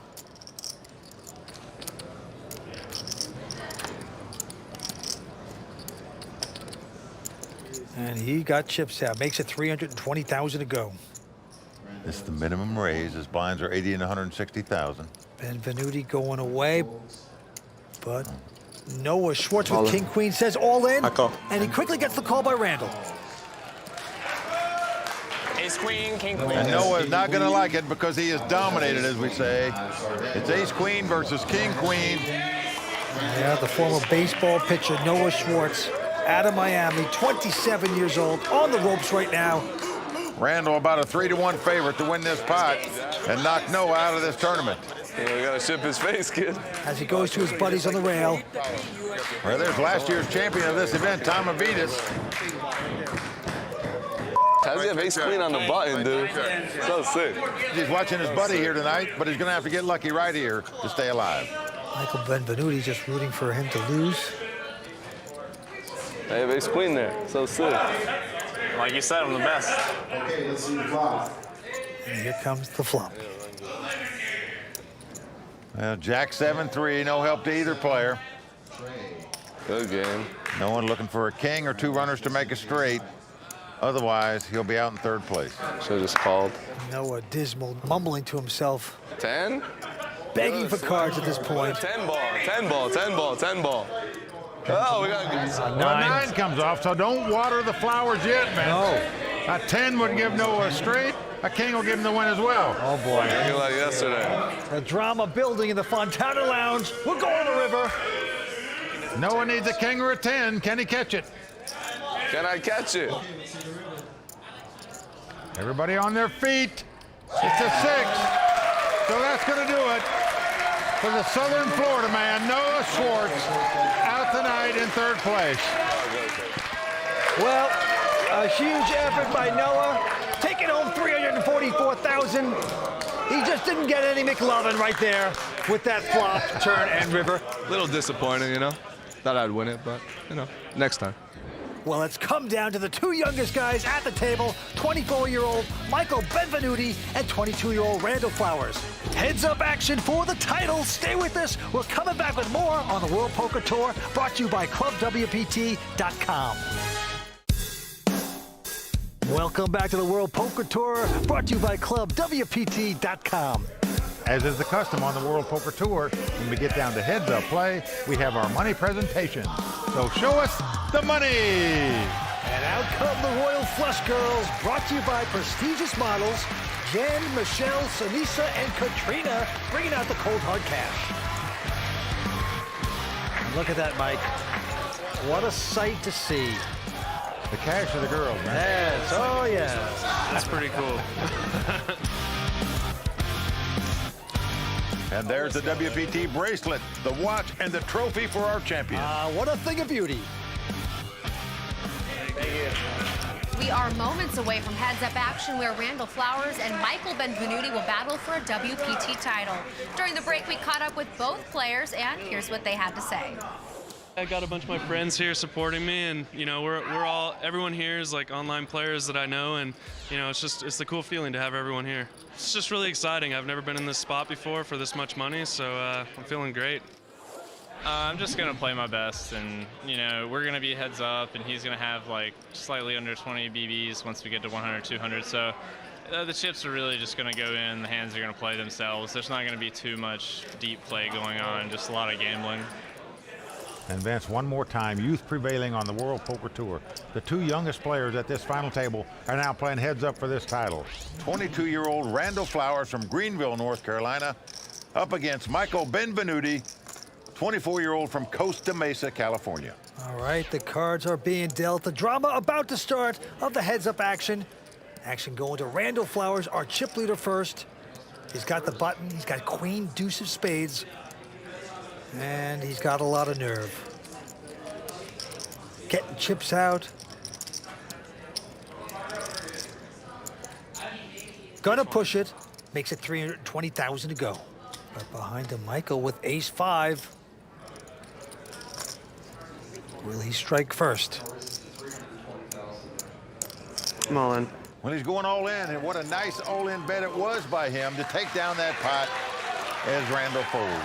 Now, Mike, back in season 5, we saw the youngest heads-up battle on the WPT when 21-year-old Isaac Haxton went up against 22-year-old Ryan Doubt at the Caribbean Poker Adventure, where Ryan Doubt came out on top. And even though Randall and Michael are both very young guys, you can see on this chart that they are the fourth youngest pairing we have witnessed duking it out over a WPT title. And right now, it's the 22-year-old Randall Flowers who has the chip lead and a shot at becoming the youngest player to win 2 titles out here on the WPT. All right, to the felt we go. Michael Benvenuti right now with king-9 of clubs and the button. Things starting to sway his way. A little momentum on his side, and he is going to raise this. 320,000 to go. Randall this time with a jack-9 offsuit. Gonna make the call. Since it was a minimum raise, I think it's the right play. Well, flop comes 6-5 deuce. All little cards, no help to either player. No. Randall's first to act. Doesn't look like he's going to check here. Looks like he's getting some chips to bet. Well, he bets 360, and it's going to work. Michael Benvenuti has to fold his hand. Now, this is a brilliant bet by Randall here. Understood the situation. This guy's pretty solid. He raised before the flop. Let me bet when all the little cards come up there and see if he'll go away. That's exactly what happened. We're coming back with more exciting heads-up action for the WPT in just a moment. Stay with us.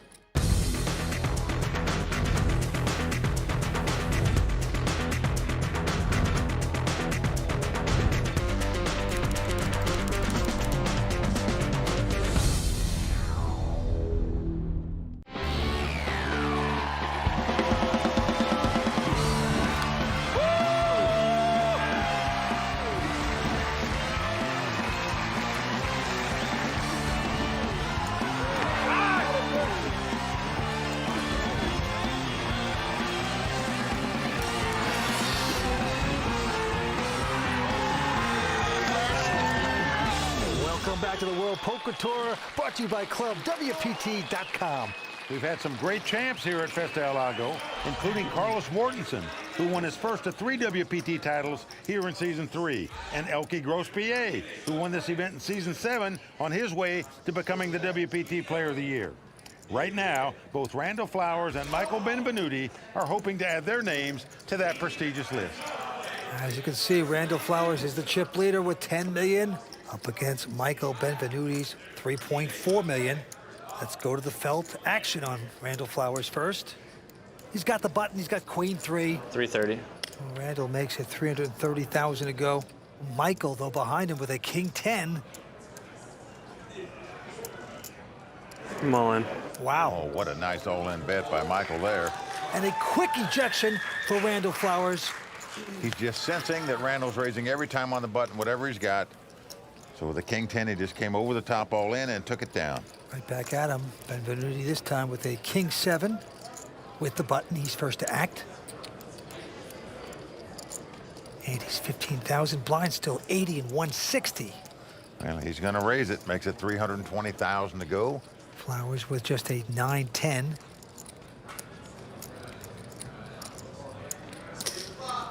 He's going to make the call to see the flop. Yeah, he's not going anywhere. It's gambling time here in the Fontana Lounge. Here comes the flop. The flop is Jack 6-5. No help to either player. Yeah, Randall Flowers going to check it. And Michael not going to make a continuation bets. Checks as well, but that could be good for him because he just picks up kings. Well, Randall's picked up a gut shot straight draw, but he's going to check. And now, after hitting 2 kings on the turn, Michael reaching for chips. Yep, it looks like $420,000 going out to the middle of the pot. And it's going to work. Randall gives it up. So Michael Benvenuti clawing his way back here. Benvenuti, who started watching poker 9 years ago on the World Poker Tour, he says, didn't know how to play then, educated by us, and now play it for a title. Okay, onward and upward we go. Randall Flowers this time with an uneventful 9-3 offsuit. 330. Well, he is relentless raising on the button, Vince. Doesn't matter what 2 cards he has. As you can see, he's raised every time on the button with him. Yeah, made it 330 to go. Michael this time with a queen 7 of spades.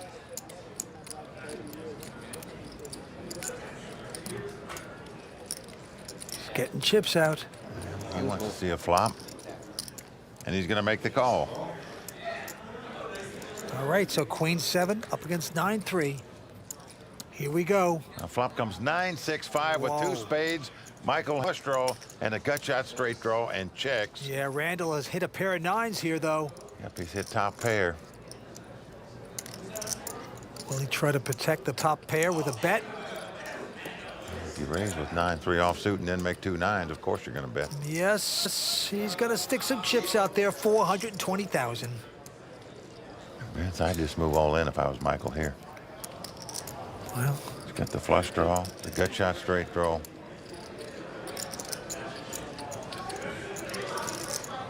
Mullen. And he's going to go all in. Tough decision for Randall now as to what to do. Call. Not too tough because he snap calls. We got a big draw to fade. Well, unbelievable, Vince. I'm not sure I could have made that call for 3.3 million there. Gamble. 9-3 versus Queen 7. Even though Randall has the best hand with 2 9s, he's not the mathematical favorite to win this pot. Michael Benvenuti is. Certainly either player could win this pot. Michael must win it to stay alive. If he wins, he'll be the chip leader. If Randall's 2-9 stand up, he'll be our champion. Here's the turn card. A 4 clubs comes off. Now that gives Michael an open-end straight draw to go along with his flush draw and his overcard. So Michael needs a queen, an 8, a spade, or a 3. Otherwise, Randall Flowers is our champion. Let's see what happens here.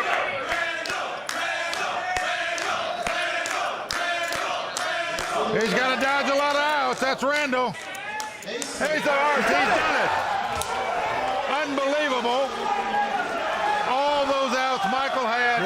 Couldn't hit anything. You certainly can't blame him for getting it all in without hand, Vance. Just played unlucky not to make a hand that could be 2-9. Oh, it is a mosh pit over there for Randall Flowers. He's our WPT champion. Congratulations. It's 2. It's 2. Thanks, Jack. As a professional poker player, this is everyone's goal. So it just feels great to make it heads up, and for a 500K score, I can't complain. Congratulations, Mr. Flowers. Thank you very much. You are the youngest person to ever take down a WPT title and the youngest guy to ever take down 2 WPT titles.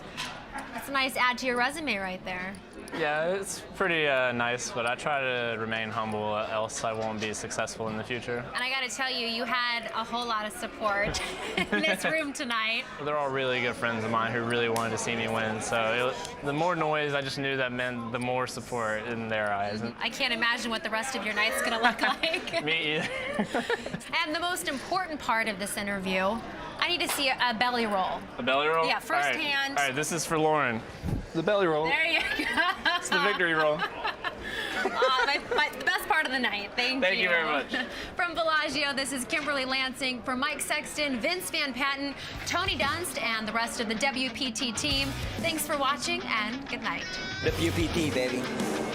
Can't top that. We're waiting for a flower to come. We're a little bingo, bango, bongo here. I wish he was up here and I was down there.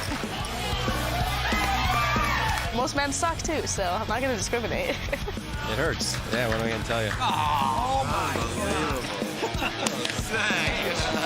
Come on. That's the hand of the month. Can I catch it? And then boom, it comes, and it's like you get that rush. What a roller coaster, huh? I probably lost 5 to 10 years off my life because of this tournament. What a sight to see. The cash for the girls, man. Yes, oh yeah. That's pretty cool. It's 2. It's 2. Let's hear it for the 2-time WPT champ, Randall Flowers. Until next time, may all your cards be live and your putts be monsters.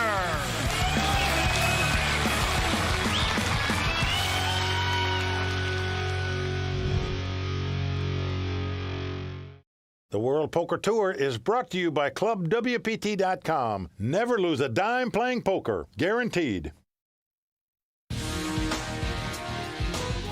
The Connecticut countryside has been invaded by a group of young, talented pros, all ready to prove they have what it takes to dominate the sport. But only one will be named champion. Tonight, it's the Foxwoods World Poker Finals, and it's only on the WPT.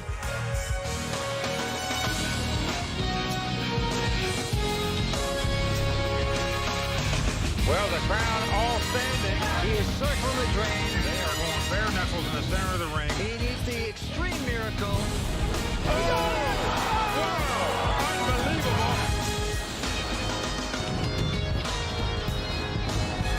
For 9 seasons, Foxwoods has played host to some of the biggest poker names in the world. Howard Lederer, Eric Seidel, and Hoyt Porkins all earned their WPT titles here, but it's a brave new world in poker. 4 days ago, all the great past champs showed up ready to take down another WPT title, but a new generation of pros were ready and waiting to kick the old guard out the door. Day one here at WPT Foxwoods. Let's shut up and deal. With the tournament underway, the Royal Flush Girls hit the floor. Let's see if you're good luck. And they found the room filled with WPT champs, including multiple title winners Carlos Mortensen, Barry Greenstein, Cornell Simpan, and Jonathan Little.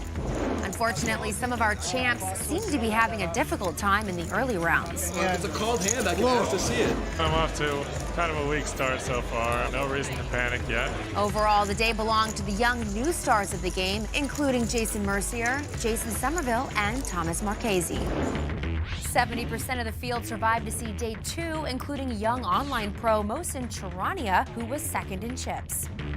Made a couple of hero calls because I had a lot of chips. The last hand I busted a player, flop two pair. I mean, just running really good.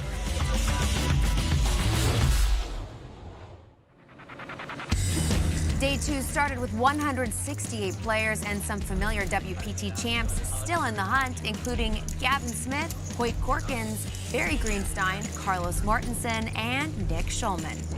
Season 8 shooting star champ McLean Carr started the day 12th in chips, but once again felt he was unfairly losing them. And now you're making me accept it, and it's clearly like wrong. You know, boys, we don't know any of those things. I do know. I told you I know. Lines and Annie's, I keep very close track in my head of like how much I have. I have to. That's how I play. It's ridiculous.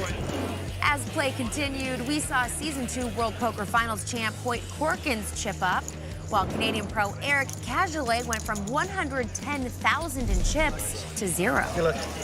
Attention was now on the competition forming at table 10, where WPT champs Howard Lederer, Victor Ramden, and old school pro Miami John Cernudo were battling the young new players to watch, including Jason Mercier and Daryl Fish. As luck would have it, McLean's new seat was to the left of Howard Lederer. Hard for me to go incognito today. But luck was not on the side of WPT champ Victor Ramden, Good game, Vic. as he ran into the pocket kings of 22-year-old online pro Jeff Forrest. Sit open, table 10. By the end of the day, we would see WPT Season 4 World Poker Finals champ Nick Schulman and WPT World champ Carlos Mortensen bust. McLean's day of frustration was capped with a bluff that went bad and sent him packing. After 9 hours of playing, the young pros left an impression on Season 1 World Poker Finals champ Howard Lederer. Things have changed in the last couple of years. It used to be there were a lot of young players. Some of them were good. And a lot of them were just, overly aggressive, thought they were good, but weren't seasoned. I feel like the young guys that are still around are the good ones. Howard barely survived the day, placing 65th out of the remaining 69 players. A couple other familiar names were doing well, with Josh Aryeh and Gavin Smith in the top 5. But it was online pro Kyle Bowker who held a slight chip lead. Day 3 of this 6-day poker marathon started with one goal in mind: making the money. Only 25 of the remaining 69 players would cash, but WPT champ Eric Seidel would not be one of them, as he was eliminated by Russian software engineer Nikolai Yakovenko. Sorel Mitzi did the honors for Jonathan Little, denying the Season 6 Player of the Year his third cash of Season 9. While young pros Jason Mercier, Mohsen Charania, and Kevin Stammen were all moving up in chips, superstars Howard Lederer and Barry Greenstein were sent home empty-handed, leaving Josh Aryeh, Gavin Smith, and Hoyt Corkins holding the hopes of the old guard. But after 9 hours of grueling play, there were still 28 players left, meaning we would not hit the prize money till tomorrow. Online pro Chris Unikin would end the day on the top, and Day 2 chip leader Kyle Bowker would have the night to think about how he went from first to worst. Day 4 dawned with one mantra in the room: make the money, make the money, make the money. My seed is terrible. I'm at the toughest table. I'm out of position on a bunch of good players. It's pretty tough, but hopefully we get to the money soon. But the bubble would not burst quickly. It took almost 3 hours of play to lose the first 2 players. Good luck, guys. Good luck. On the bubble. One more spot to go. You can feel it, the tension in the room right now. Everybody wants to make the money. It would take another hour before the moment everyone was waiting for. New York player Alex Berger goes all in with pocket tens. He's followed by Kyle Bowker, who's holding pocket queens. Flop comes Jack 8-4, no help for Alex. Turn is a 9. Kyle is still in the lead, but Alex now has a gut shot straight draw. River, another 9. No luck for the unfortunate Alex as he exits in 26th place, breaking the money bubble and guaranteeing the rest of the field a payday. After a slow start to the day, the bust-outs came quickly. And the surviving players began to look for that extra edge. I understand what girls go through now, man. This is like hot. My whole neck's burning. But even a lucky wig couldn't help Ronnie Barta from a string of bad luck. And then elimination courtesy of Sorel Mitzi's Pocket Kings. I can't fold a hand. Several big hands would put Card Player Magazine's 2010 Player of the Year, Thomas Marchese, and online pro Jeff Forrest 1-2 atop the leaderboard. And although the field still included superstars Jason Mercier and Sorel Mitzi, Hoyt Corkins' chances of making a 6th WPT final table were looking very good indeed.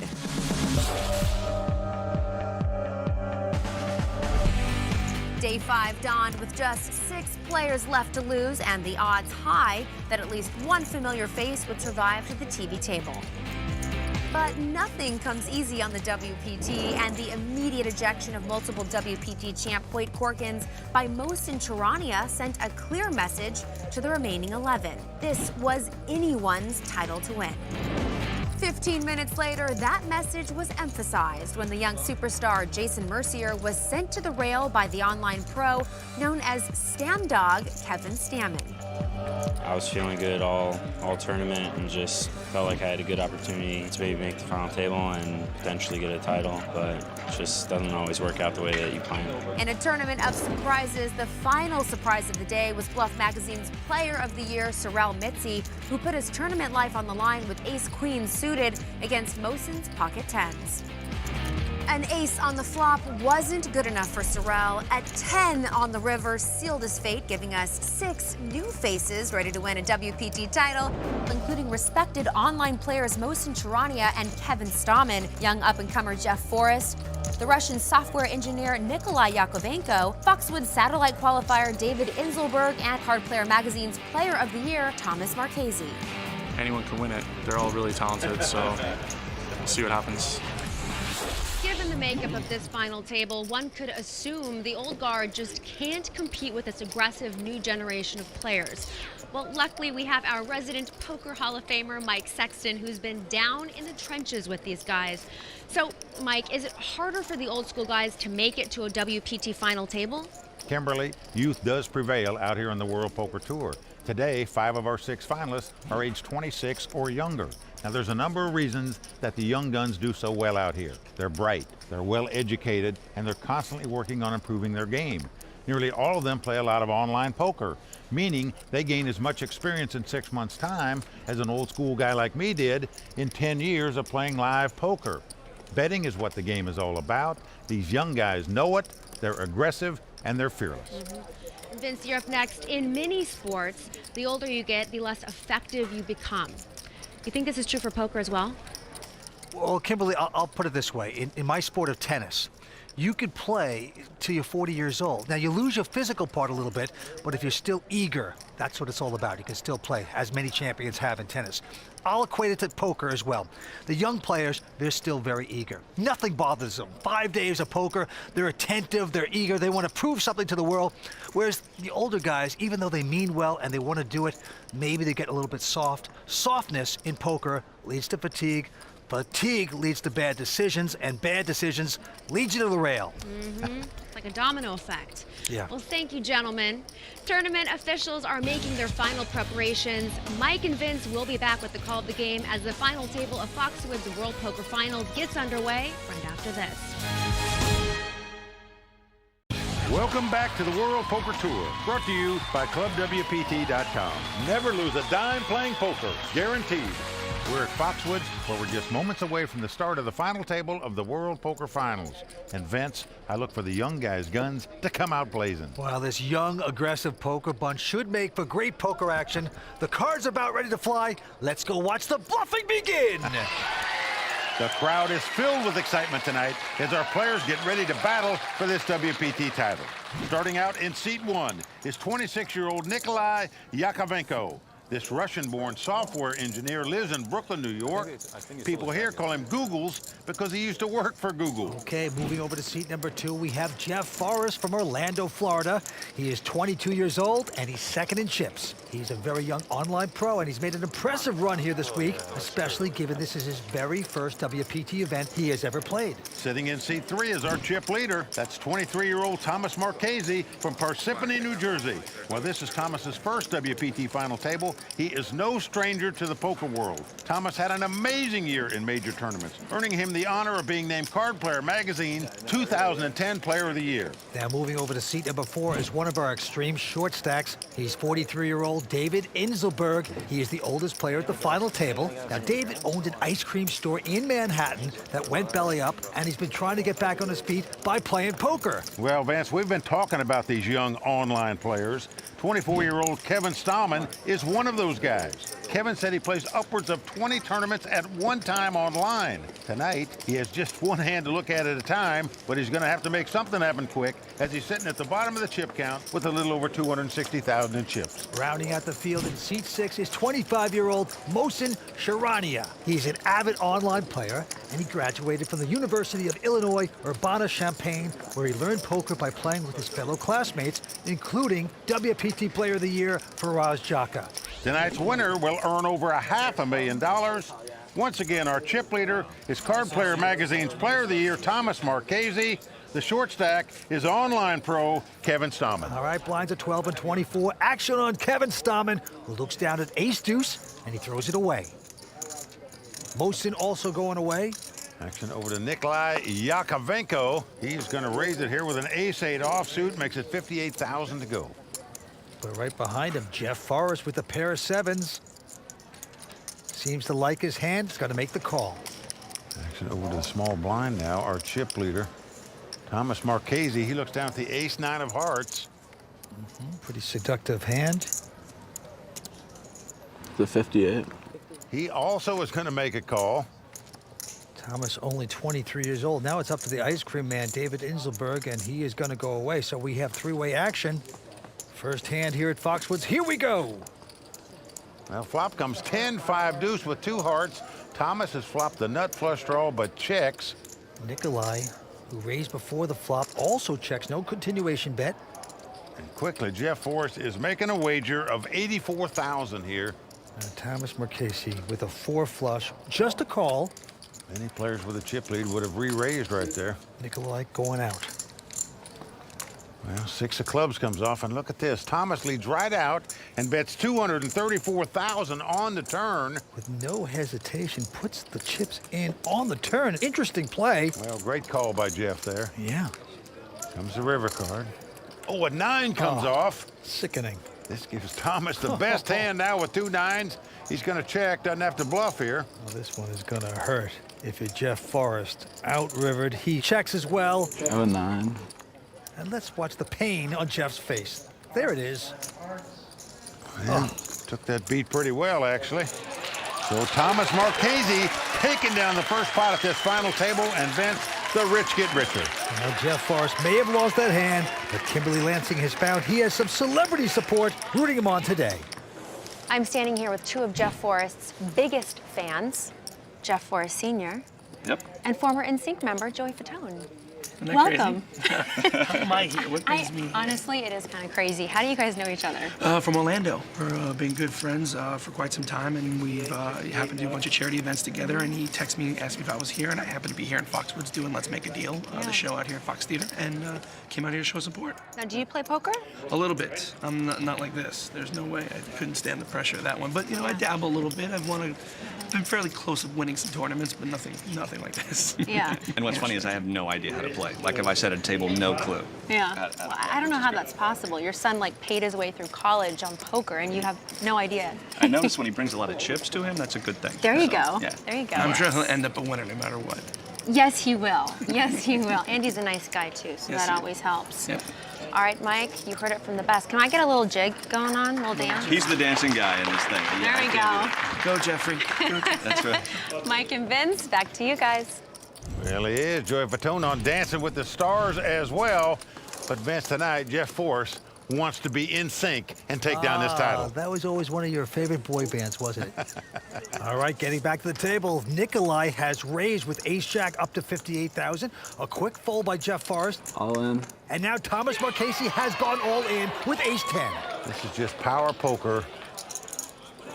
Mathematically, I should be in there, but I kind of feel like you have me by one. It's so sick. And now he is talking to himself. He would love this call if he should make it. My call. Wow, he's Well, made he a great does call. make the call. Yep. A very bright guy, went to Columbia as a computer science major. Come on. I think I'm feeling confident on this one. I know. I'm feeling your confidence, too. Yeah, it seemed like you had that once you started talking. You're probably hoping I had ace-9 and a suited or something. Or just a hand that folds. Oh, boy, and Thomas Marchese, very sheepish at this point. Took a shot. 5 cards to come. Here come the first 3. Now flop comes king, 8-5, all spades. Neither player have a spade, so Nikolai. Spade on the turn. Liking that flop so far. I'll take a 9 of spades in this turn. Thomas Marchese, hoping against hope. He gets lucky. Well, jack of spade comes off. Now Thomas can win this pot if a queen comes off. Show me the queen or spade. Obviously, if a spade comes off, they would split the pot. Both would have a flush. No paint. 1 card to hold off. Well, the 8 of diamonds, he's done it. Nikolai Yakovenko from Brooklyn, New York, doubles up. It's like 5-11. You know, it's so sick. I really could not help but think, man, would Marchese do this with ace-10 suited? Hell yeah. As long as you have that one beat, might as well. We do have to take a break, but stick around. There's more to come, including Tony Dunst giving us the raw deal and 5 questions with poker pro Vanessa Selbst. We'll be right back. Do you think women's events are kind of antiquated?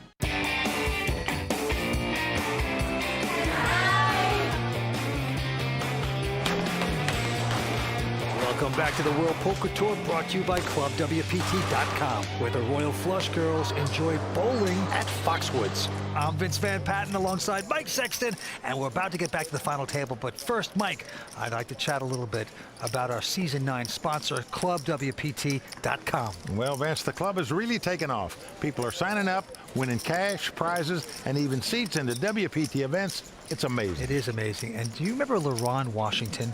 Okay, the Club WPT member that won a seat to the WPT Invitational. Well, of course I do. He was the boxer. Yeah. He went on not only to make the final table, but he won the tournament. It's a great Cinderella story. That is right, and it's a good reminder to everyone at home that they could be the next one to slide on that glass slipper. That's right. You could be next, but first, you have to go to ClubWPT.com. And if you sign up now, you get 2 weeks of VIP membership for free. And don't forget that we have that code that gives them an additional 2 free weeks. That's right. If you go to ClubWPT.com and put in the code Season9, you will get a total of a whole month free. And during that time, you can play poker for your share of the $100,000 in cash and prizes. It is truly a great deal, and everyone should check it out. But right now, we have to get back down to the final table. And as you can see, Thomas Marchese is the chip leader with $3.4 million. Down to the felt we go. Nikolai Yakovenko with an ace-10. He's getting some chips out. Well, he just calls, does not raise in first position, limps in with the ace-10. Jeff Forrest, his first time ever playing a WPT event, is next to act, and he's going to fold. Thomas Marchese out as well. And now it's around to the ice cream man, David Inselberg, who has an attractive queen-jack of clubs. So he's going to make the call. Yep, Stallman out. And motion with a pair of sixes. Check. Not going to raise. So three-way action. And the flop comes queen, jack, 8. What a great flop for the ice cream man, flopping 2 pair queens and jacks. Motion's going to check with his pocket sixes. Nikolai has bet 70. David, come on. The ice cream man going all in. Motion goes away. Strange, man. And now it's back around to Nikolai. He's got to realize he's up against by far the tightest player at this table. Of course, Nikolai has a 2-way straight draw. Will he get stubborn and make this call? All right, deal. Yes, he does. As you said, Vince, I believe this is a stubborn call. That's not what I wanted to see. And I don't like this play, Vince, and I say that because he's gambling against the tightest player at the table. 4 diamonds comes off. Nikolai shaking his head. Did not help him. David, the ice cream man, 1 card away from doubling up. Just got to dodge a king or a 9, and he does so as an ace comes off. So the oldest guy at the table, 43-year-old David Enselberg, takes the ice cream, sticks it in his nose, and wins the pot. In this event, I really didn't think I'd be the last older man standing. Hoyt Calkin played great, too. I'm honored to play with these young guys. They've played a huge amount of hands, 200 tournaments a day, so they could try things out and perfect it in one day, where we play 1 tournament a day. If we try something new, we're knocked out. By the time we perfect it, it could go months. They could do that in 1 day, so they're really good. So as you can see, David Enselberg recognizes how tough these young players are. Vince, he's just happy to be here. How much do you have? I think 420 I started, including this. Been folded around to Mosin. All in. Look at this. With ace-queen, he says all in. And now it's up to Nikolai Yakovenko. He's got ace-deuce, and he is considering this. Well, I can't believe he would think about calling all the chips off with an ace-deuce here. Guess the question is, if I'm flipping, how much do I want to flip? I can understand you moving all in with an ace-deuce out of the small blind, but to call a guy for all your money with this hand just doesn't make sense to me. All right, I call you. Wow, he has done it. He's made the call. Whoa, they're playing fast here at Foxwoods. Anybody fold a deuce? Well, Nikolai asking if anybody folded a deuce. Thomas Marchese did. I offer you a chop. Last chance. The Google man hit the wrong search engine there. Oh, he needs to get extremely lucky. Let's see. Anything can happen on the WPT. And there's the flop. They both have aces. And Mosin, of course, with a bigger kicker. So right now, Mosin in a beautiful position to double up and break Nikolai. Nikolai's going to have to catch a deuce to win this pot, and he does it. Oh. Right on the turn. Well, this is really tough luck for Mosin. Oh, that is just ridiculous. Well, Mosin's going to have to catch a queen, a jack, or a 7 to win the pot. Not to be, Mike. It's over. Well, Vince, in poker, sometimes making the wrong move at the right time is the way to go. That's what happened for Nikolai right there. I think that what I love about tournament poker is that it really does help to be aggressive. Players who don't play aggressively don't do as well. You know, I think that aggression can make up for a lot of mistakes.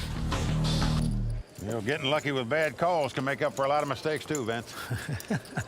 All right, Kevin Stammen gonna fold. Hasn't played a hand here yet. Very tight.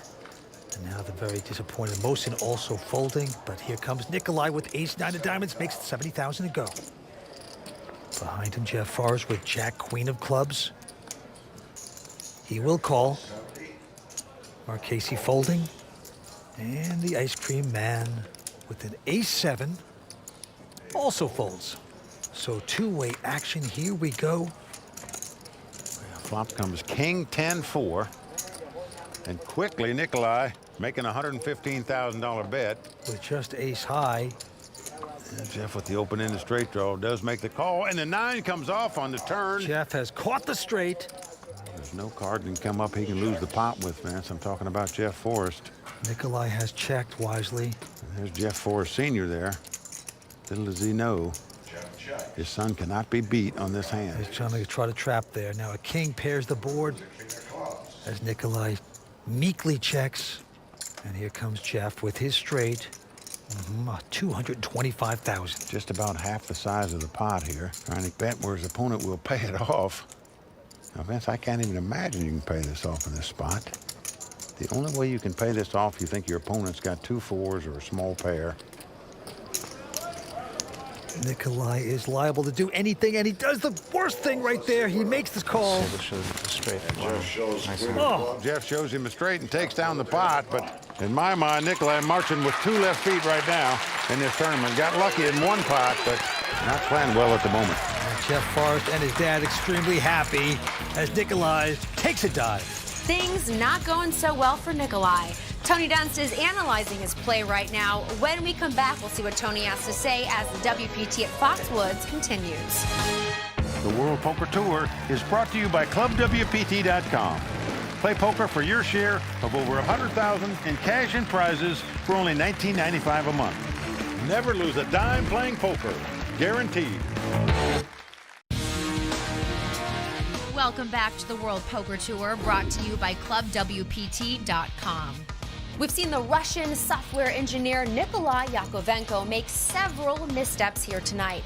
Our own Tony Dunst has reviewed the footage and has some thoughts on Nikolai's play. In this edition of The Raw Deal, brought to you by Rise.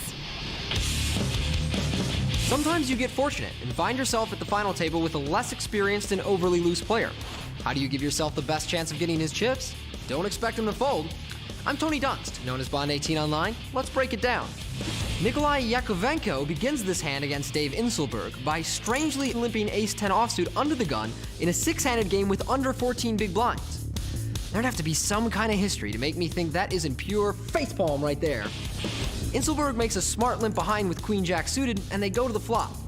Nikolai leads out 70K, and he's stuck calling Inselberg's shove. Come on. Given he's got two straight draws, plus some overcard value, plus the rare times his opponent has a worse draw, and he holds up. Deal. Inselberg made the right decision fast playing his two pair on this texture, as Nikolai was committed to calling with a fair bit of his betting range. Strange hand. Then in the hand against Jeff Forrest, we cut to Nikolai opening to 70K with 12 big blind and ace-9 in the cutoff, which again likely plays better as a shove, but hey, at least it's not a limp. Forrest makes a shallow call on the button and they go to the flop heads up. I find it curious that Forrest doesn't shove over Nikolai's flop bet, but if he believes Nikolai to be a major station and won't fold many of his ace highs and any pair, then I can see why he elects to call. I really like the check by Forrest on the turn, as he only needs to go for one more street of value to essentially stack Nikolai, and he likely realizes that on this texture, Nikolai would simply bet or shove the turn with his stronger hands anyway. I have no idea why Nikolai is calling the river bet though. What hand is he expecting Forrest to turn over?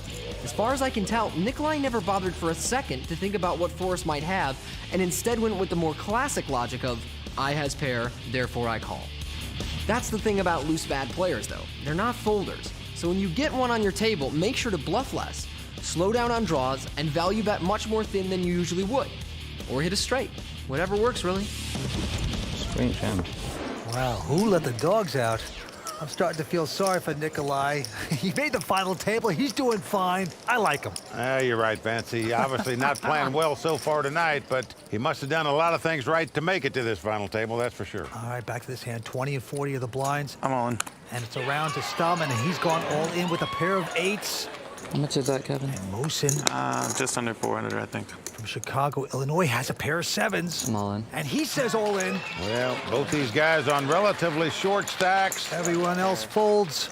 Got a pair? Both picking up mid pairs and moving all in like most guys would do. Nice hand, Kevin. Unfortunately for Mosin, he's got the under pair. He's got the 2 sevens up against 2 8s. It's really close. It's like the worst pair I can get it in with. He does have a few more chips, so he won't be broke if he loses this pot, but... Well, Mike had an awful beat before with his ace-queen to get sucked out with an ace-deuce against his opponent. That was awful. Now, can he get some payback? Not there. It's an ace-4 deuce on the flop. Mosin's behind. Well, Mosin's going to have to catch a 7 to win the pot. He could get a split if it comes a 3 and a 5, but... Comes the turn. Deuce comes off on the turn.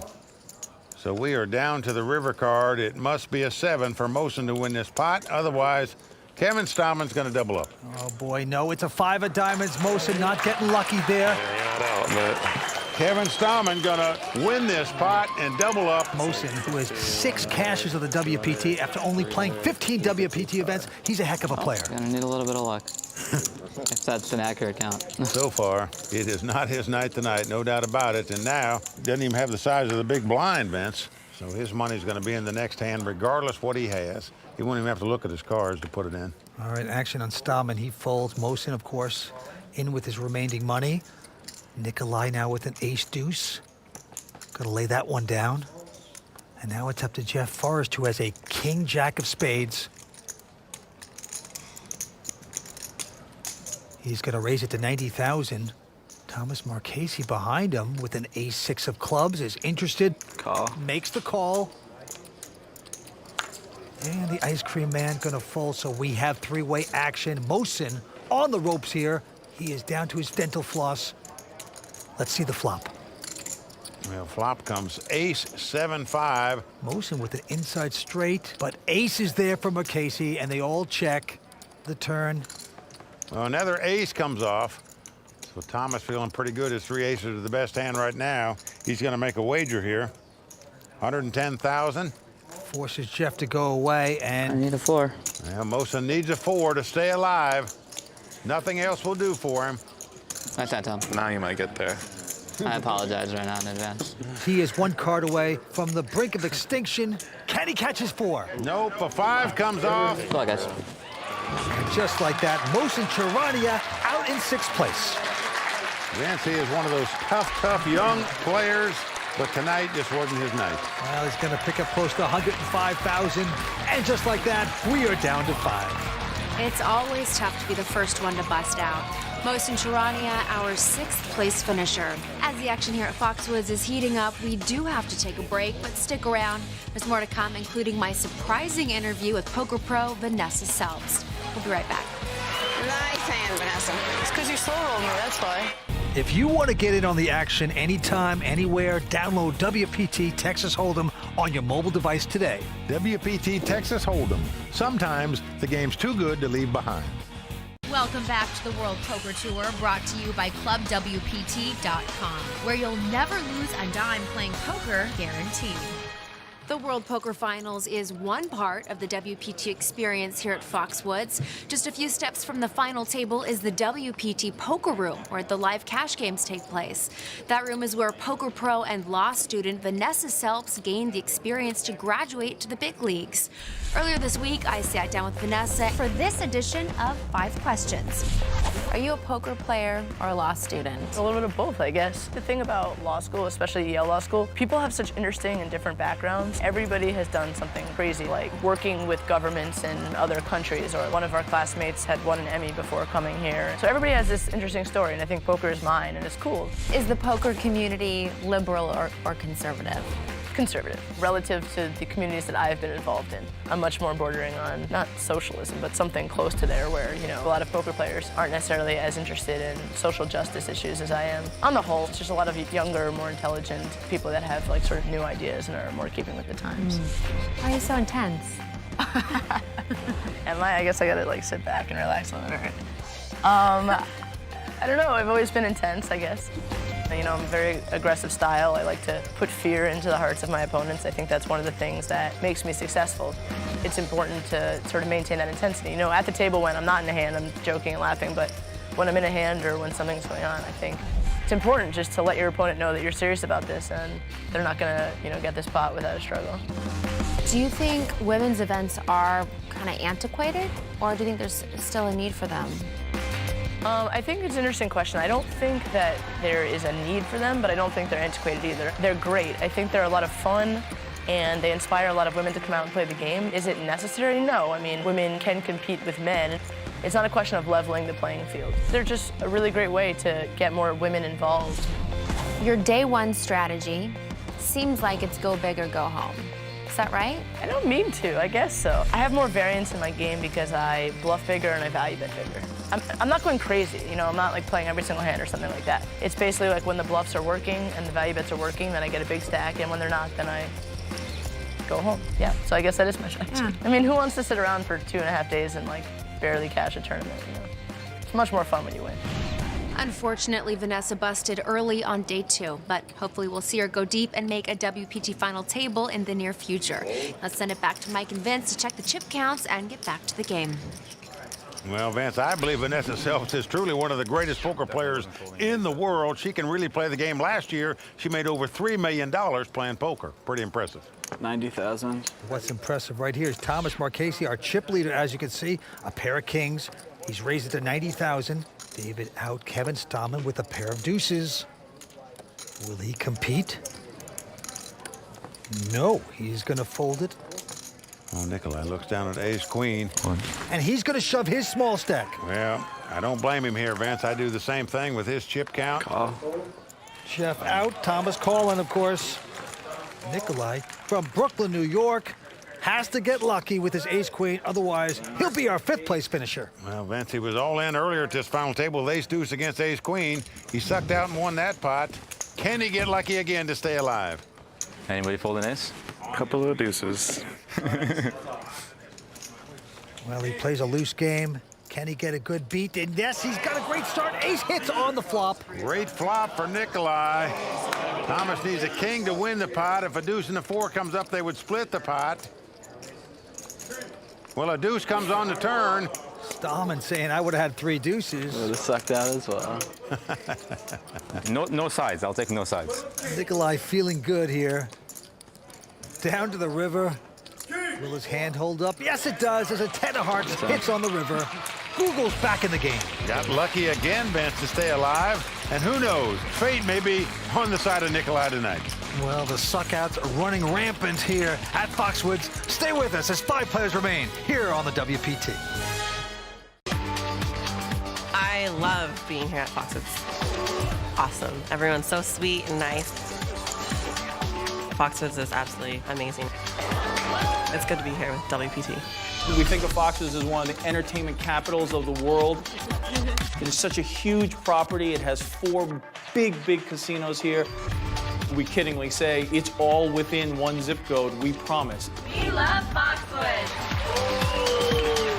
Welcome back to the World Poker Tour, brought to you by ClubWPT.com. And you heard Jen Haley say what a great time she's been having here all week. You can see the Royal Flush Girls, Kimberly Lansing, myself, and my buddy Mike Sexton live at all our WPT Tour stops. 5 players remain here, and the chip leader is Thomas Marchese with $3.5 million in chips. Well, action's going to be on the oldest player at the table, 43-year-old David Enselberg. He goes out. Now Kevin Stallman also folding around to Nikolai.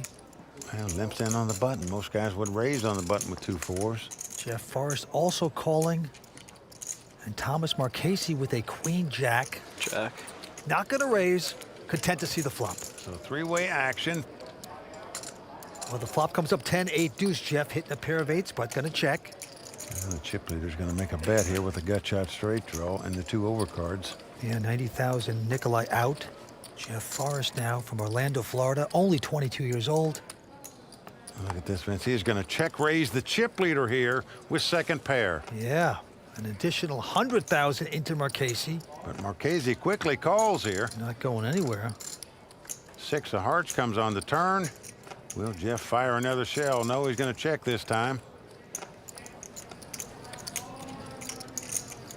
And now no help there to Marchese, but 465. doesn't seem to care. He's going to put in a good bet, 465,000 into Jeff. Ooh, look at that look. You get a glimpse of why Thomas Marchese was Card Players Player of the Year in 2010 for making plays like this. I promise you, probably 90% of even the really good players in the world would have checked on the turn here with an opportunity to get the free card to win this pot after his opponent checked on the turn. And Thomas not taking that route for the free card. He's firing out and winning the pot. Yeah, Jeff has to lay his hand down. Nicely done by the chip leader. Overbetting with a straight? That wasn't much of an overbet.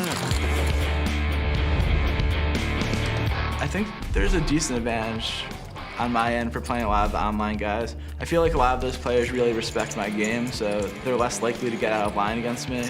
So that way, a lot of times the best players at the table are playing relatively straightforward against me, which makes them easier to play against. Don't go away. We're coming back for more action here on the World Poker Tour, brought to you by ClubWPT.com.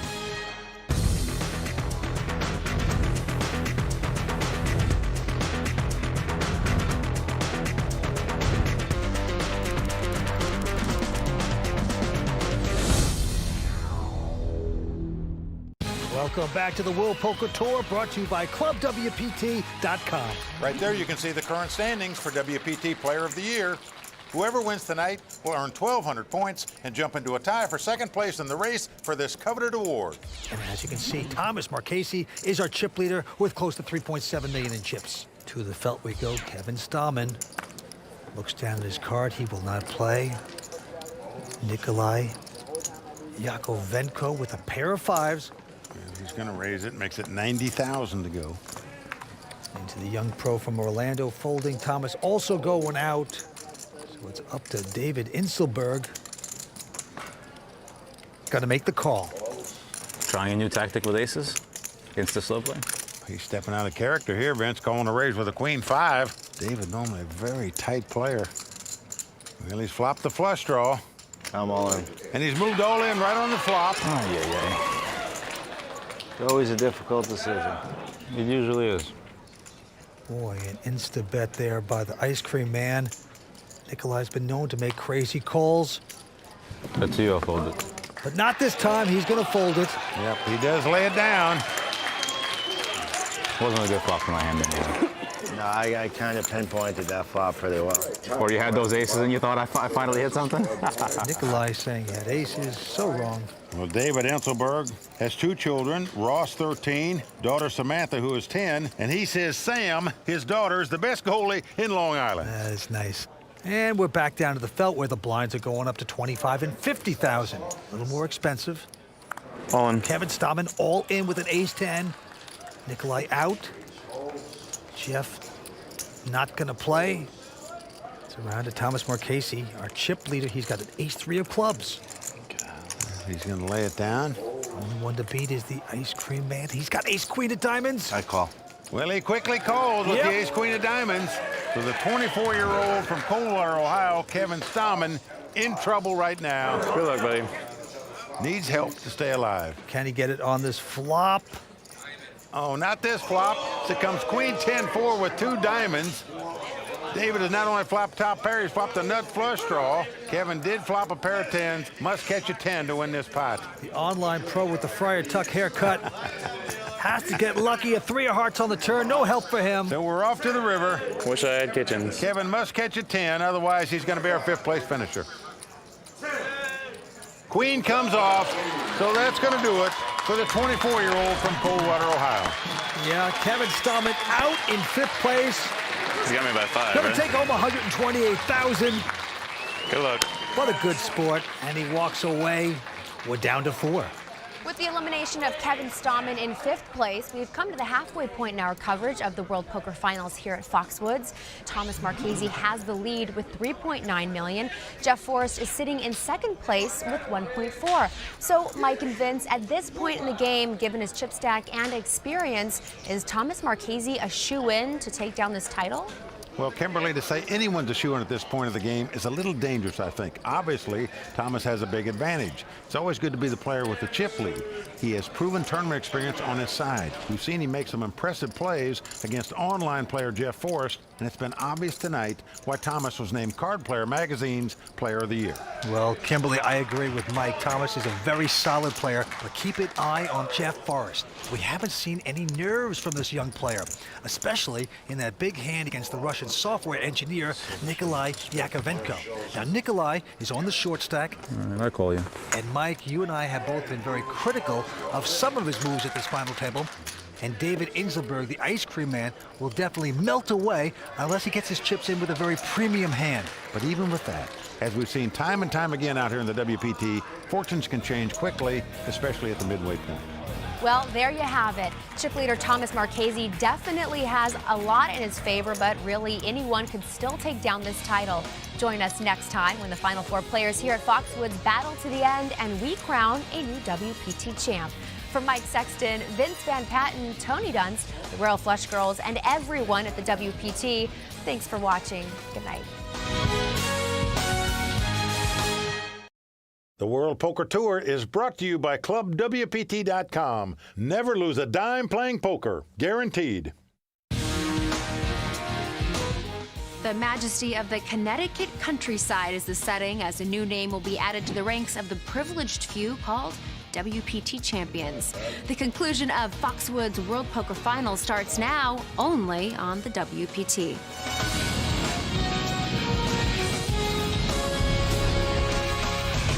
Well, the crowd all standing.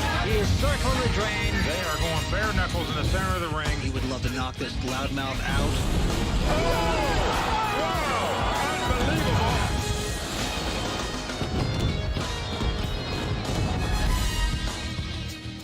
The World Poker Finals here at Foxwoods started with a sizable field filled with established WPT champs like Hoyt Corkins, Gavin Smith, Howard Lederer, and Eric Seidel.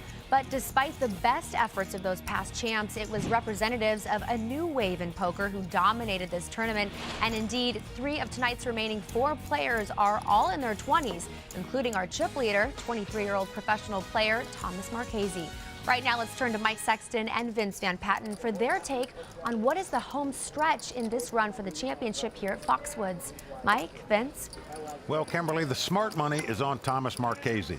He came to this final table with the chip lead and is well out in front with 4 players left. We've seen him make some impressive plays against online player Jeff Forrest, and it's been obvious tonight why Thomas was named Card Player Magazine's Player of the Year. Kim, I definitely agree with Mike. I like Thomas Marchese's chances, but keep an eye on the player second in chips, the 22-year-old from Orlando, Florida, Jeff Forrest. Now, Jeff is playing in his first ever WPT event, but we haven't seen any nerves from this young player, especially in that big hand he played against the Russian software engineer Nikolai Yakovenko. Now, Nikolai is on the short stack as we restart play, and Mike, you and I have both been very critical of some of his moves at this final table, but he's still alive, helped in part by a suck-out against online pro Mohsen Sharania. It helped him send Mohsen Packet in 6th place. Well, that just leaves the last of tonight's 4 players. And in many ways, the odd man out at this final table is 42-year-old amateur David Enselberg. David used to own an ice cream shop. That business went bust. And now he's hoping for a big score to help himself and his family get back on their feet. Previously, we saw David knock out 24-year-old online pro Kevin Stallman in 5th place, so David's got some momentum on his side. But he has his work cut out for him against the likes of Thomas Marchese and Jeff Forrest. Those are the 2 guys I look to go heads up for this title.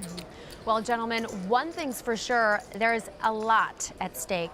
Tonight's winner of the 9th annual World Poker Finals here at Foxwoods will take home over $500,000, along with a $25,000 seat in the season-ending WPT World Championship, where they could win millions more. It looks like Foxwoods tournament director Jeffrey Toth and his team are ready to resume the competition. So, Mike and Vince, let's get down to the action. Okay, thanks, Kimberly. Blinds are $25,000 and $50 with a $5,000 ante. Action's going to start with Nikolai. He's quickly mucking. Over to Jeff Forrest. He's on the button, looks down at a king 10. Most pros would raise with this hand on the button, and Jeff doing just that. Makes it $100,000 to go. The chip leader Thomas out, and now it's up to the ice cream man, David Enselberg. He's going to make this call. Well, David Enselberg has shown to be a very tight player. He's got to step his game up here. He's doing it by calling a raise with ace-3 offsuit. And it's come queen, queen, 3s now out in front with queens and 3s. It's on him first to act, and he's going to check it. Jeff Forrest, 22 years old, out of Orlando, Florida. Got to make the continuation bet. 300,000. Well, quickly to 300,000 by David. Check raised by the ice cream guy. Oh, he's just throwing the milkshake right in Jeff's face here. Put a little chocolate syrup on that one, Mike, and it's going to work. I'll tell you, you got to hand it to David. He is changing his game a little bit, speeding it up, and it's working out well for him. Mike, he got in this tournament through a $250 satellite, just amazing bargain, and he's turned out to be quite a player with a big chance at this title. Now look at this hand. Nikolai has picked up the weapons of mass destruction. Pair of aces just like that in first position. And there he goes, makes it 100,000. He's going to nurse him along on this bet. Makes the minimum raise. Jeff going out. Can he trap anybody? Thomas, the chip leader, picks up nothing. He's going to fold. Well, around to David. He looks down at king 8 offsuit. Call. He's already in for 50, and he's been trapped. He's going to make this call. Well, since we've got the 4-handed, he played the ace-3, and now the king 8, and he has flopped the top 2 pair. Incredible. Just amazing, and he checks it, of course. Look at this, the minimum bet, the size of the big blind here by Nikolai, thinking he's reeling his opponent in. 150. Oh, boy, ice cream man coming back over the top, making it 150,000 to go with his 2 pair. Well, Vince, there's 2 spades on the board, a 2-card straight. I can't imagine Nikolai's going to fool around here and give him a draw to beat him.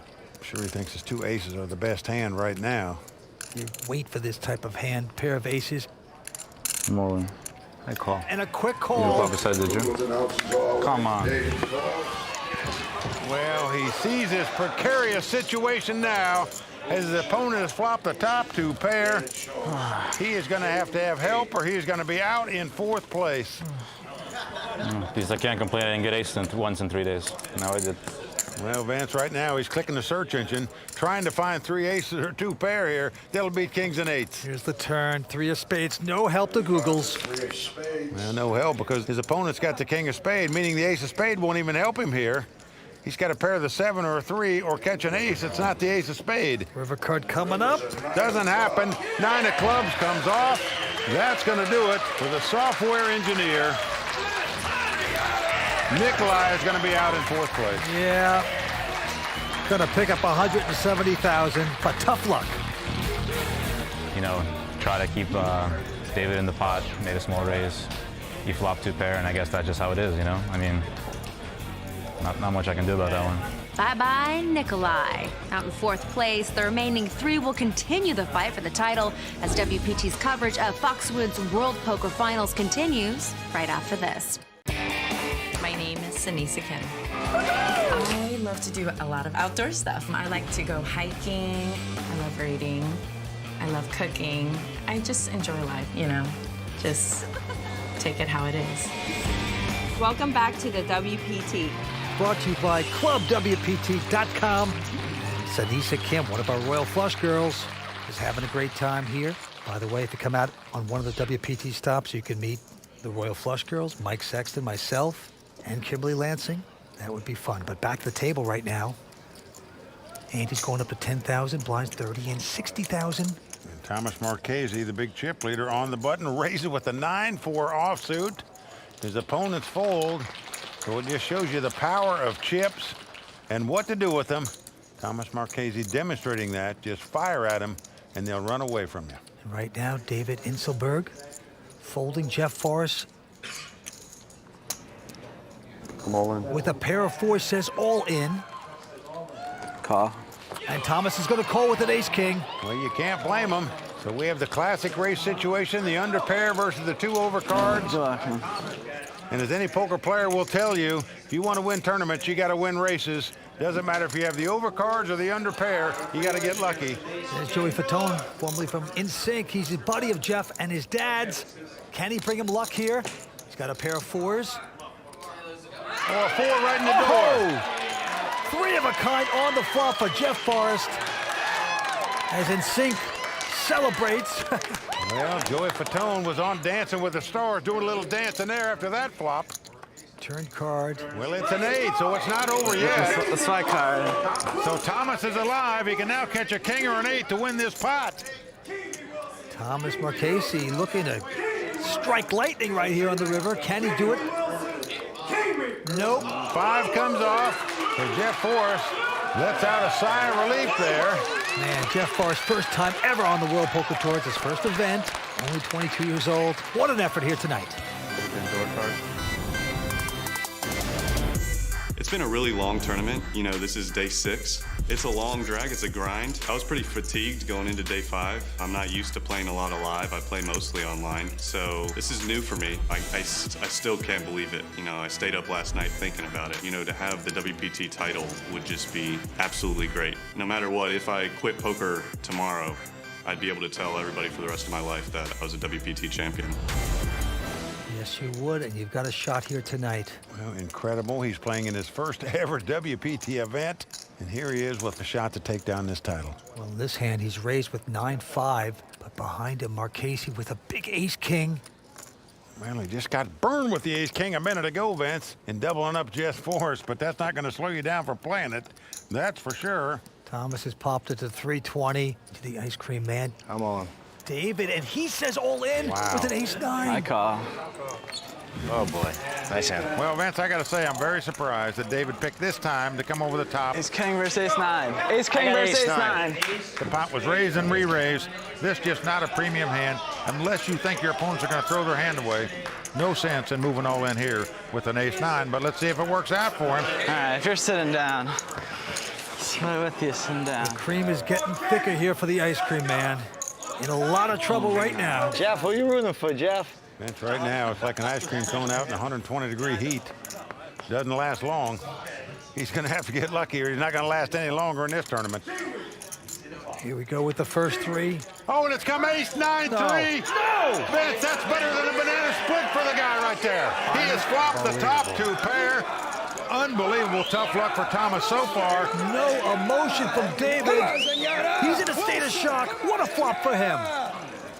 King me, Wilson. Come on, senor. Turn card coming up. Well, 8 of spade on the turn. Can be over 9. Thomas Marchese must catch a king to win this pot.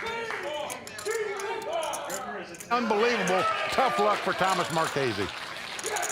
Back-to-back hands. Thomas Marchese has lost with an ace-king. Vince, could it be fate for the ice cream man? Unbelievable to win that pot with ace-9 against ace-king. Destiny perhaps on the side of the guy who won a satellite to get in this tournament. What's going on, man? Let's Behind them win? I don't win from He is taking it to these guys tonight. Man.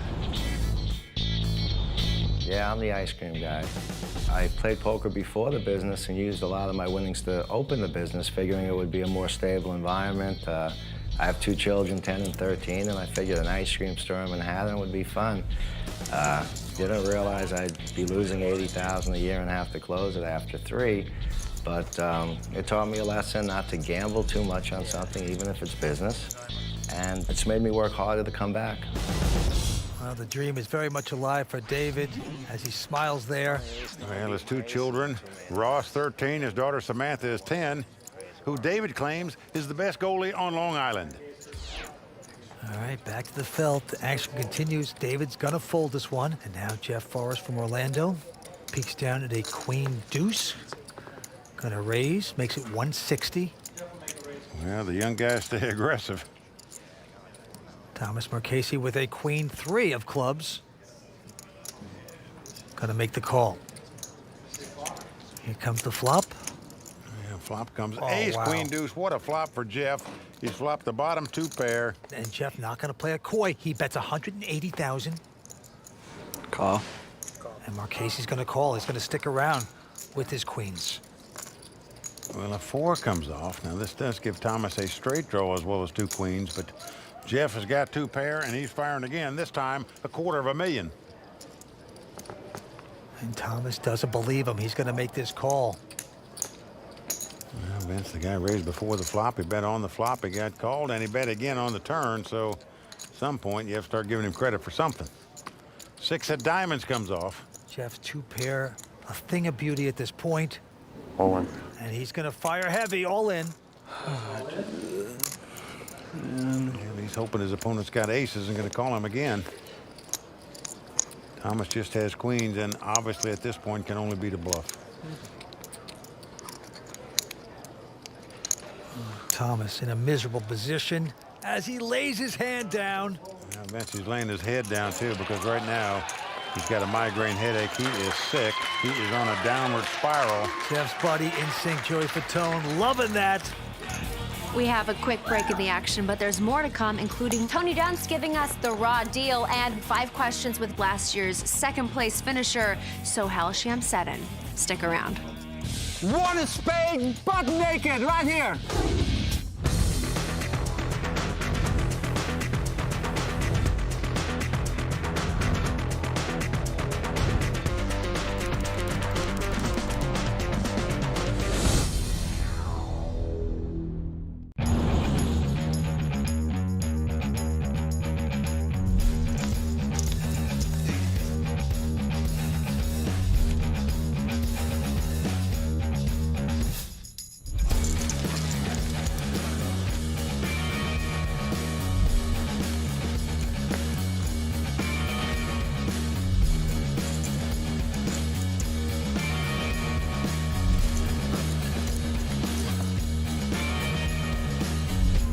Welcome back to the World Poker Tour, brought to you by ClubWPT.com.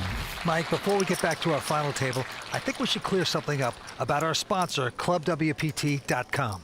What's not clear? It's a membership site that gives you lots of benefit and lots of poker where you can win cash and prizes. That is true, but it is a little confusing to certain people because they can't understand how they can play in all these tournaments for free. They can win their share of $100,000 in cash and prizes. It sounds too good to be true. Okay, folks, let me spell it out for you. Do that. First, you go to ClubWPT.com and pay $19.95 a month for a VIP membership. For that, you get a bunch of great free stuff, like the online WPT Poker magazine, things for your phone and computer, plus much, much more. In addition, you get to play tons of poker. That is right, tons of poker. And, you know, there's dozens of tournaments running every day. You always can find a seat, and all the buy-ins are absolutely free. No money, not a dime. Listen, if you're still confused, hopefully you're not, but if you are, go to clubwpt.com right now and sign up for free. You'll get 2 weeks of a VIP membership for free, and if you use the sign-up code Season9, you'll get an extra 2 weeks. That's a full month for free, and if you can't figure it out how it works by then, forget about poker. Bowling's always an option, right, Mike? Okay, hopefully we've made it clear. Now, let's head back to the table. David Inselberg, the ice cream man, with $3.3 million now. He's the chip leader. The winner's going to take home nearly $550,000. Jeff Forrest with 2.2, and it's on Jeff right now. And with a king 7, he's going to raise. Makes it 120 to go. Thomas out. And now David Inselberg with an ace 8 of diamonds. Yep, he's made the call. We're seeing a flop. And flop comes king 5-4. Nice flop for Jeff as he's flopped top pair, but 200. Right in front of him, David leads out and bets 200,000. That's kind of shocking because he hasn't made many moves before. He's trying now as the chip leader, but a quick call by Jeff, who has the kings. And now a deuce comes off. Doesn't help the ice cream guy. And he's going to check. He does have a straight draw. Jeff checks right behind him, just doesn't want to get check raised out of this pot with top pair. 4 diamonds pairs the board. 250. And there goes the ice cream man again. He's going to take a shot. It's $250,000. That's a puzzling bet here to me, Vince. If his opponent had 6-7, some kind of straight draw, he's going to win the hand with ace high anyway, but in case he had kings, 5s, or 4s, he's going to lose with ace high, and that's exactly the case as Jeff calls him with the 2 kings. That's him. And he's going to take down the pot. Well, nice solid call by Jeff. And usually tonight, he's been the pusher. He has been taking stabs, pushing the pots, and this time he let David do that, and it backfires on him. Showing the young kids how to play, man. I've been playing longer than you guys. You guys have played a lot more hands than me. Well, maybe the snow cone is finally melting here a little bit. I was saying in the interview how for us to change something, we have to lose 6, 7 tournaments each day, where you could figure something out in one day playing 30 tournaments. And don't underestimate yourself there, David. You're doing just fine. Back the table. Thomas quickly folding. Well, David picking up a nice hand, the small blind here. 160. He's going to raise it, makes it 160,000 to go. And he's going to get a call by Jeff with just an 8-7. Jeff has got position on him, as we say. He's got some money invested, makes the call, and looks like wisely so as he flops 7s up. Now, David, will you make the continuation bet? No, he slows down. And Jeff with the 7s. Well, it's going check, check. Here comes the turn. 5 of hearts helps neither player. David possibly conceding checks again. And now Jeff. $185,000 bet by Jeff. Your arm never gets tired. It's amazing. I got the promo. I'm going to have to lay it down. He just doesn't like the way things are going, Mike. Listen. And he is going to lay it down. So Jeff Forrest on a little roll here right now. Will you catch the 5 somehow? 22-year-old playing in his first ever WPT event. Flopping full houses over there, you know. How's your arm feeling? Me, it's getting tired. I don't want to do that anymore. I had a good, I got hands that you guys would be all in with, and I'm just making bets with them and folding. David Inselberg taking a beating these last couple of hands, while Jeff Forrest adds to his chip stack. Tony Dunst has something to say about David's play. We'll find out what right after this. Welcome back to Foxwoods World Poker Finals, brought to you by ClubWPT.com. Before the break, we saw the tightest player at the table, David Inselberg, attempt a bluff. It didn't go so well for David. Here to tell us why is Tony Dunst in this edition of The Raw Deal. Brought to you by Rise. Does being the tightest player on the table give you a license to bluff, no matter the situation? No, it doesn't. Especially not if you don't think about your opponent's hand range, don't pay attention to board texture, and have no idea how to size your bets. I'm Tony Dunst, known as Bond18 online. Let's break it down. Things play out pretty standard pre-flop in this hand between Jeff Forrest and Dave Inselberg when three-handed. It's on the flop where things start going all kinds of wrong for Dave. His ace-high has decent showdown value on a board of king 5-4 rainbow against a button raise. 200. So I'm not sure why he's betting when Jeff will react by folding all his worst hands and calling with almost all of his hands that are better, except the rare times he folds a weak pair or a better ace-high. The turn is a deuce that changes little outside of adding a backdoor flush draw. Dave checks, and Jeff makes a nice check back to control the size of the pot. The river brings an offsuit 4, and now David makes an even worse bet than the one he fired out on the flop. 250. I call bets like these 100% spew, because they wind up throwing away chips almost 100% of the time. First, let's look at Jeff's hand range. He likely wouldn't call on the flop against a player as weak as David without a decent hand and will usually bet the turn when he himself is drawing. Then there's the board texture, which ran out a very safe deuce, then 4. And neither card can possibly serve as something scary for David to represent with his bet. Lastly is sizing. David bets $250K into a pot of nearly $1 million, giving Jeff 5-1 on the call. This is one of the strangest hands I've seen playing on the WPT all year, and it's a clear example of why we think before we bet, no matter how tight our table image. My guess is David won't be attempting another bluff anytime soon, but you never know. Let's get back to the action with Mike and Vince. Also, the other problem was that the man caught a pair of kings on the flop. Otherwise, the bluff might have worked. Exactly. 3 players remain. We're seeing it all here tonight.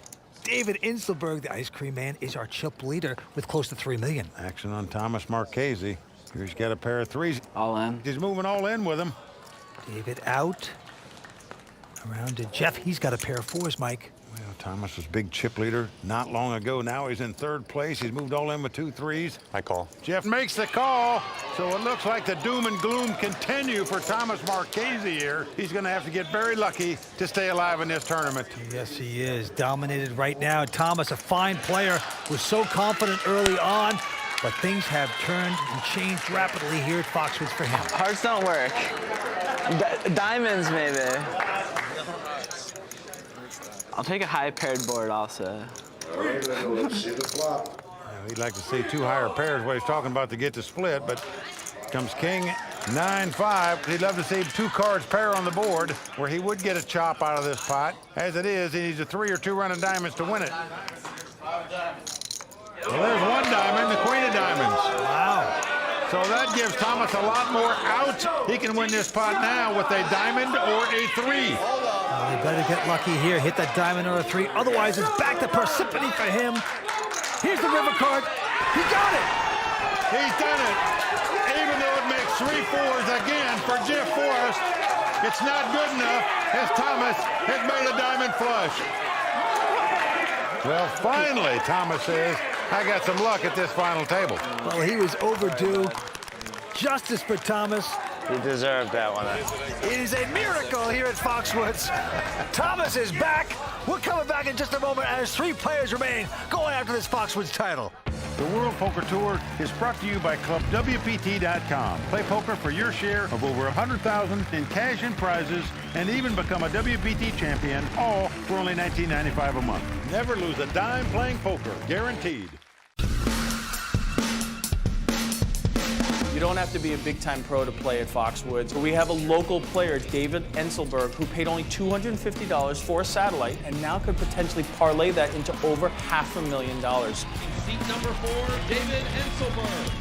Everybody could take a chance at it and potentially be at this final table. If you're into poker, this is really right now the center of the poker universe. Welcome back to Foxwoods. I'm Mike Sexton alongside Vince Van Patten, and this is the World Poker Tour brought to you by ClubWPT.com. 3 players remain here at the Foxwoods World Poker Finals. Our current chip leader is 43-year-old David Inselberg, former ice cream shop owner. Got in this tournament by winning $250 satellite. Action's on him. He folds. Now Jeff Forrest from Orlando, Florida with a 7-5 is going to raise $200,000 to go.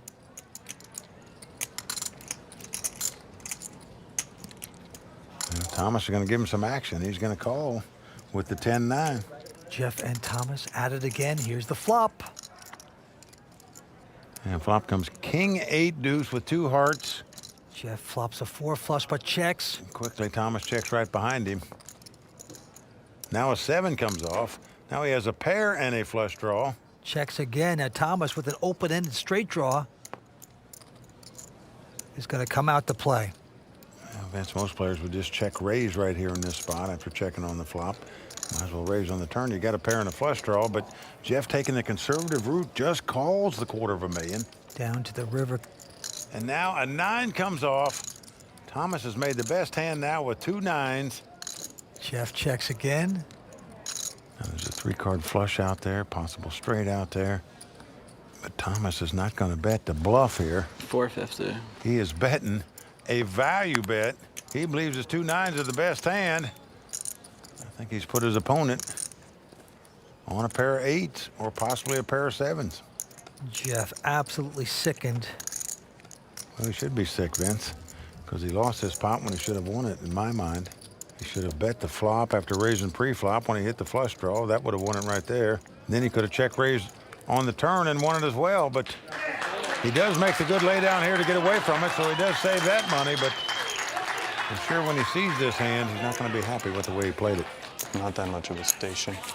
Last season here at Foxwoods, we saw Sohail Shamseddin pull out all the stops in what could only be called a performance as he banked a second-place finish. Call Dr. Phil, call Dr. Ruth, call Dr. Kevorkian, just call a damn doctor because I'm sick. While Sohail's table talk is always entertaining, there is a method to his madness. In this edition of 5 Questions. Sohail, your table talk. It looks like it's all for show. Is there any strategy behind it? Yes, there is a little strategy. You can put 9 of the tightest players in the world on my table. Give me 1 hour, and they will play any 2 cards against me. One of the guys told me, you have a way to make good players play bad poker. So there it is. That's the strategy. Vince calls you Sohail, what the hell? Do you really not care about the results? I'm one of those guys that I don't sit and wait for opportunity to fall in my lap. I'll go look for it. Well, Vince, it's official. It's So What the Hell now. That's his nickname. Let's go ahead and gamble with the 10 deuce. Bottom line is, I'm trying to win. I'm not trying to edge up 1 seat at a time. So if I think I'm ahead, I'll take the gamble. I always go with my instincts. Well, you do have a really big personality. That is like a thing. But do you ever feel like you have crossed the line? Never. Most of the time I'm sitting at the table where most of the players I don't know. I only have a good time because you're here, Sohail. You're the best. I wish I could have you at every table with me. Me too. He is happy-go-lucky. The guy's showing their love for him. More than 90% of the time, they always come shake my hand and tell me how much they enjoy playing with me. Even though I bluff them and I show them and try to put them on tilt. Knock them out. And knock them out. What puts you on tilt? Not a darn thing. Poker is streaky. It's just like life. I mean, you're going to have good runs, you're going to have bad runs. The key is when you have your bad runs to keep your insanity, you know, because it will change eventually. Would you say that most poker players take the game too seriously? Yes, I mean, I had a guy one time come to me and says, I need to change my style of poker, you know. And I told him, I said, your style is extension of your personality. If you want to change your poker game, you have to change the way you live and the way you look at life and the way you take every day. It is. That's why I love the game. Sohail busted on the first day of the World Poker Finals this season, but I'm sure we've not seen the last of him. Let's send it back to Mike and Vince to check the chip counts and get back to the game. Well, Vince, I believe if you took a poll among poker players that play out here on the tour, they would vote Sohail Shamseddin as the #1 guy that they would want at their table in terms of having a fun table and an entertaining table. Back to the table on Thomas with the button. He's got a Jack-9 of clubs. And he is going to pop it up. Makes it 160,000 to go. Now look at this, the ice cream man with a pair of 4s. And he's also got the chip lead, Vince. Many players just come right back over the top with a pair. What are you playing? Are you playing 1.2? 1.3 and this. Can afford to push his man around, but no, I'm shocked by this. Absolutely stunned. He folds the hand. How is that? In the meantime, Jeff's going to make the call with the Queen-7 of clubs, so... Yeah, this is just a stunning fold. He's very concerned at 4 right in the door. Look at that look. Jeez, back to serving snow cones back at the place after that play. Gee. Oh, boy. Well, with the cards his opponents are holding, you probably wouldn't have made any more money anyway, but still. We'll see. They both checked on the flop, and now on the turn of 3. And Jeff's going to get fancy. He's going to make a bet. Well, here's a case he's bluffing with the best hand, the queen high. He's going to take down the pot. Good flop. Flop is set. I knew that if I raised you with 4s, we'd get it in. I don't want to get it in right there with 4s. Wow. I am so bad. The ice cream is going sour here tonight at Foxwoods. 3 players remain going after a WPT title. We're coming back for more. Brought to you by ClubWPT.com. Welcome back to the World Poker Finals, brought to you by ClubWPT.com. The winner tonight is going to take home over $500,000 and earn 1,200 points towards the race for WPT Player of the Year. Let's get back down to the action with Mike and Vince. Right now, the chip leader, David Inselberg, the ice cream man with $2.8 million. And then we have Thomas Marchese with $2.6, Jeff Forrest, $1.8. And now David Inselberg, first to act. And he's going to lay down a queen jack. Now Jeff Forrest is going to raise with his ace-9. Makes it $225,000 to go. All in. And Thomas Marchese coming over the top with an ace-6. It's going to cost Jeff Forrest all his money to make this call with an ace-9 offsuit. Now, he knows Thomas very capable of making a move here with like king-queen or king-jack suited, possibly an ace and a baby card suited. But still, would you call another $1.6 million with an ace-9 offsuit for your tournament life?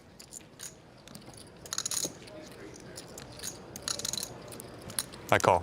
He has done it, and what a call this is by Jeff Forrest. Win or lose this pot, you got to admire the moxie of making a call for this much money with just an ace-9 offsuit after your opponent moves over the top all in on you. Here come the first 3.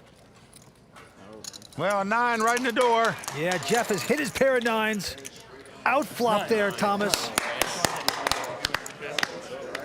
It's hard for me to catch up here. Thomas has got to catch 6-6 to win it. Doesn't happen as the 9 comes off on the turn. Jeff Forrest has doubled up. We working with. Jeff makes 9 full of aces. Just like that. But Vince, the key there was having the moxie to make that all-in call with the ace-9 offsuit when your opponent moves you all in. Yep. Jeff, a former business student at the University of Central Florida. He dropped out to play professional poker, and right now it is paying off. The blinds are going up to 15, 100,000. Back to the next hand. Jeff now looks down at a king-6. He's the chip leader now. Feels like he's on a little roll, so he's going to raise it up here with a king-6 offsuit. Makes it 275, but Thomas Marchese all in. With ace-king says all in. Ice cream man goes away. Call. He's been called. Ace con. By Jeff, and Jeff not in good shape here at all. His opponent has him dominated. It's ace-king versus king-6. But remember, Thomas Marchese has not fared well with the ace-king at this final table. That's his nightmare hand. That's the hand he's been getting sucked out on all night long. Can it continue like that? Well, you're right, Vince. The last time he had ace-king, his opponent had ace-9. The flop came ace-9-3. That hand was a nightmare. Could it possibly happen again to him? Wilson, keep it friendly for me this time. We will see. Thomas Marchese, the Parsippany Kid. Like to have his hand hold up. Here it comes. Jesus. A 6 right on the flop. Another dagger in the heart of Thomas Marchese. The door card has been the dirtiest. The door card, yeah. I can't even speak. Brutal for Thomas. Jack or 8, maybe. Here comes 4th Street. Well, a queen comes off. This does give Thomas a straight draw. That means Thomas can win the pot with a 10 now, as well as an ace, but he's got to have help. And Joey Fatone, Jeff Forrest's good friend, celebrating perhaps a little early there. Can Marchese get lucky? No, a deuce of diamonds on the river. Well, folks, I got to tell you, absolutely horrible luck for Thomas Marchese at this final table. Yes, he outdrew the opponent in one hand when he had 2 3s against 4s, but on every other occasion, he had a dominating hand and didn't win a pot in these all-in situations. Yeah. I don't know. I'm happy with how I played. I was unfortunate to be on the bad end of some beats in all-in pots, but that happens, and I'm sure I'll be back here. With Tom Marchese out in 3rd place, we've reached the all-important heads-up action. Will it be Jeff Forrest or David Inselberg who takes the title? We'll be back with WPT's coverage from Foxwoods right after this. If you want to get in on the action anytime, anywhere, download WPT Texas Hold'em for your mobile device today. WPT Texas Hold'em. Sometimes the game is too good to leave behind. Welcome back to the World Poker Tour, brought to you by ClubWPT.com. As is the custom on the World Poker Tour, when we get down to heads-up play, we have our money presentation. So show us the money!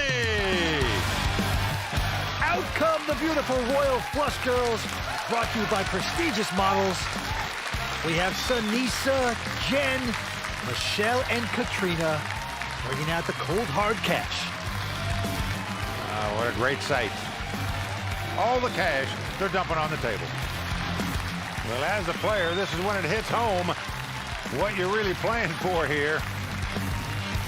It is a lot of money. But along with that great cash comes some other goodies. We got the customized Tiffany bracelet, the beautiful Foxwoods trophy. This is what you dream about as a poker player. Welcome back to Foxwoods. We are moments away from heads-up action where Jeff Forrest and David Inselberg will battle for a WPT title. During the break, we caught up with both players, and here's what they had to say. You know, it wasn't exactly expected. You know, there was a lot of great players going into the final table, but obviously I'm extremely happy and very proud to be at this point. This is a dream come true. It means I'm not down to my last 700 trying to pay for food next week. It means I can do what I want to do now, make my family happy, go back to how I used to be before I lost all my money in business. The players are ready, so let's get back to the call of the game with Mike and Vince. Well, Vince, just a dream final in my mind. A 22-year-old who's got the chip lead with 5.1 million in chips, playing in his first ever WPT event, up against a 43-year-old guy, lost his money in business, got in this tournament on a $250 satellite, and is going to make a huge cash wherever he finishes. Well, here we go. David Inselberg with the button has called with Queen Deuce. Jeff Forrest with Queen 8, content to see the flop. Here we go. Yeah, flop is ace-9-3. No help to either player. Jeff is going to check, and look at this. Changing gears, perhaps, by the ice cream man. He makes a bet, and Jeff Forrest going to fly away. First hand going to David Inselberg. Well, Jeff has about a 2.5 to 1 chip lead as we start this heads-up battle over David Inselberg, but David off to a good start. 200. Well, Jeff now with 9-7, going to make it 200,000. David with a Jack-10 right now. Will make the call. I was going to say, you won this tournament back in '92, I believe. Yeah, Jeff was what, 3 or 4 years old at that time? That's right. All right, the flop comes up ace-king-7, pair of sevens for Jeff Forrest. They both check. Oh, a queen comes off. This gives David the absolute nuts. He's got the ace-high straight. 300. Oh, when he gets to have someone bet into him, when you have the cinch, the nuts. So in my opinion, Jeff made a bad play here by not making the continuation bet on the flop. Now, David might have called with a gut shot straight draw, but if a guy raised before the flop and bets when an ace of king hits the board, chances are you're not going to call. 5 on the river, no help, so the ice cream man with the nuts going to check again. Check's good. Oh. Right. He's disappointed he didn't get more. Well, David's a little upset here. He's not going to make any more money if he leads out in bets or if he raises on the turn. So in truth, he's just frustrated his opponent didn't have a better hand, but yeah, he's got to be aware he couldn't have won any more money had he raised on the turn or bet on the river. You don't get paid for a Sunday if you're just giving away a snow cone. I can't hear you. Well, cold stones is what the audience is crying out here. No, he didn't have the cold stones in the ice cream parlor, but that ace-high straight was a cold stone nuts, no doubt about it. Well, David on a nice comeback trail right now. It's on him this time with a miserable-looking 10 deuce offsuit. 200. And he's going to pop it. Makes it 200,000 to go. Yeah, must think he's Doyle Brunson right now. 6. 10 deuce, very famous hand in the poker world, named after Doyle Brunson, who won the world championship 2 years in a row with that hand. But here he gets raised and throws the 10 deuce away and now recognizes he's not Doyle. Yep, but at least he has moves right now. David does. What Steve Danneman say? I'm having the time of my life when he was heads up to Hatcham. Sounds right. I'm having the time of my life. I'm sure you are also. This is great. David's really enjoying this. 200. But look at this. Jeff has a pair of ladies, pair of queens. Makes it 200,000 to go. David with just 9-6 going to make this call. Could get into trouble. Wow. Flop comes 9-8-5. David's flop top pair and a gut shot straight draw. Jeff, of course, has the overpair. Yeah, David has checked it. 250. And a $250,000 bet with the overpair by Jeff. 600. Well, we could see some serious fireworks here. And Vince, in my mind, if you get the overpair here, you just got to go for it all. I'm all in. And that's what he's done. Jeff Forrest has moved all in. It's plunge time. I call. Yeah, you can't throw this hand away now if you're David. You just got to gamble with it and hope you can hit a 9, a 7, or a 6. The ice cream man is down to 8 flavors, gentlemen.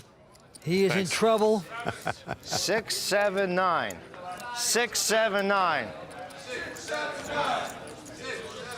He's trying to get a chant go, but it's a little meek. Let's go, folks.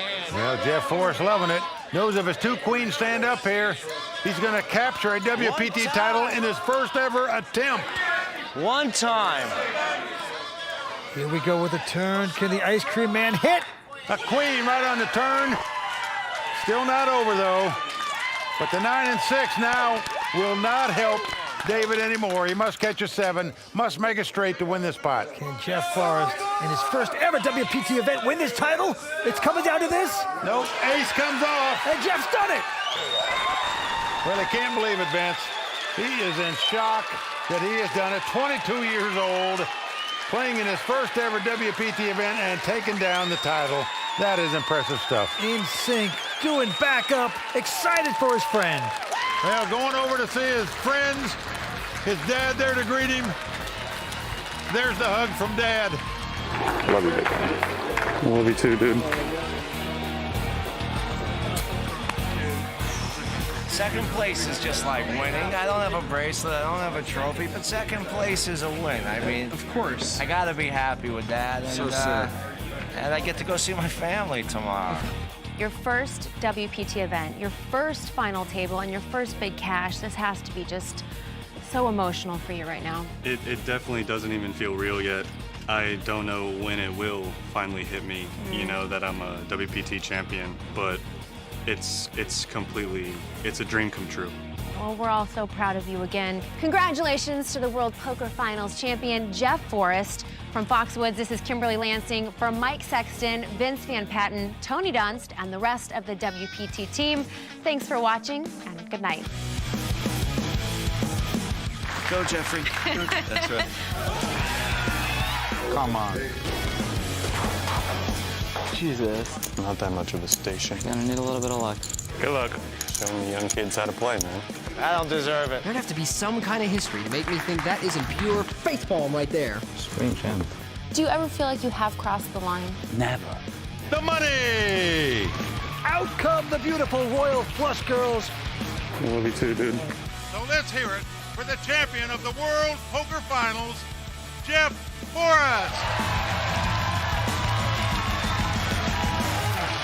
And until next time, may all your cards be live and your putts be monsters.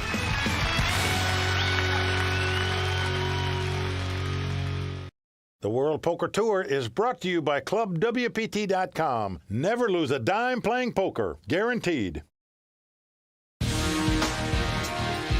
At Bellagio, a WPT favorite reappears after 7 years. 2 bridesmaids make a bid for the top spot, and one of poker's biggest names makes her bid for WPT history. It's a night worthy of Doyle Brunson himself, and it's only on the WPT.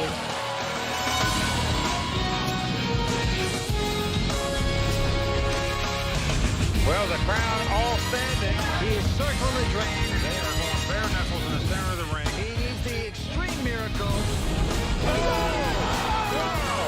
Unbelievable.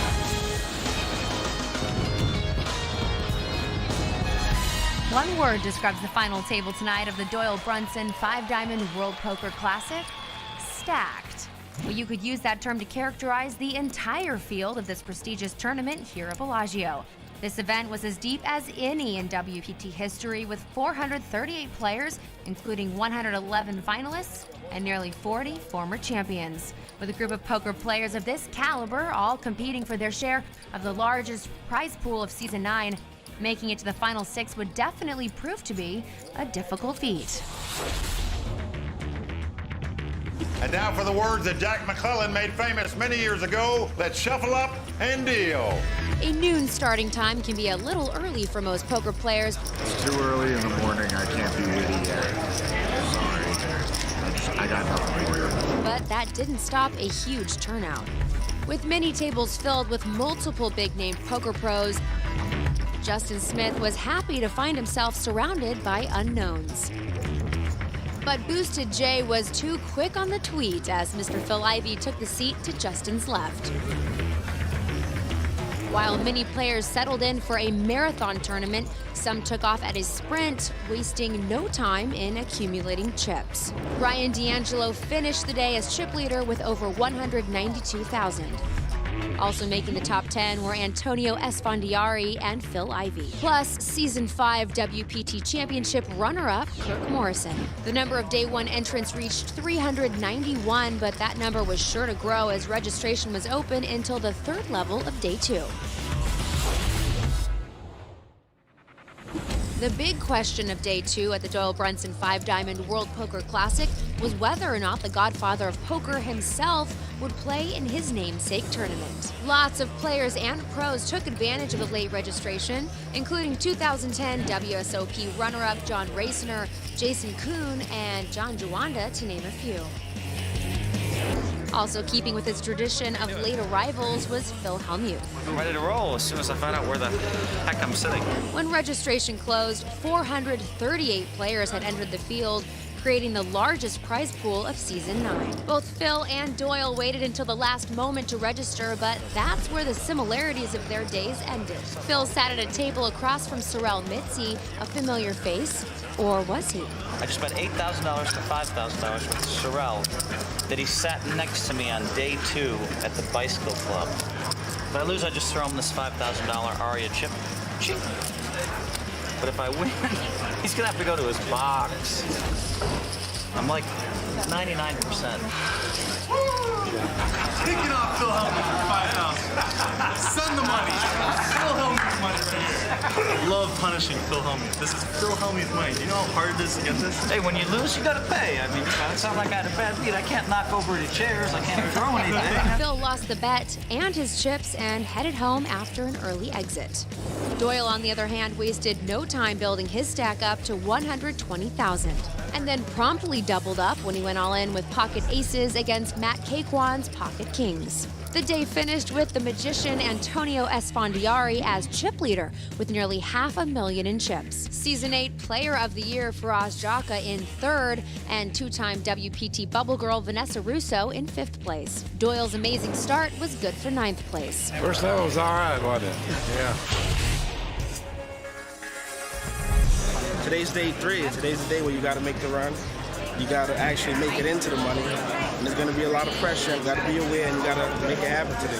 Day 3 began with 138 players remaining, of which only 100 would make it into the money. So for short stack players like Olympic gold medalist Audley Harrison, it was time to make a move. Fight back, the comeback today.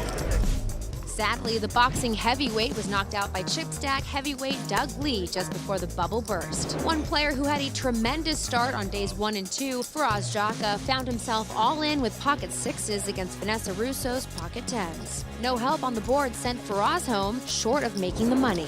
As we approached the bubble, all eyes were on the short stack Eric Mizraki, who was down to just 1 blind. Right now I'm hanging on to a thread. 1 player to go. We'll see what I can do. Hopefully get in the money and just double up, double up, double up. Eric did hang on, and the Bubble Boy honor went to Ali Islami. Eric survived and cashed in a tie for 70th place with Dwight Pilgrim. Also cashing were Johnny Chan and Festa Al Lago finalist Jason Kuhn. Once again, Antonio Esfandiari finished with the chip lead, becoming the only player to break the million chip mark. Vanessa Russo in 3rd. Doyle Brunson had a quiet day but continued to chip up. His 446,000 was good for 13th place. Day 4 began with a bang as high-stakes cash game specialist Andrew Roble got off to a fast start by knocking out Macau cash game host Winfred Yu when his flopped set of jacks beat Winfred's flopped set of eights. After running hot earlier in the tournament, Doyle ran into a cold deck on Day 4. Late in the day, Doyle went all in with ace-jack, but was called by Kiyomoa Jerry and his ace-king. No help on the board meant the end of the road for Doyle, an 18th place finish and an impressive run for this legendary poker player. Well, I fought hard. I mean, this was really a miserable day. Never held a hand today, but, you know, that's part of poker. I survived for a long time, so I'm proud of myself, actually. He tweeted his fate shortly after. Play ended after Kirk Morrison knocked out our Player of the Year leader, Andy Frankenberger, in 16th place. Good enough for Andy to add 200 points to his Player of the Year standings. Antonio Esfandiari continued to crush as he cruised through the field, finishing as the chip leader for the third straight day. Andrew Roble's strong Day 4 showing was good for third place. John Raciner was in his familiar second place by day's end. By far the best day of the tournament for me, starting with a couple 100,000, ending with 2 million. It's a pretty sick day. One thing was clear as the remaining 15 players took their seats at the start of Day 5. No matter what happened this day, 5 Diamond would have a star-studded final table. But it was the one player with the most WPT TV experience who ran into the most trouble early on.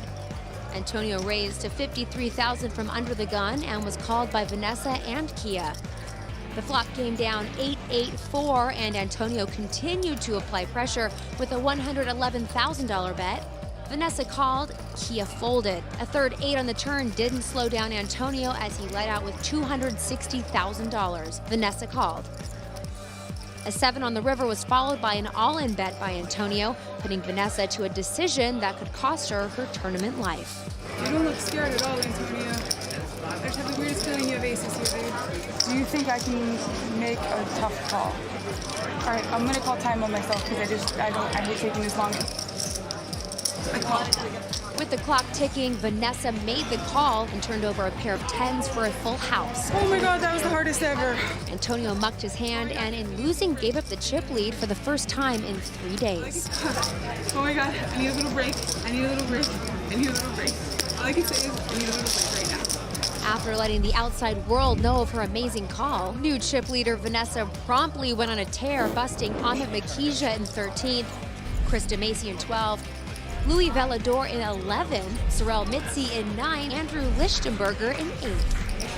But it was left to John Raciner to bring the day to a close as the runner-up in the WSOP knocked out the runner-up in the Borgata Poker Open as Kiyomoa Jerry exited on the TV bubble. Kia wouldn't take the top spot in the Player of the Year standings, but his 7th place finish propelled him into 2nd place. The final 6 was set. After bubbling 2 WPT final tables, Vanessa finally reached one as the chip leader, no less. Young cash game pro Andrew Roble and John Raciner also reached their first WPT final table.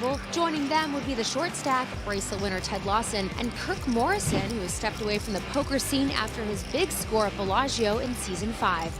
But the happiest guy in the room had to be Antonio Esfandiari, as he finally reached a WPT final table after a 7-year absence.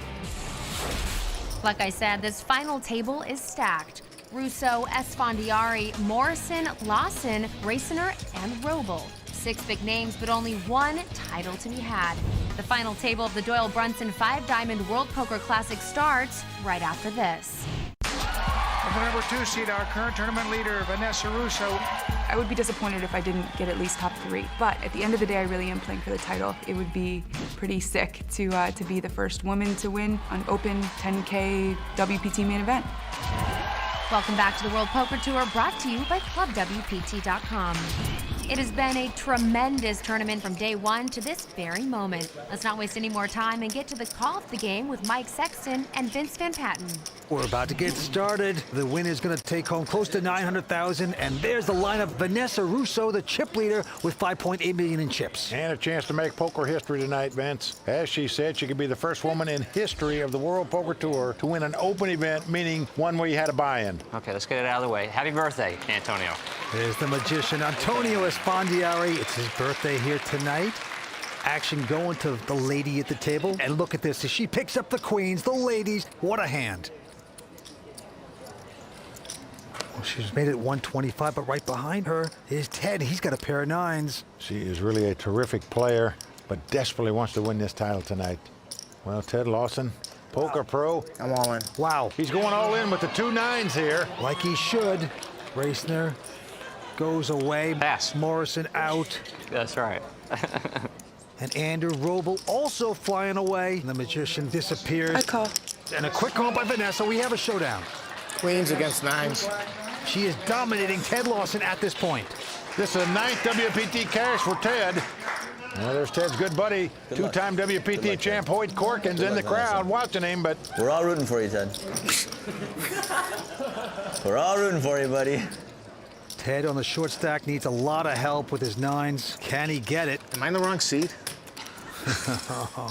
Apparently, but we will see. Here comes the flop. Yeah, 9 right on the flop. Oh! Well, there you go. Little energy from the 51-year-old, the oldest guy at the table here. How about a 10, make it fun? I don't want it to be fun. I don't want it to be fun at all. Ted out in front. Got to dodge a queen or 2 running cards to make it straight now. This game's never easy. See the turn? Here we go with the turn card. Oh! No! It can't be. Can you believe this? Ted can't believe it, as you can see. He counted his blessings on the flop, and now all of a sudden, he's down to 1 out on the river. Unreal. They really wanted to make a TV show today. They really want to give me a heart attack today. Absolute hair pull by the little lady. Can we just do it quickly, please? Down to the river we go. That's sickening. Here comes the river. Well, a king on the river, so that's going to do it for the Poker Pro out of Vegas. Ted Lawson won to win tonight, but Vince got lucky on the flop, unlucky on the turn, out tonight in 6th place.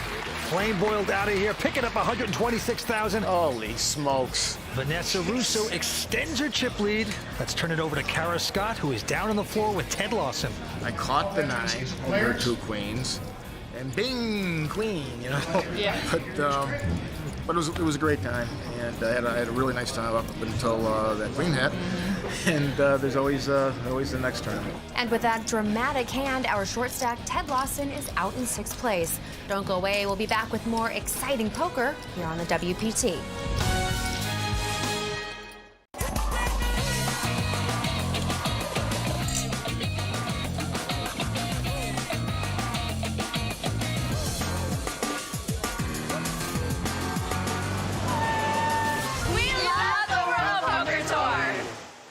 Welcome back to the World Poker Tour. There's the beautiful Royal Flush Girls, brought to us by Prestigious Models.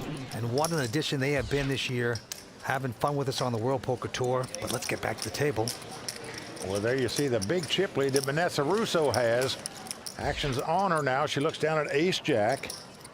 She's going to raise it. Makes it 150,000 to go. Reisner out, and now Kirk Morrison with a queen 10 of clubs will call. Kirk, one of those players not afraid to play pots. Andrew Roble out, Antonio out as well. So 2-handed action, Mike. You and me, baby. Kirk and Vanessa, and here's the flop. And the flop comes Jack 10-6. Look out. With 2 spades. Vanessa's flop, top pair, top kicker. Go. Quickly makes a continuation bet of 225 and a call by Kirk. Well, the king comes on the turn. That helps him, and then it gives him an open-end straight draw. Vanessa out in front with the jacks, but she checks. Now Kirk has a pair of 10s, of course. And he says, I'm going to check as well. Down to the river we go. And you're going to take the free card Whoa. off. And what a free card it is.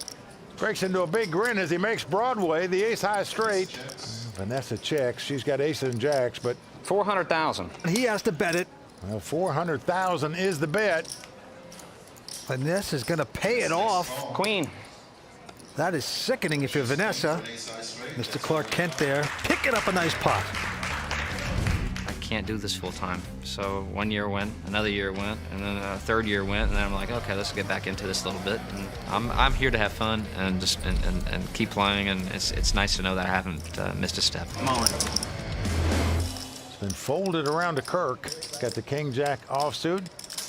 Makes it 135,000. Andrew now, look at this, with a king-9s coming back over the top, makes it 375,000 to go. Go. The magician disappears. And Kirk is going to make this call. Well, Andrew making the 3-bet, as we say, with the king-9. And he has come out with the best hand now as it comes 10-9-7. Easy game. Well, Kirk has a 2-way straight draw. Check. They both check. Wow. Look at this. Kings at 9s. Now for Andrew. And Kirk with kings. That's another good bet. Who stares more, Andrew or I? He's a talker, this guy. I know I can be cute sometimes, but What a character we got here. that deuced a bit. He didn't like that. You pissed him off, Kurt. Very personable. How much is that? Andrew's going to bet his 2-pair, 420,000. You can't blame him for betting here. Do you have any of that? He's got a lot of it, Kirk. All right. Kirk has made the call. Yeah, it goes in deeper. Just in case I get there. Kirk needs a queen, a jack, or an 8 to win this pot. We're going to the river. This is a good pot now. Well, an ace comes off. Neither player going to like that card. Going to be fearful their opponent might have made aces up. But it doesn't slow down Andrew Roble. 850,000 into Kirk Morrison. He fires again here with kings and 9s. Kirk's lost his smile. Oh, he's back. He's got that goofy laugh again. My man. Oh, what a predicament. Well, it's pretty obvious I don't have the nuts right now. That's pretty obvious. Forced laugh by Antonio. Yeah, they're still the same. The nuts, of course, will be the queen jack for the ace-high straight. All right, Andy, I'm gonna do the right thing. I'm gonna pass. There you go. I'm gonna pass. Well, he makes a good lay down there. Solid fold. But Andrew Roble playing very aggressive before the flop. Out flopping his opponent, making 2-pair to take down that pot. Nice hand, my man. We'll be right back with more action from Bellagio, plus Tony Dunst giving us the raw deal and 5 questions with the godfather of poker, Doyle Brunson. What surprises you about poker now?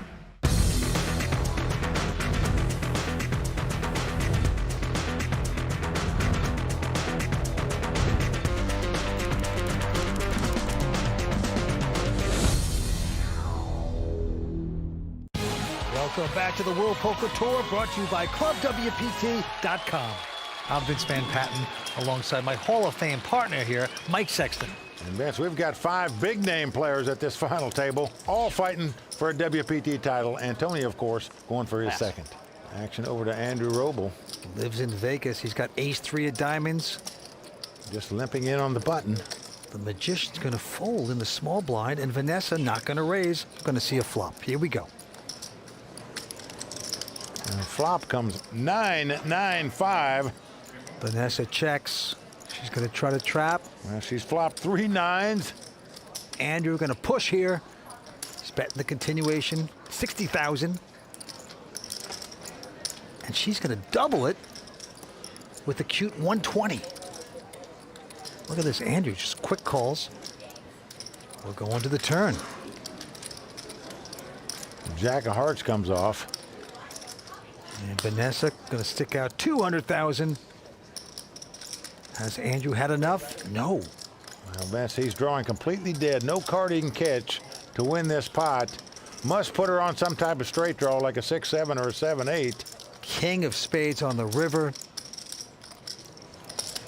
Well, this time a $500,000 bet by Vanessa. Well, Vince, I am very puzzled by Andrew's play on this hand. He called on the flop with the ace-high, called on the turn with the ace-high. Must think the ace-high is the best hand. He must specifically put her on a 6-7 or a 7-8. 3 9s. She's got 3 9s. They're going to take down that pot. And Vince, that was like $1 million giveaway by Andrew Roble, in my opinion there. He just went with his gut feeling. Wow, there's Chad Brown, Vanessa's husband, a great player himself, and Vanessa Russo galloping away. The filly making big strides tonight. So I have been the WPT final table bubble girl not once but twice. Actually, the first time launched my career at this very casino. I went out in 7th place at the $25,000 buy-in Bellagio main event in 2006, and that was super stressful for me at that point in my career. Then finally, after another TV bubble at the Beau Rivage in 2008, where I got 7th also, I now finally got past that bubble, and not only did I get past it, but I'm going into the final table with the chip lead. It's an awesome feeling.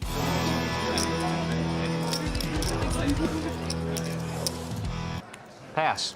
And the antes are going up to 10,000. Blinds are now 40 and 80,000. And now Andrew Roble. Well, probably still talking to himself about that nearly 800,000 he gave away in the last pot. Well, he's made it 180 to go. Antonio out, but Vanessa with a pair of 9s.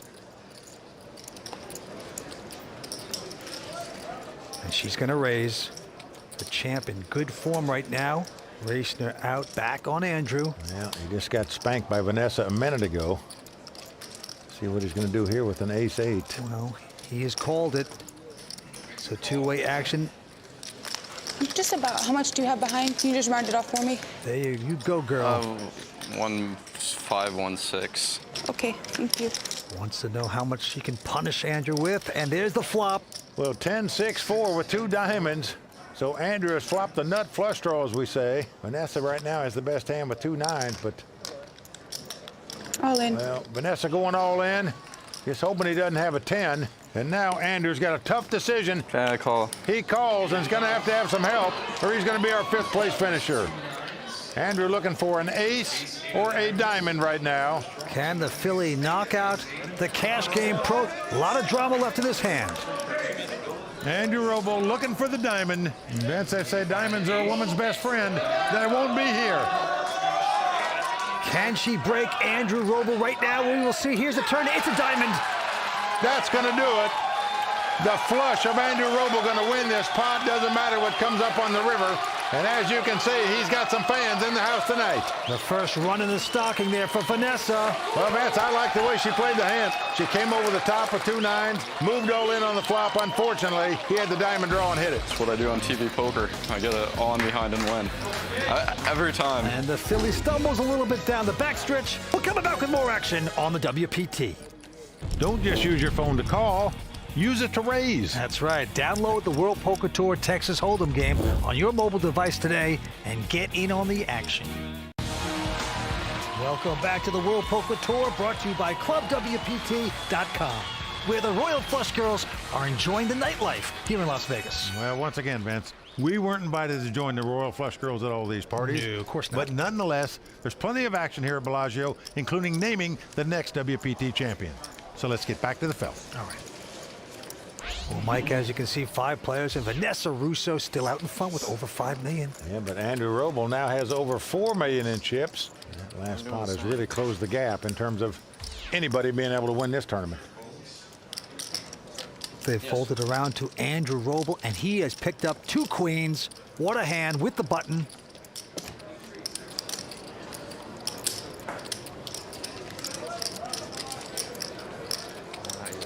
And he's going to make it a subtle 200,000. The Magician playing very tight tonight. He folds. Well, Vanessa quickly makes the call with the Jack-7 of clubs. She has flopped top pair, could get in further trouble here. 7-4 deuce, all hearts. Well, she just doubled Andrew up in the last pot. She checks Andrew with no heart. Betting again, 250. Vanessa going to get tricky here. Comes back over the top, makes it 750,000 to go with no heart. I'm all in. Well, Andrew's going all in. Ouch. I think I'm going to go with it.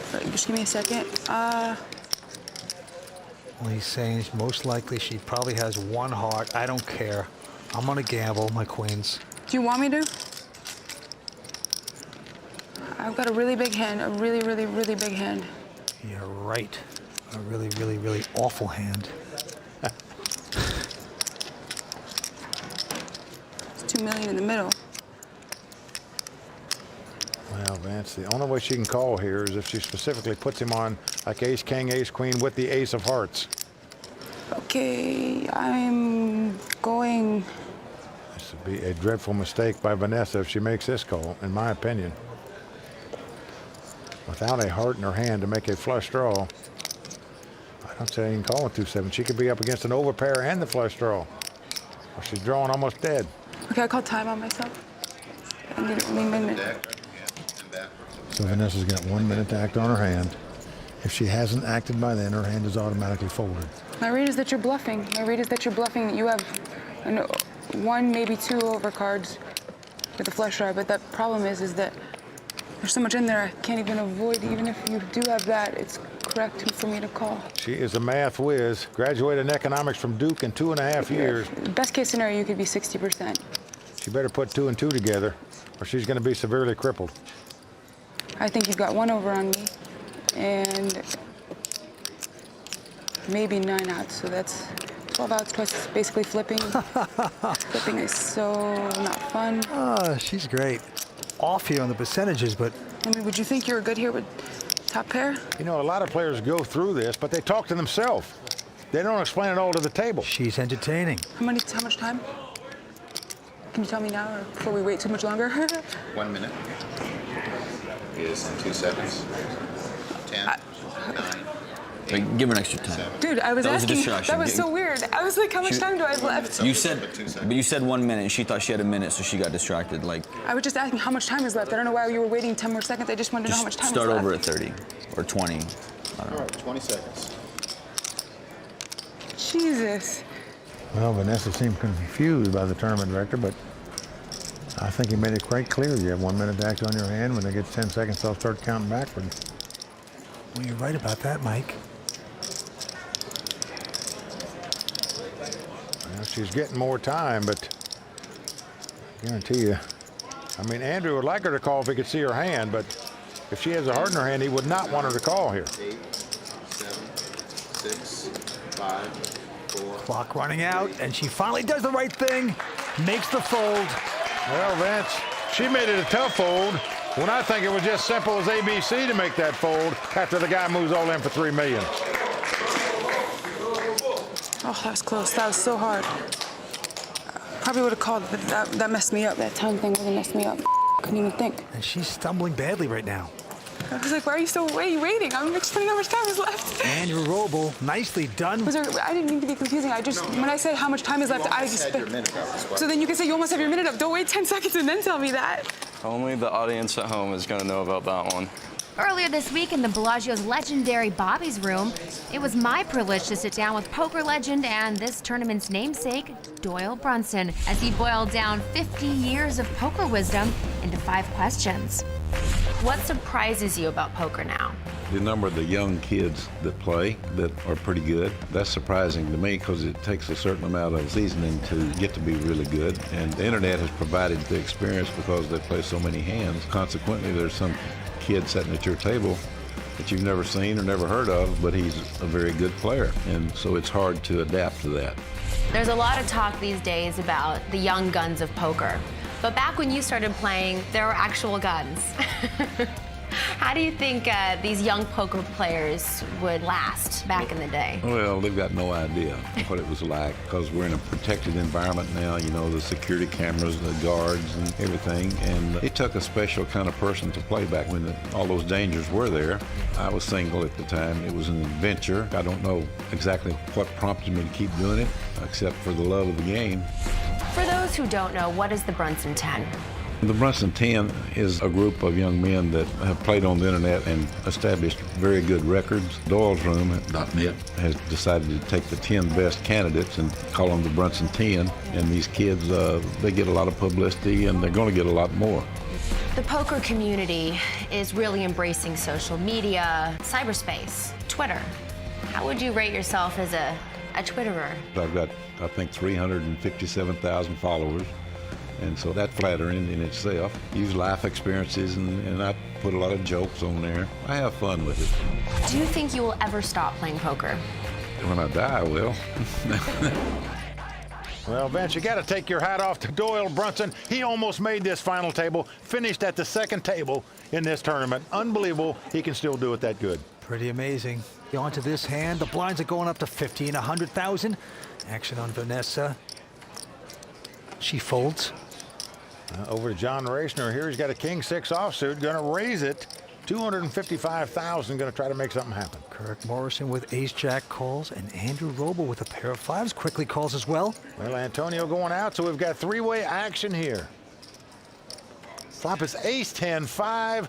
Andrew has swapped 3 5s, and he checks. Oh, he's going to try to trap with his three-of-a-kind. Racner also checking. Well, they're both checking, and you got 2 aces you're going to bet here. Kirk Morrison certainly does that. Can't blame him. That's $225,000. Quickly gets raised by Andrew. Makes it 550. Racner out. Oh. And Kirk, not hesitating, thinks he's out in front with the aces. He's making the call. Well, Vince, you're not going to put the guy on ace-king here because he didn't raise before the flop. Turn card is the 9 of spades. God, I wish you wouldn't do that. I'll call it when we're like looking at each other, you know, a little bit and having that moment. Is it romantic? Nah, it's not. It looked romantic. Andrew Roble. All in. Wow. Well, Andrew's going all in. I call. Kirk Morrison is called. Oh, this side. That's good. You got the best. You win. Well, Kirk knows he's drawing dead. Irrelevant card, 10 of spades on the river. And just unfortunate for Kirk Morrison, out in 5th place. Going to take home $168,000. Well, the happy-go-lucky guy, Kirk Morrison, took a 3-year hiatus from the World Poker Tour. He's come back to make the final table here. Hopefully, we'll see a lot more of him in the future. Nobody wanted to talk tonight, but I'm just happy, that I know that I can still play. So I'll take another time capsule and come back in 3 years and see if I can still do it. I'll meet you right here then. That's a date. Thanks so much. No worries, dear. Cheers. Thank you very much. Thank you, Bellagio and WPT. You guys have been fantastic to me. Cheers. With 4 players left, it's still anyone's game. Continuing coverage of the Doyle Brunson 5-Diamond World Poker Classic, brought to you by ClubWPT.com in just a moment. And Tony Dunst will give his spin on the action so far in this week's installment of The Raw Deal. Don't go away. Welcome back to the World Poker Tour, brought to you by ClubWPT.com. This is Craig Edwards, everyone. He found himself here after winning a Club WPT qualifier. $20 a month, you can't beat the price. Do you recognize any of the faces at your table? The guy that's sitting in your seat has been pushing me around the whole time. He's talking about Faraz Jaka, our player of the year last year. But it's possible, really, for anyone to find themselves sitting with a table of pros at a 10K tournament. It is possible. You know? Anybody can do it. It's only going to cost you $20 a month. And that was our latest ClubWPT.com qualifier, Craig Edwards, talking about his experience here at Bellagio. And to make it clear, Craig didn't pay $10,000 to get into this tournament like everyone else did. He got in for free just by qualifying on ClubWPT.com. That is right, Mike. Pretty amazing. And Craig said himself, he said, this is a great deal. You only put up $19.95 a month. You get this membership, and you get to play all the poker tournaments you want absolutely free. And guess what else, Mike? What? Craig actually did very well. The guy made the money. He picked up $12,000 here at Bellagio. He came in 78th place, and that was 2 spots higher than the great Phil Ivey. Let me tell you something. Making the money in this tournament, that is an amazing feat. Congratulations to Craig. It really is. So if you think you have what it takes to win a free seat to our next tournament, just go to ClubWPT.com and sign up. Okay, Vince, it's time to head back to the final table. As you can see, Andy Frankenberger is still at the top of our Season 9 Player of the Year standings. Andy, Kiyomoa Jerry, and Dwight Pilgrim all cashed in this event, adding points to their totals. All right, back to the table. 4 players remain. And right now, Andrew Roble's the chip leader with $8 million. But actions to John Racner, who picks up a pair of deuces. Well, when you play short-handed poker from 4 players on down, you have to play more aggressive. So Racner raising it with 2 deuces here. And Antonio's been very quiet this final table so far. But Antonio with a pair of 8s. He's going to raise, makes $700,000 to go. Vanessa out. Racner going to call. Well, Racner just hoping to flop a deuce here. 8s against deuces, and there's the flop. Well, it's come King, King, 9. All in. Well, Antonio going all in with 2 8s. Says if you can beat this, good luck to you. Racner now trying to figure out, does he have ace-queen or something, but he can't take a chance. Lays down the 2 ducks. And John Racner just has not been able to get things going today. Well, this is my first WPT final table, and I've always wanted to make one. When I was 21, the first one I played, I got 8th. So I bubbled the TV final table, which was pretty disappointing. I even dreamed more about making this final table than the World Series Poker final table. No bad play goes unpunished, and tonight delivering his own form of poker justice is our very own Tony Dunst in this week's Raw Deal. Brought to you by Rise. Every now and then while watching a hand, you sit back and ask yourself, what the hell is going on here? And that's all I could think when watching Vanessa play her top pair against Andrew's pocket queens. I'm Tony Dunst. Let's break it down. As we saw, Andrew doubled through Vanessa with a draw in the previous hand, and so it's sensible to believe that Vanessa may be a bit off-center after losing such a major pot. That's what I do on TV poker. I get it on behind and win. She decides to try and get some of her chips back from Andrew by making a speculative call out of the big blind with a suited Jack-7 against Andrew's button raise.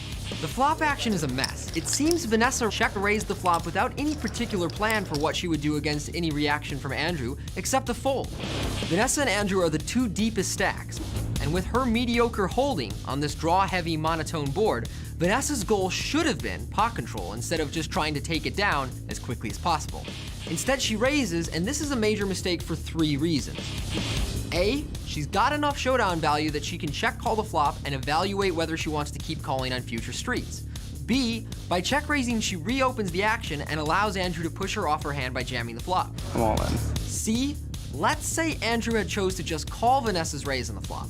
Now she's stuck playing a bloated pot out of position with a medium strength hand against a competent opponent with tons of turn cards that could make her decisions even more difficult. Perhaps she meant to turn her pair into a bluff all along, but if that's the case, then I don't know why she would spend so much time deliberating over her decision. I've got a really big hand, a really big hand. I think I'm going to go with it, but just give me a second. Do you want me to? I'm going... To add to the complication, Vanessa calls the clock on herself. Okay, I call time on myself. Calling the clock on yourself. For people who want to combine the experience of making an enormous equity decision with the sensation of trying to defuse a bomb. How much time? It doesn't help that nobody in the room is quite sure whether a minute contains 60, 20, or 10 seconds, and I'm not even sure myself. I never last that long. Eventually, Vanessa comes to the right conclusion and lets go of her hand, but it seems clear to me that she made the decision a lot harder and more expensive than it needed to be. Too bad. I was hoping we'd get to see one of her patented aggressive calls. Probably would have called, but that messed me up. That time thing really messed me up. Couldn't even think. Well, he doesn't hold back, does he, Mike? Well, there's some good input. Need to pay attention to Tony. You'll learn something. Back to the table, Vanessa. And this time she's going to look down at a king-10 offsuit. Well, she's going to stay aggressive here, it looks like, as she caps her cards. Using an indication someone's going to play a pot. And indeed she is. She raises it to $250,000 with the king-10. John Racer can't pick up any cards lately. He folds. But Andrew with a huge hand, ace-queen of diamonds. Well, Vince, once again, he and Vanessa are going to play a pot here. At least temporarily. Well, this is a powerful hand in a 4-handed poker game. And he's going to raise it. Makes it $700,000 to go. Antonio gets out of the way. Call. And Vanessa is going to stick around, makes the call. Well, she wants to see a flop here, Vince. Don't know if she's getting a little stubborn, but she's just trying to beat this guy so bad because he's taken so many chips from her so far.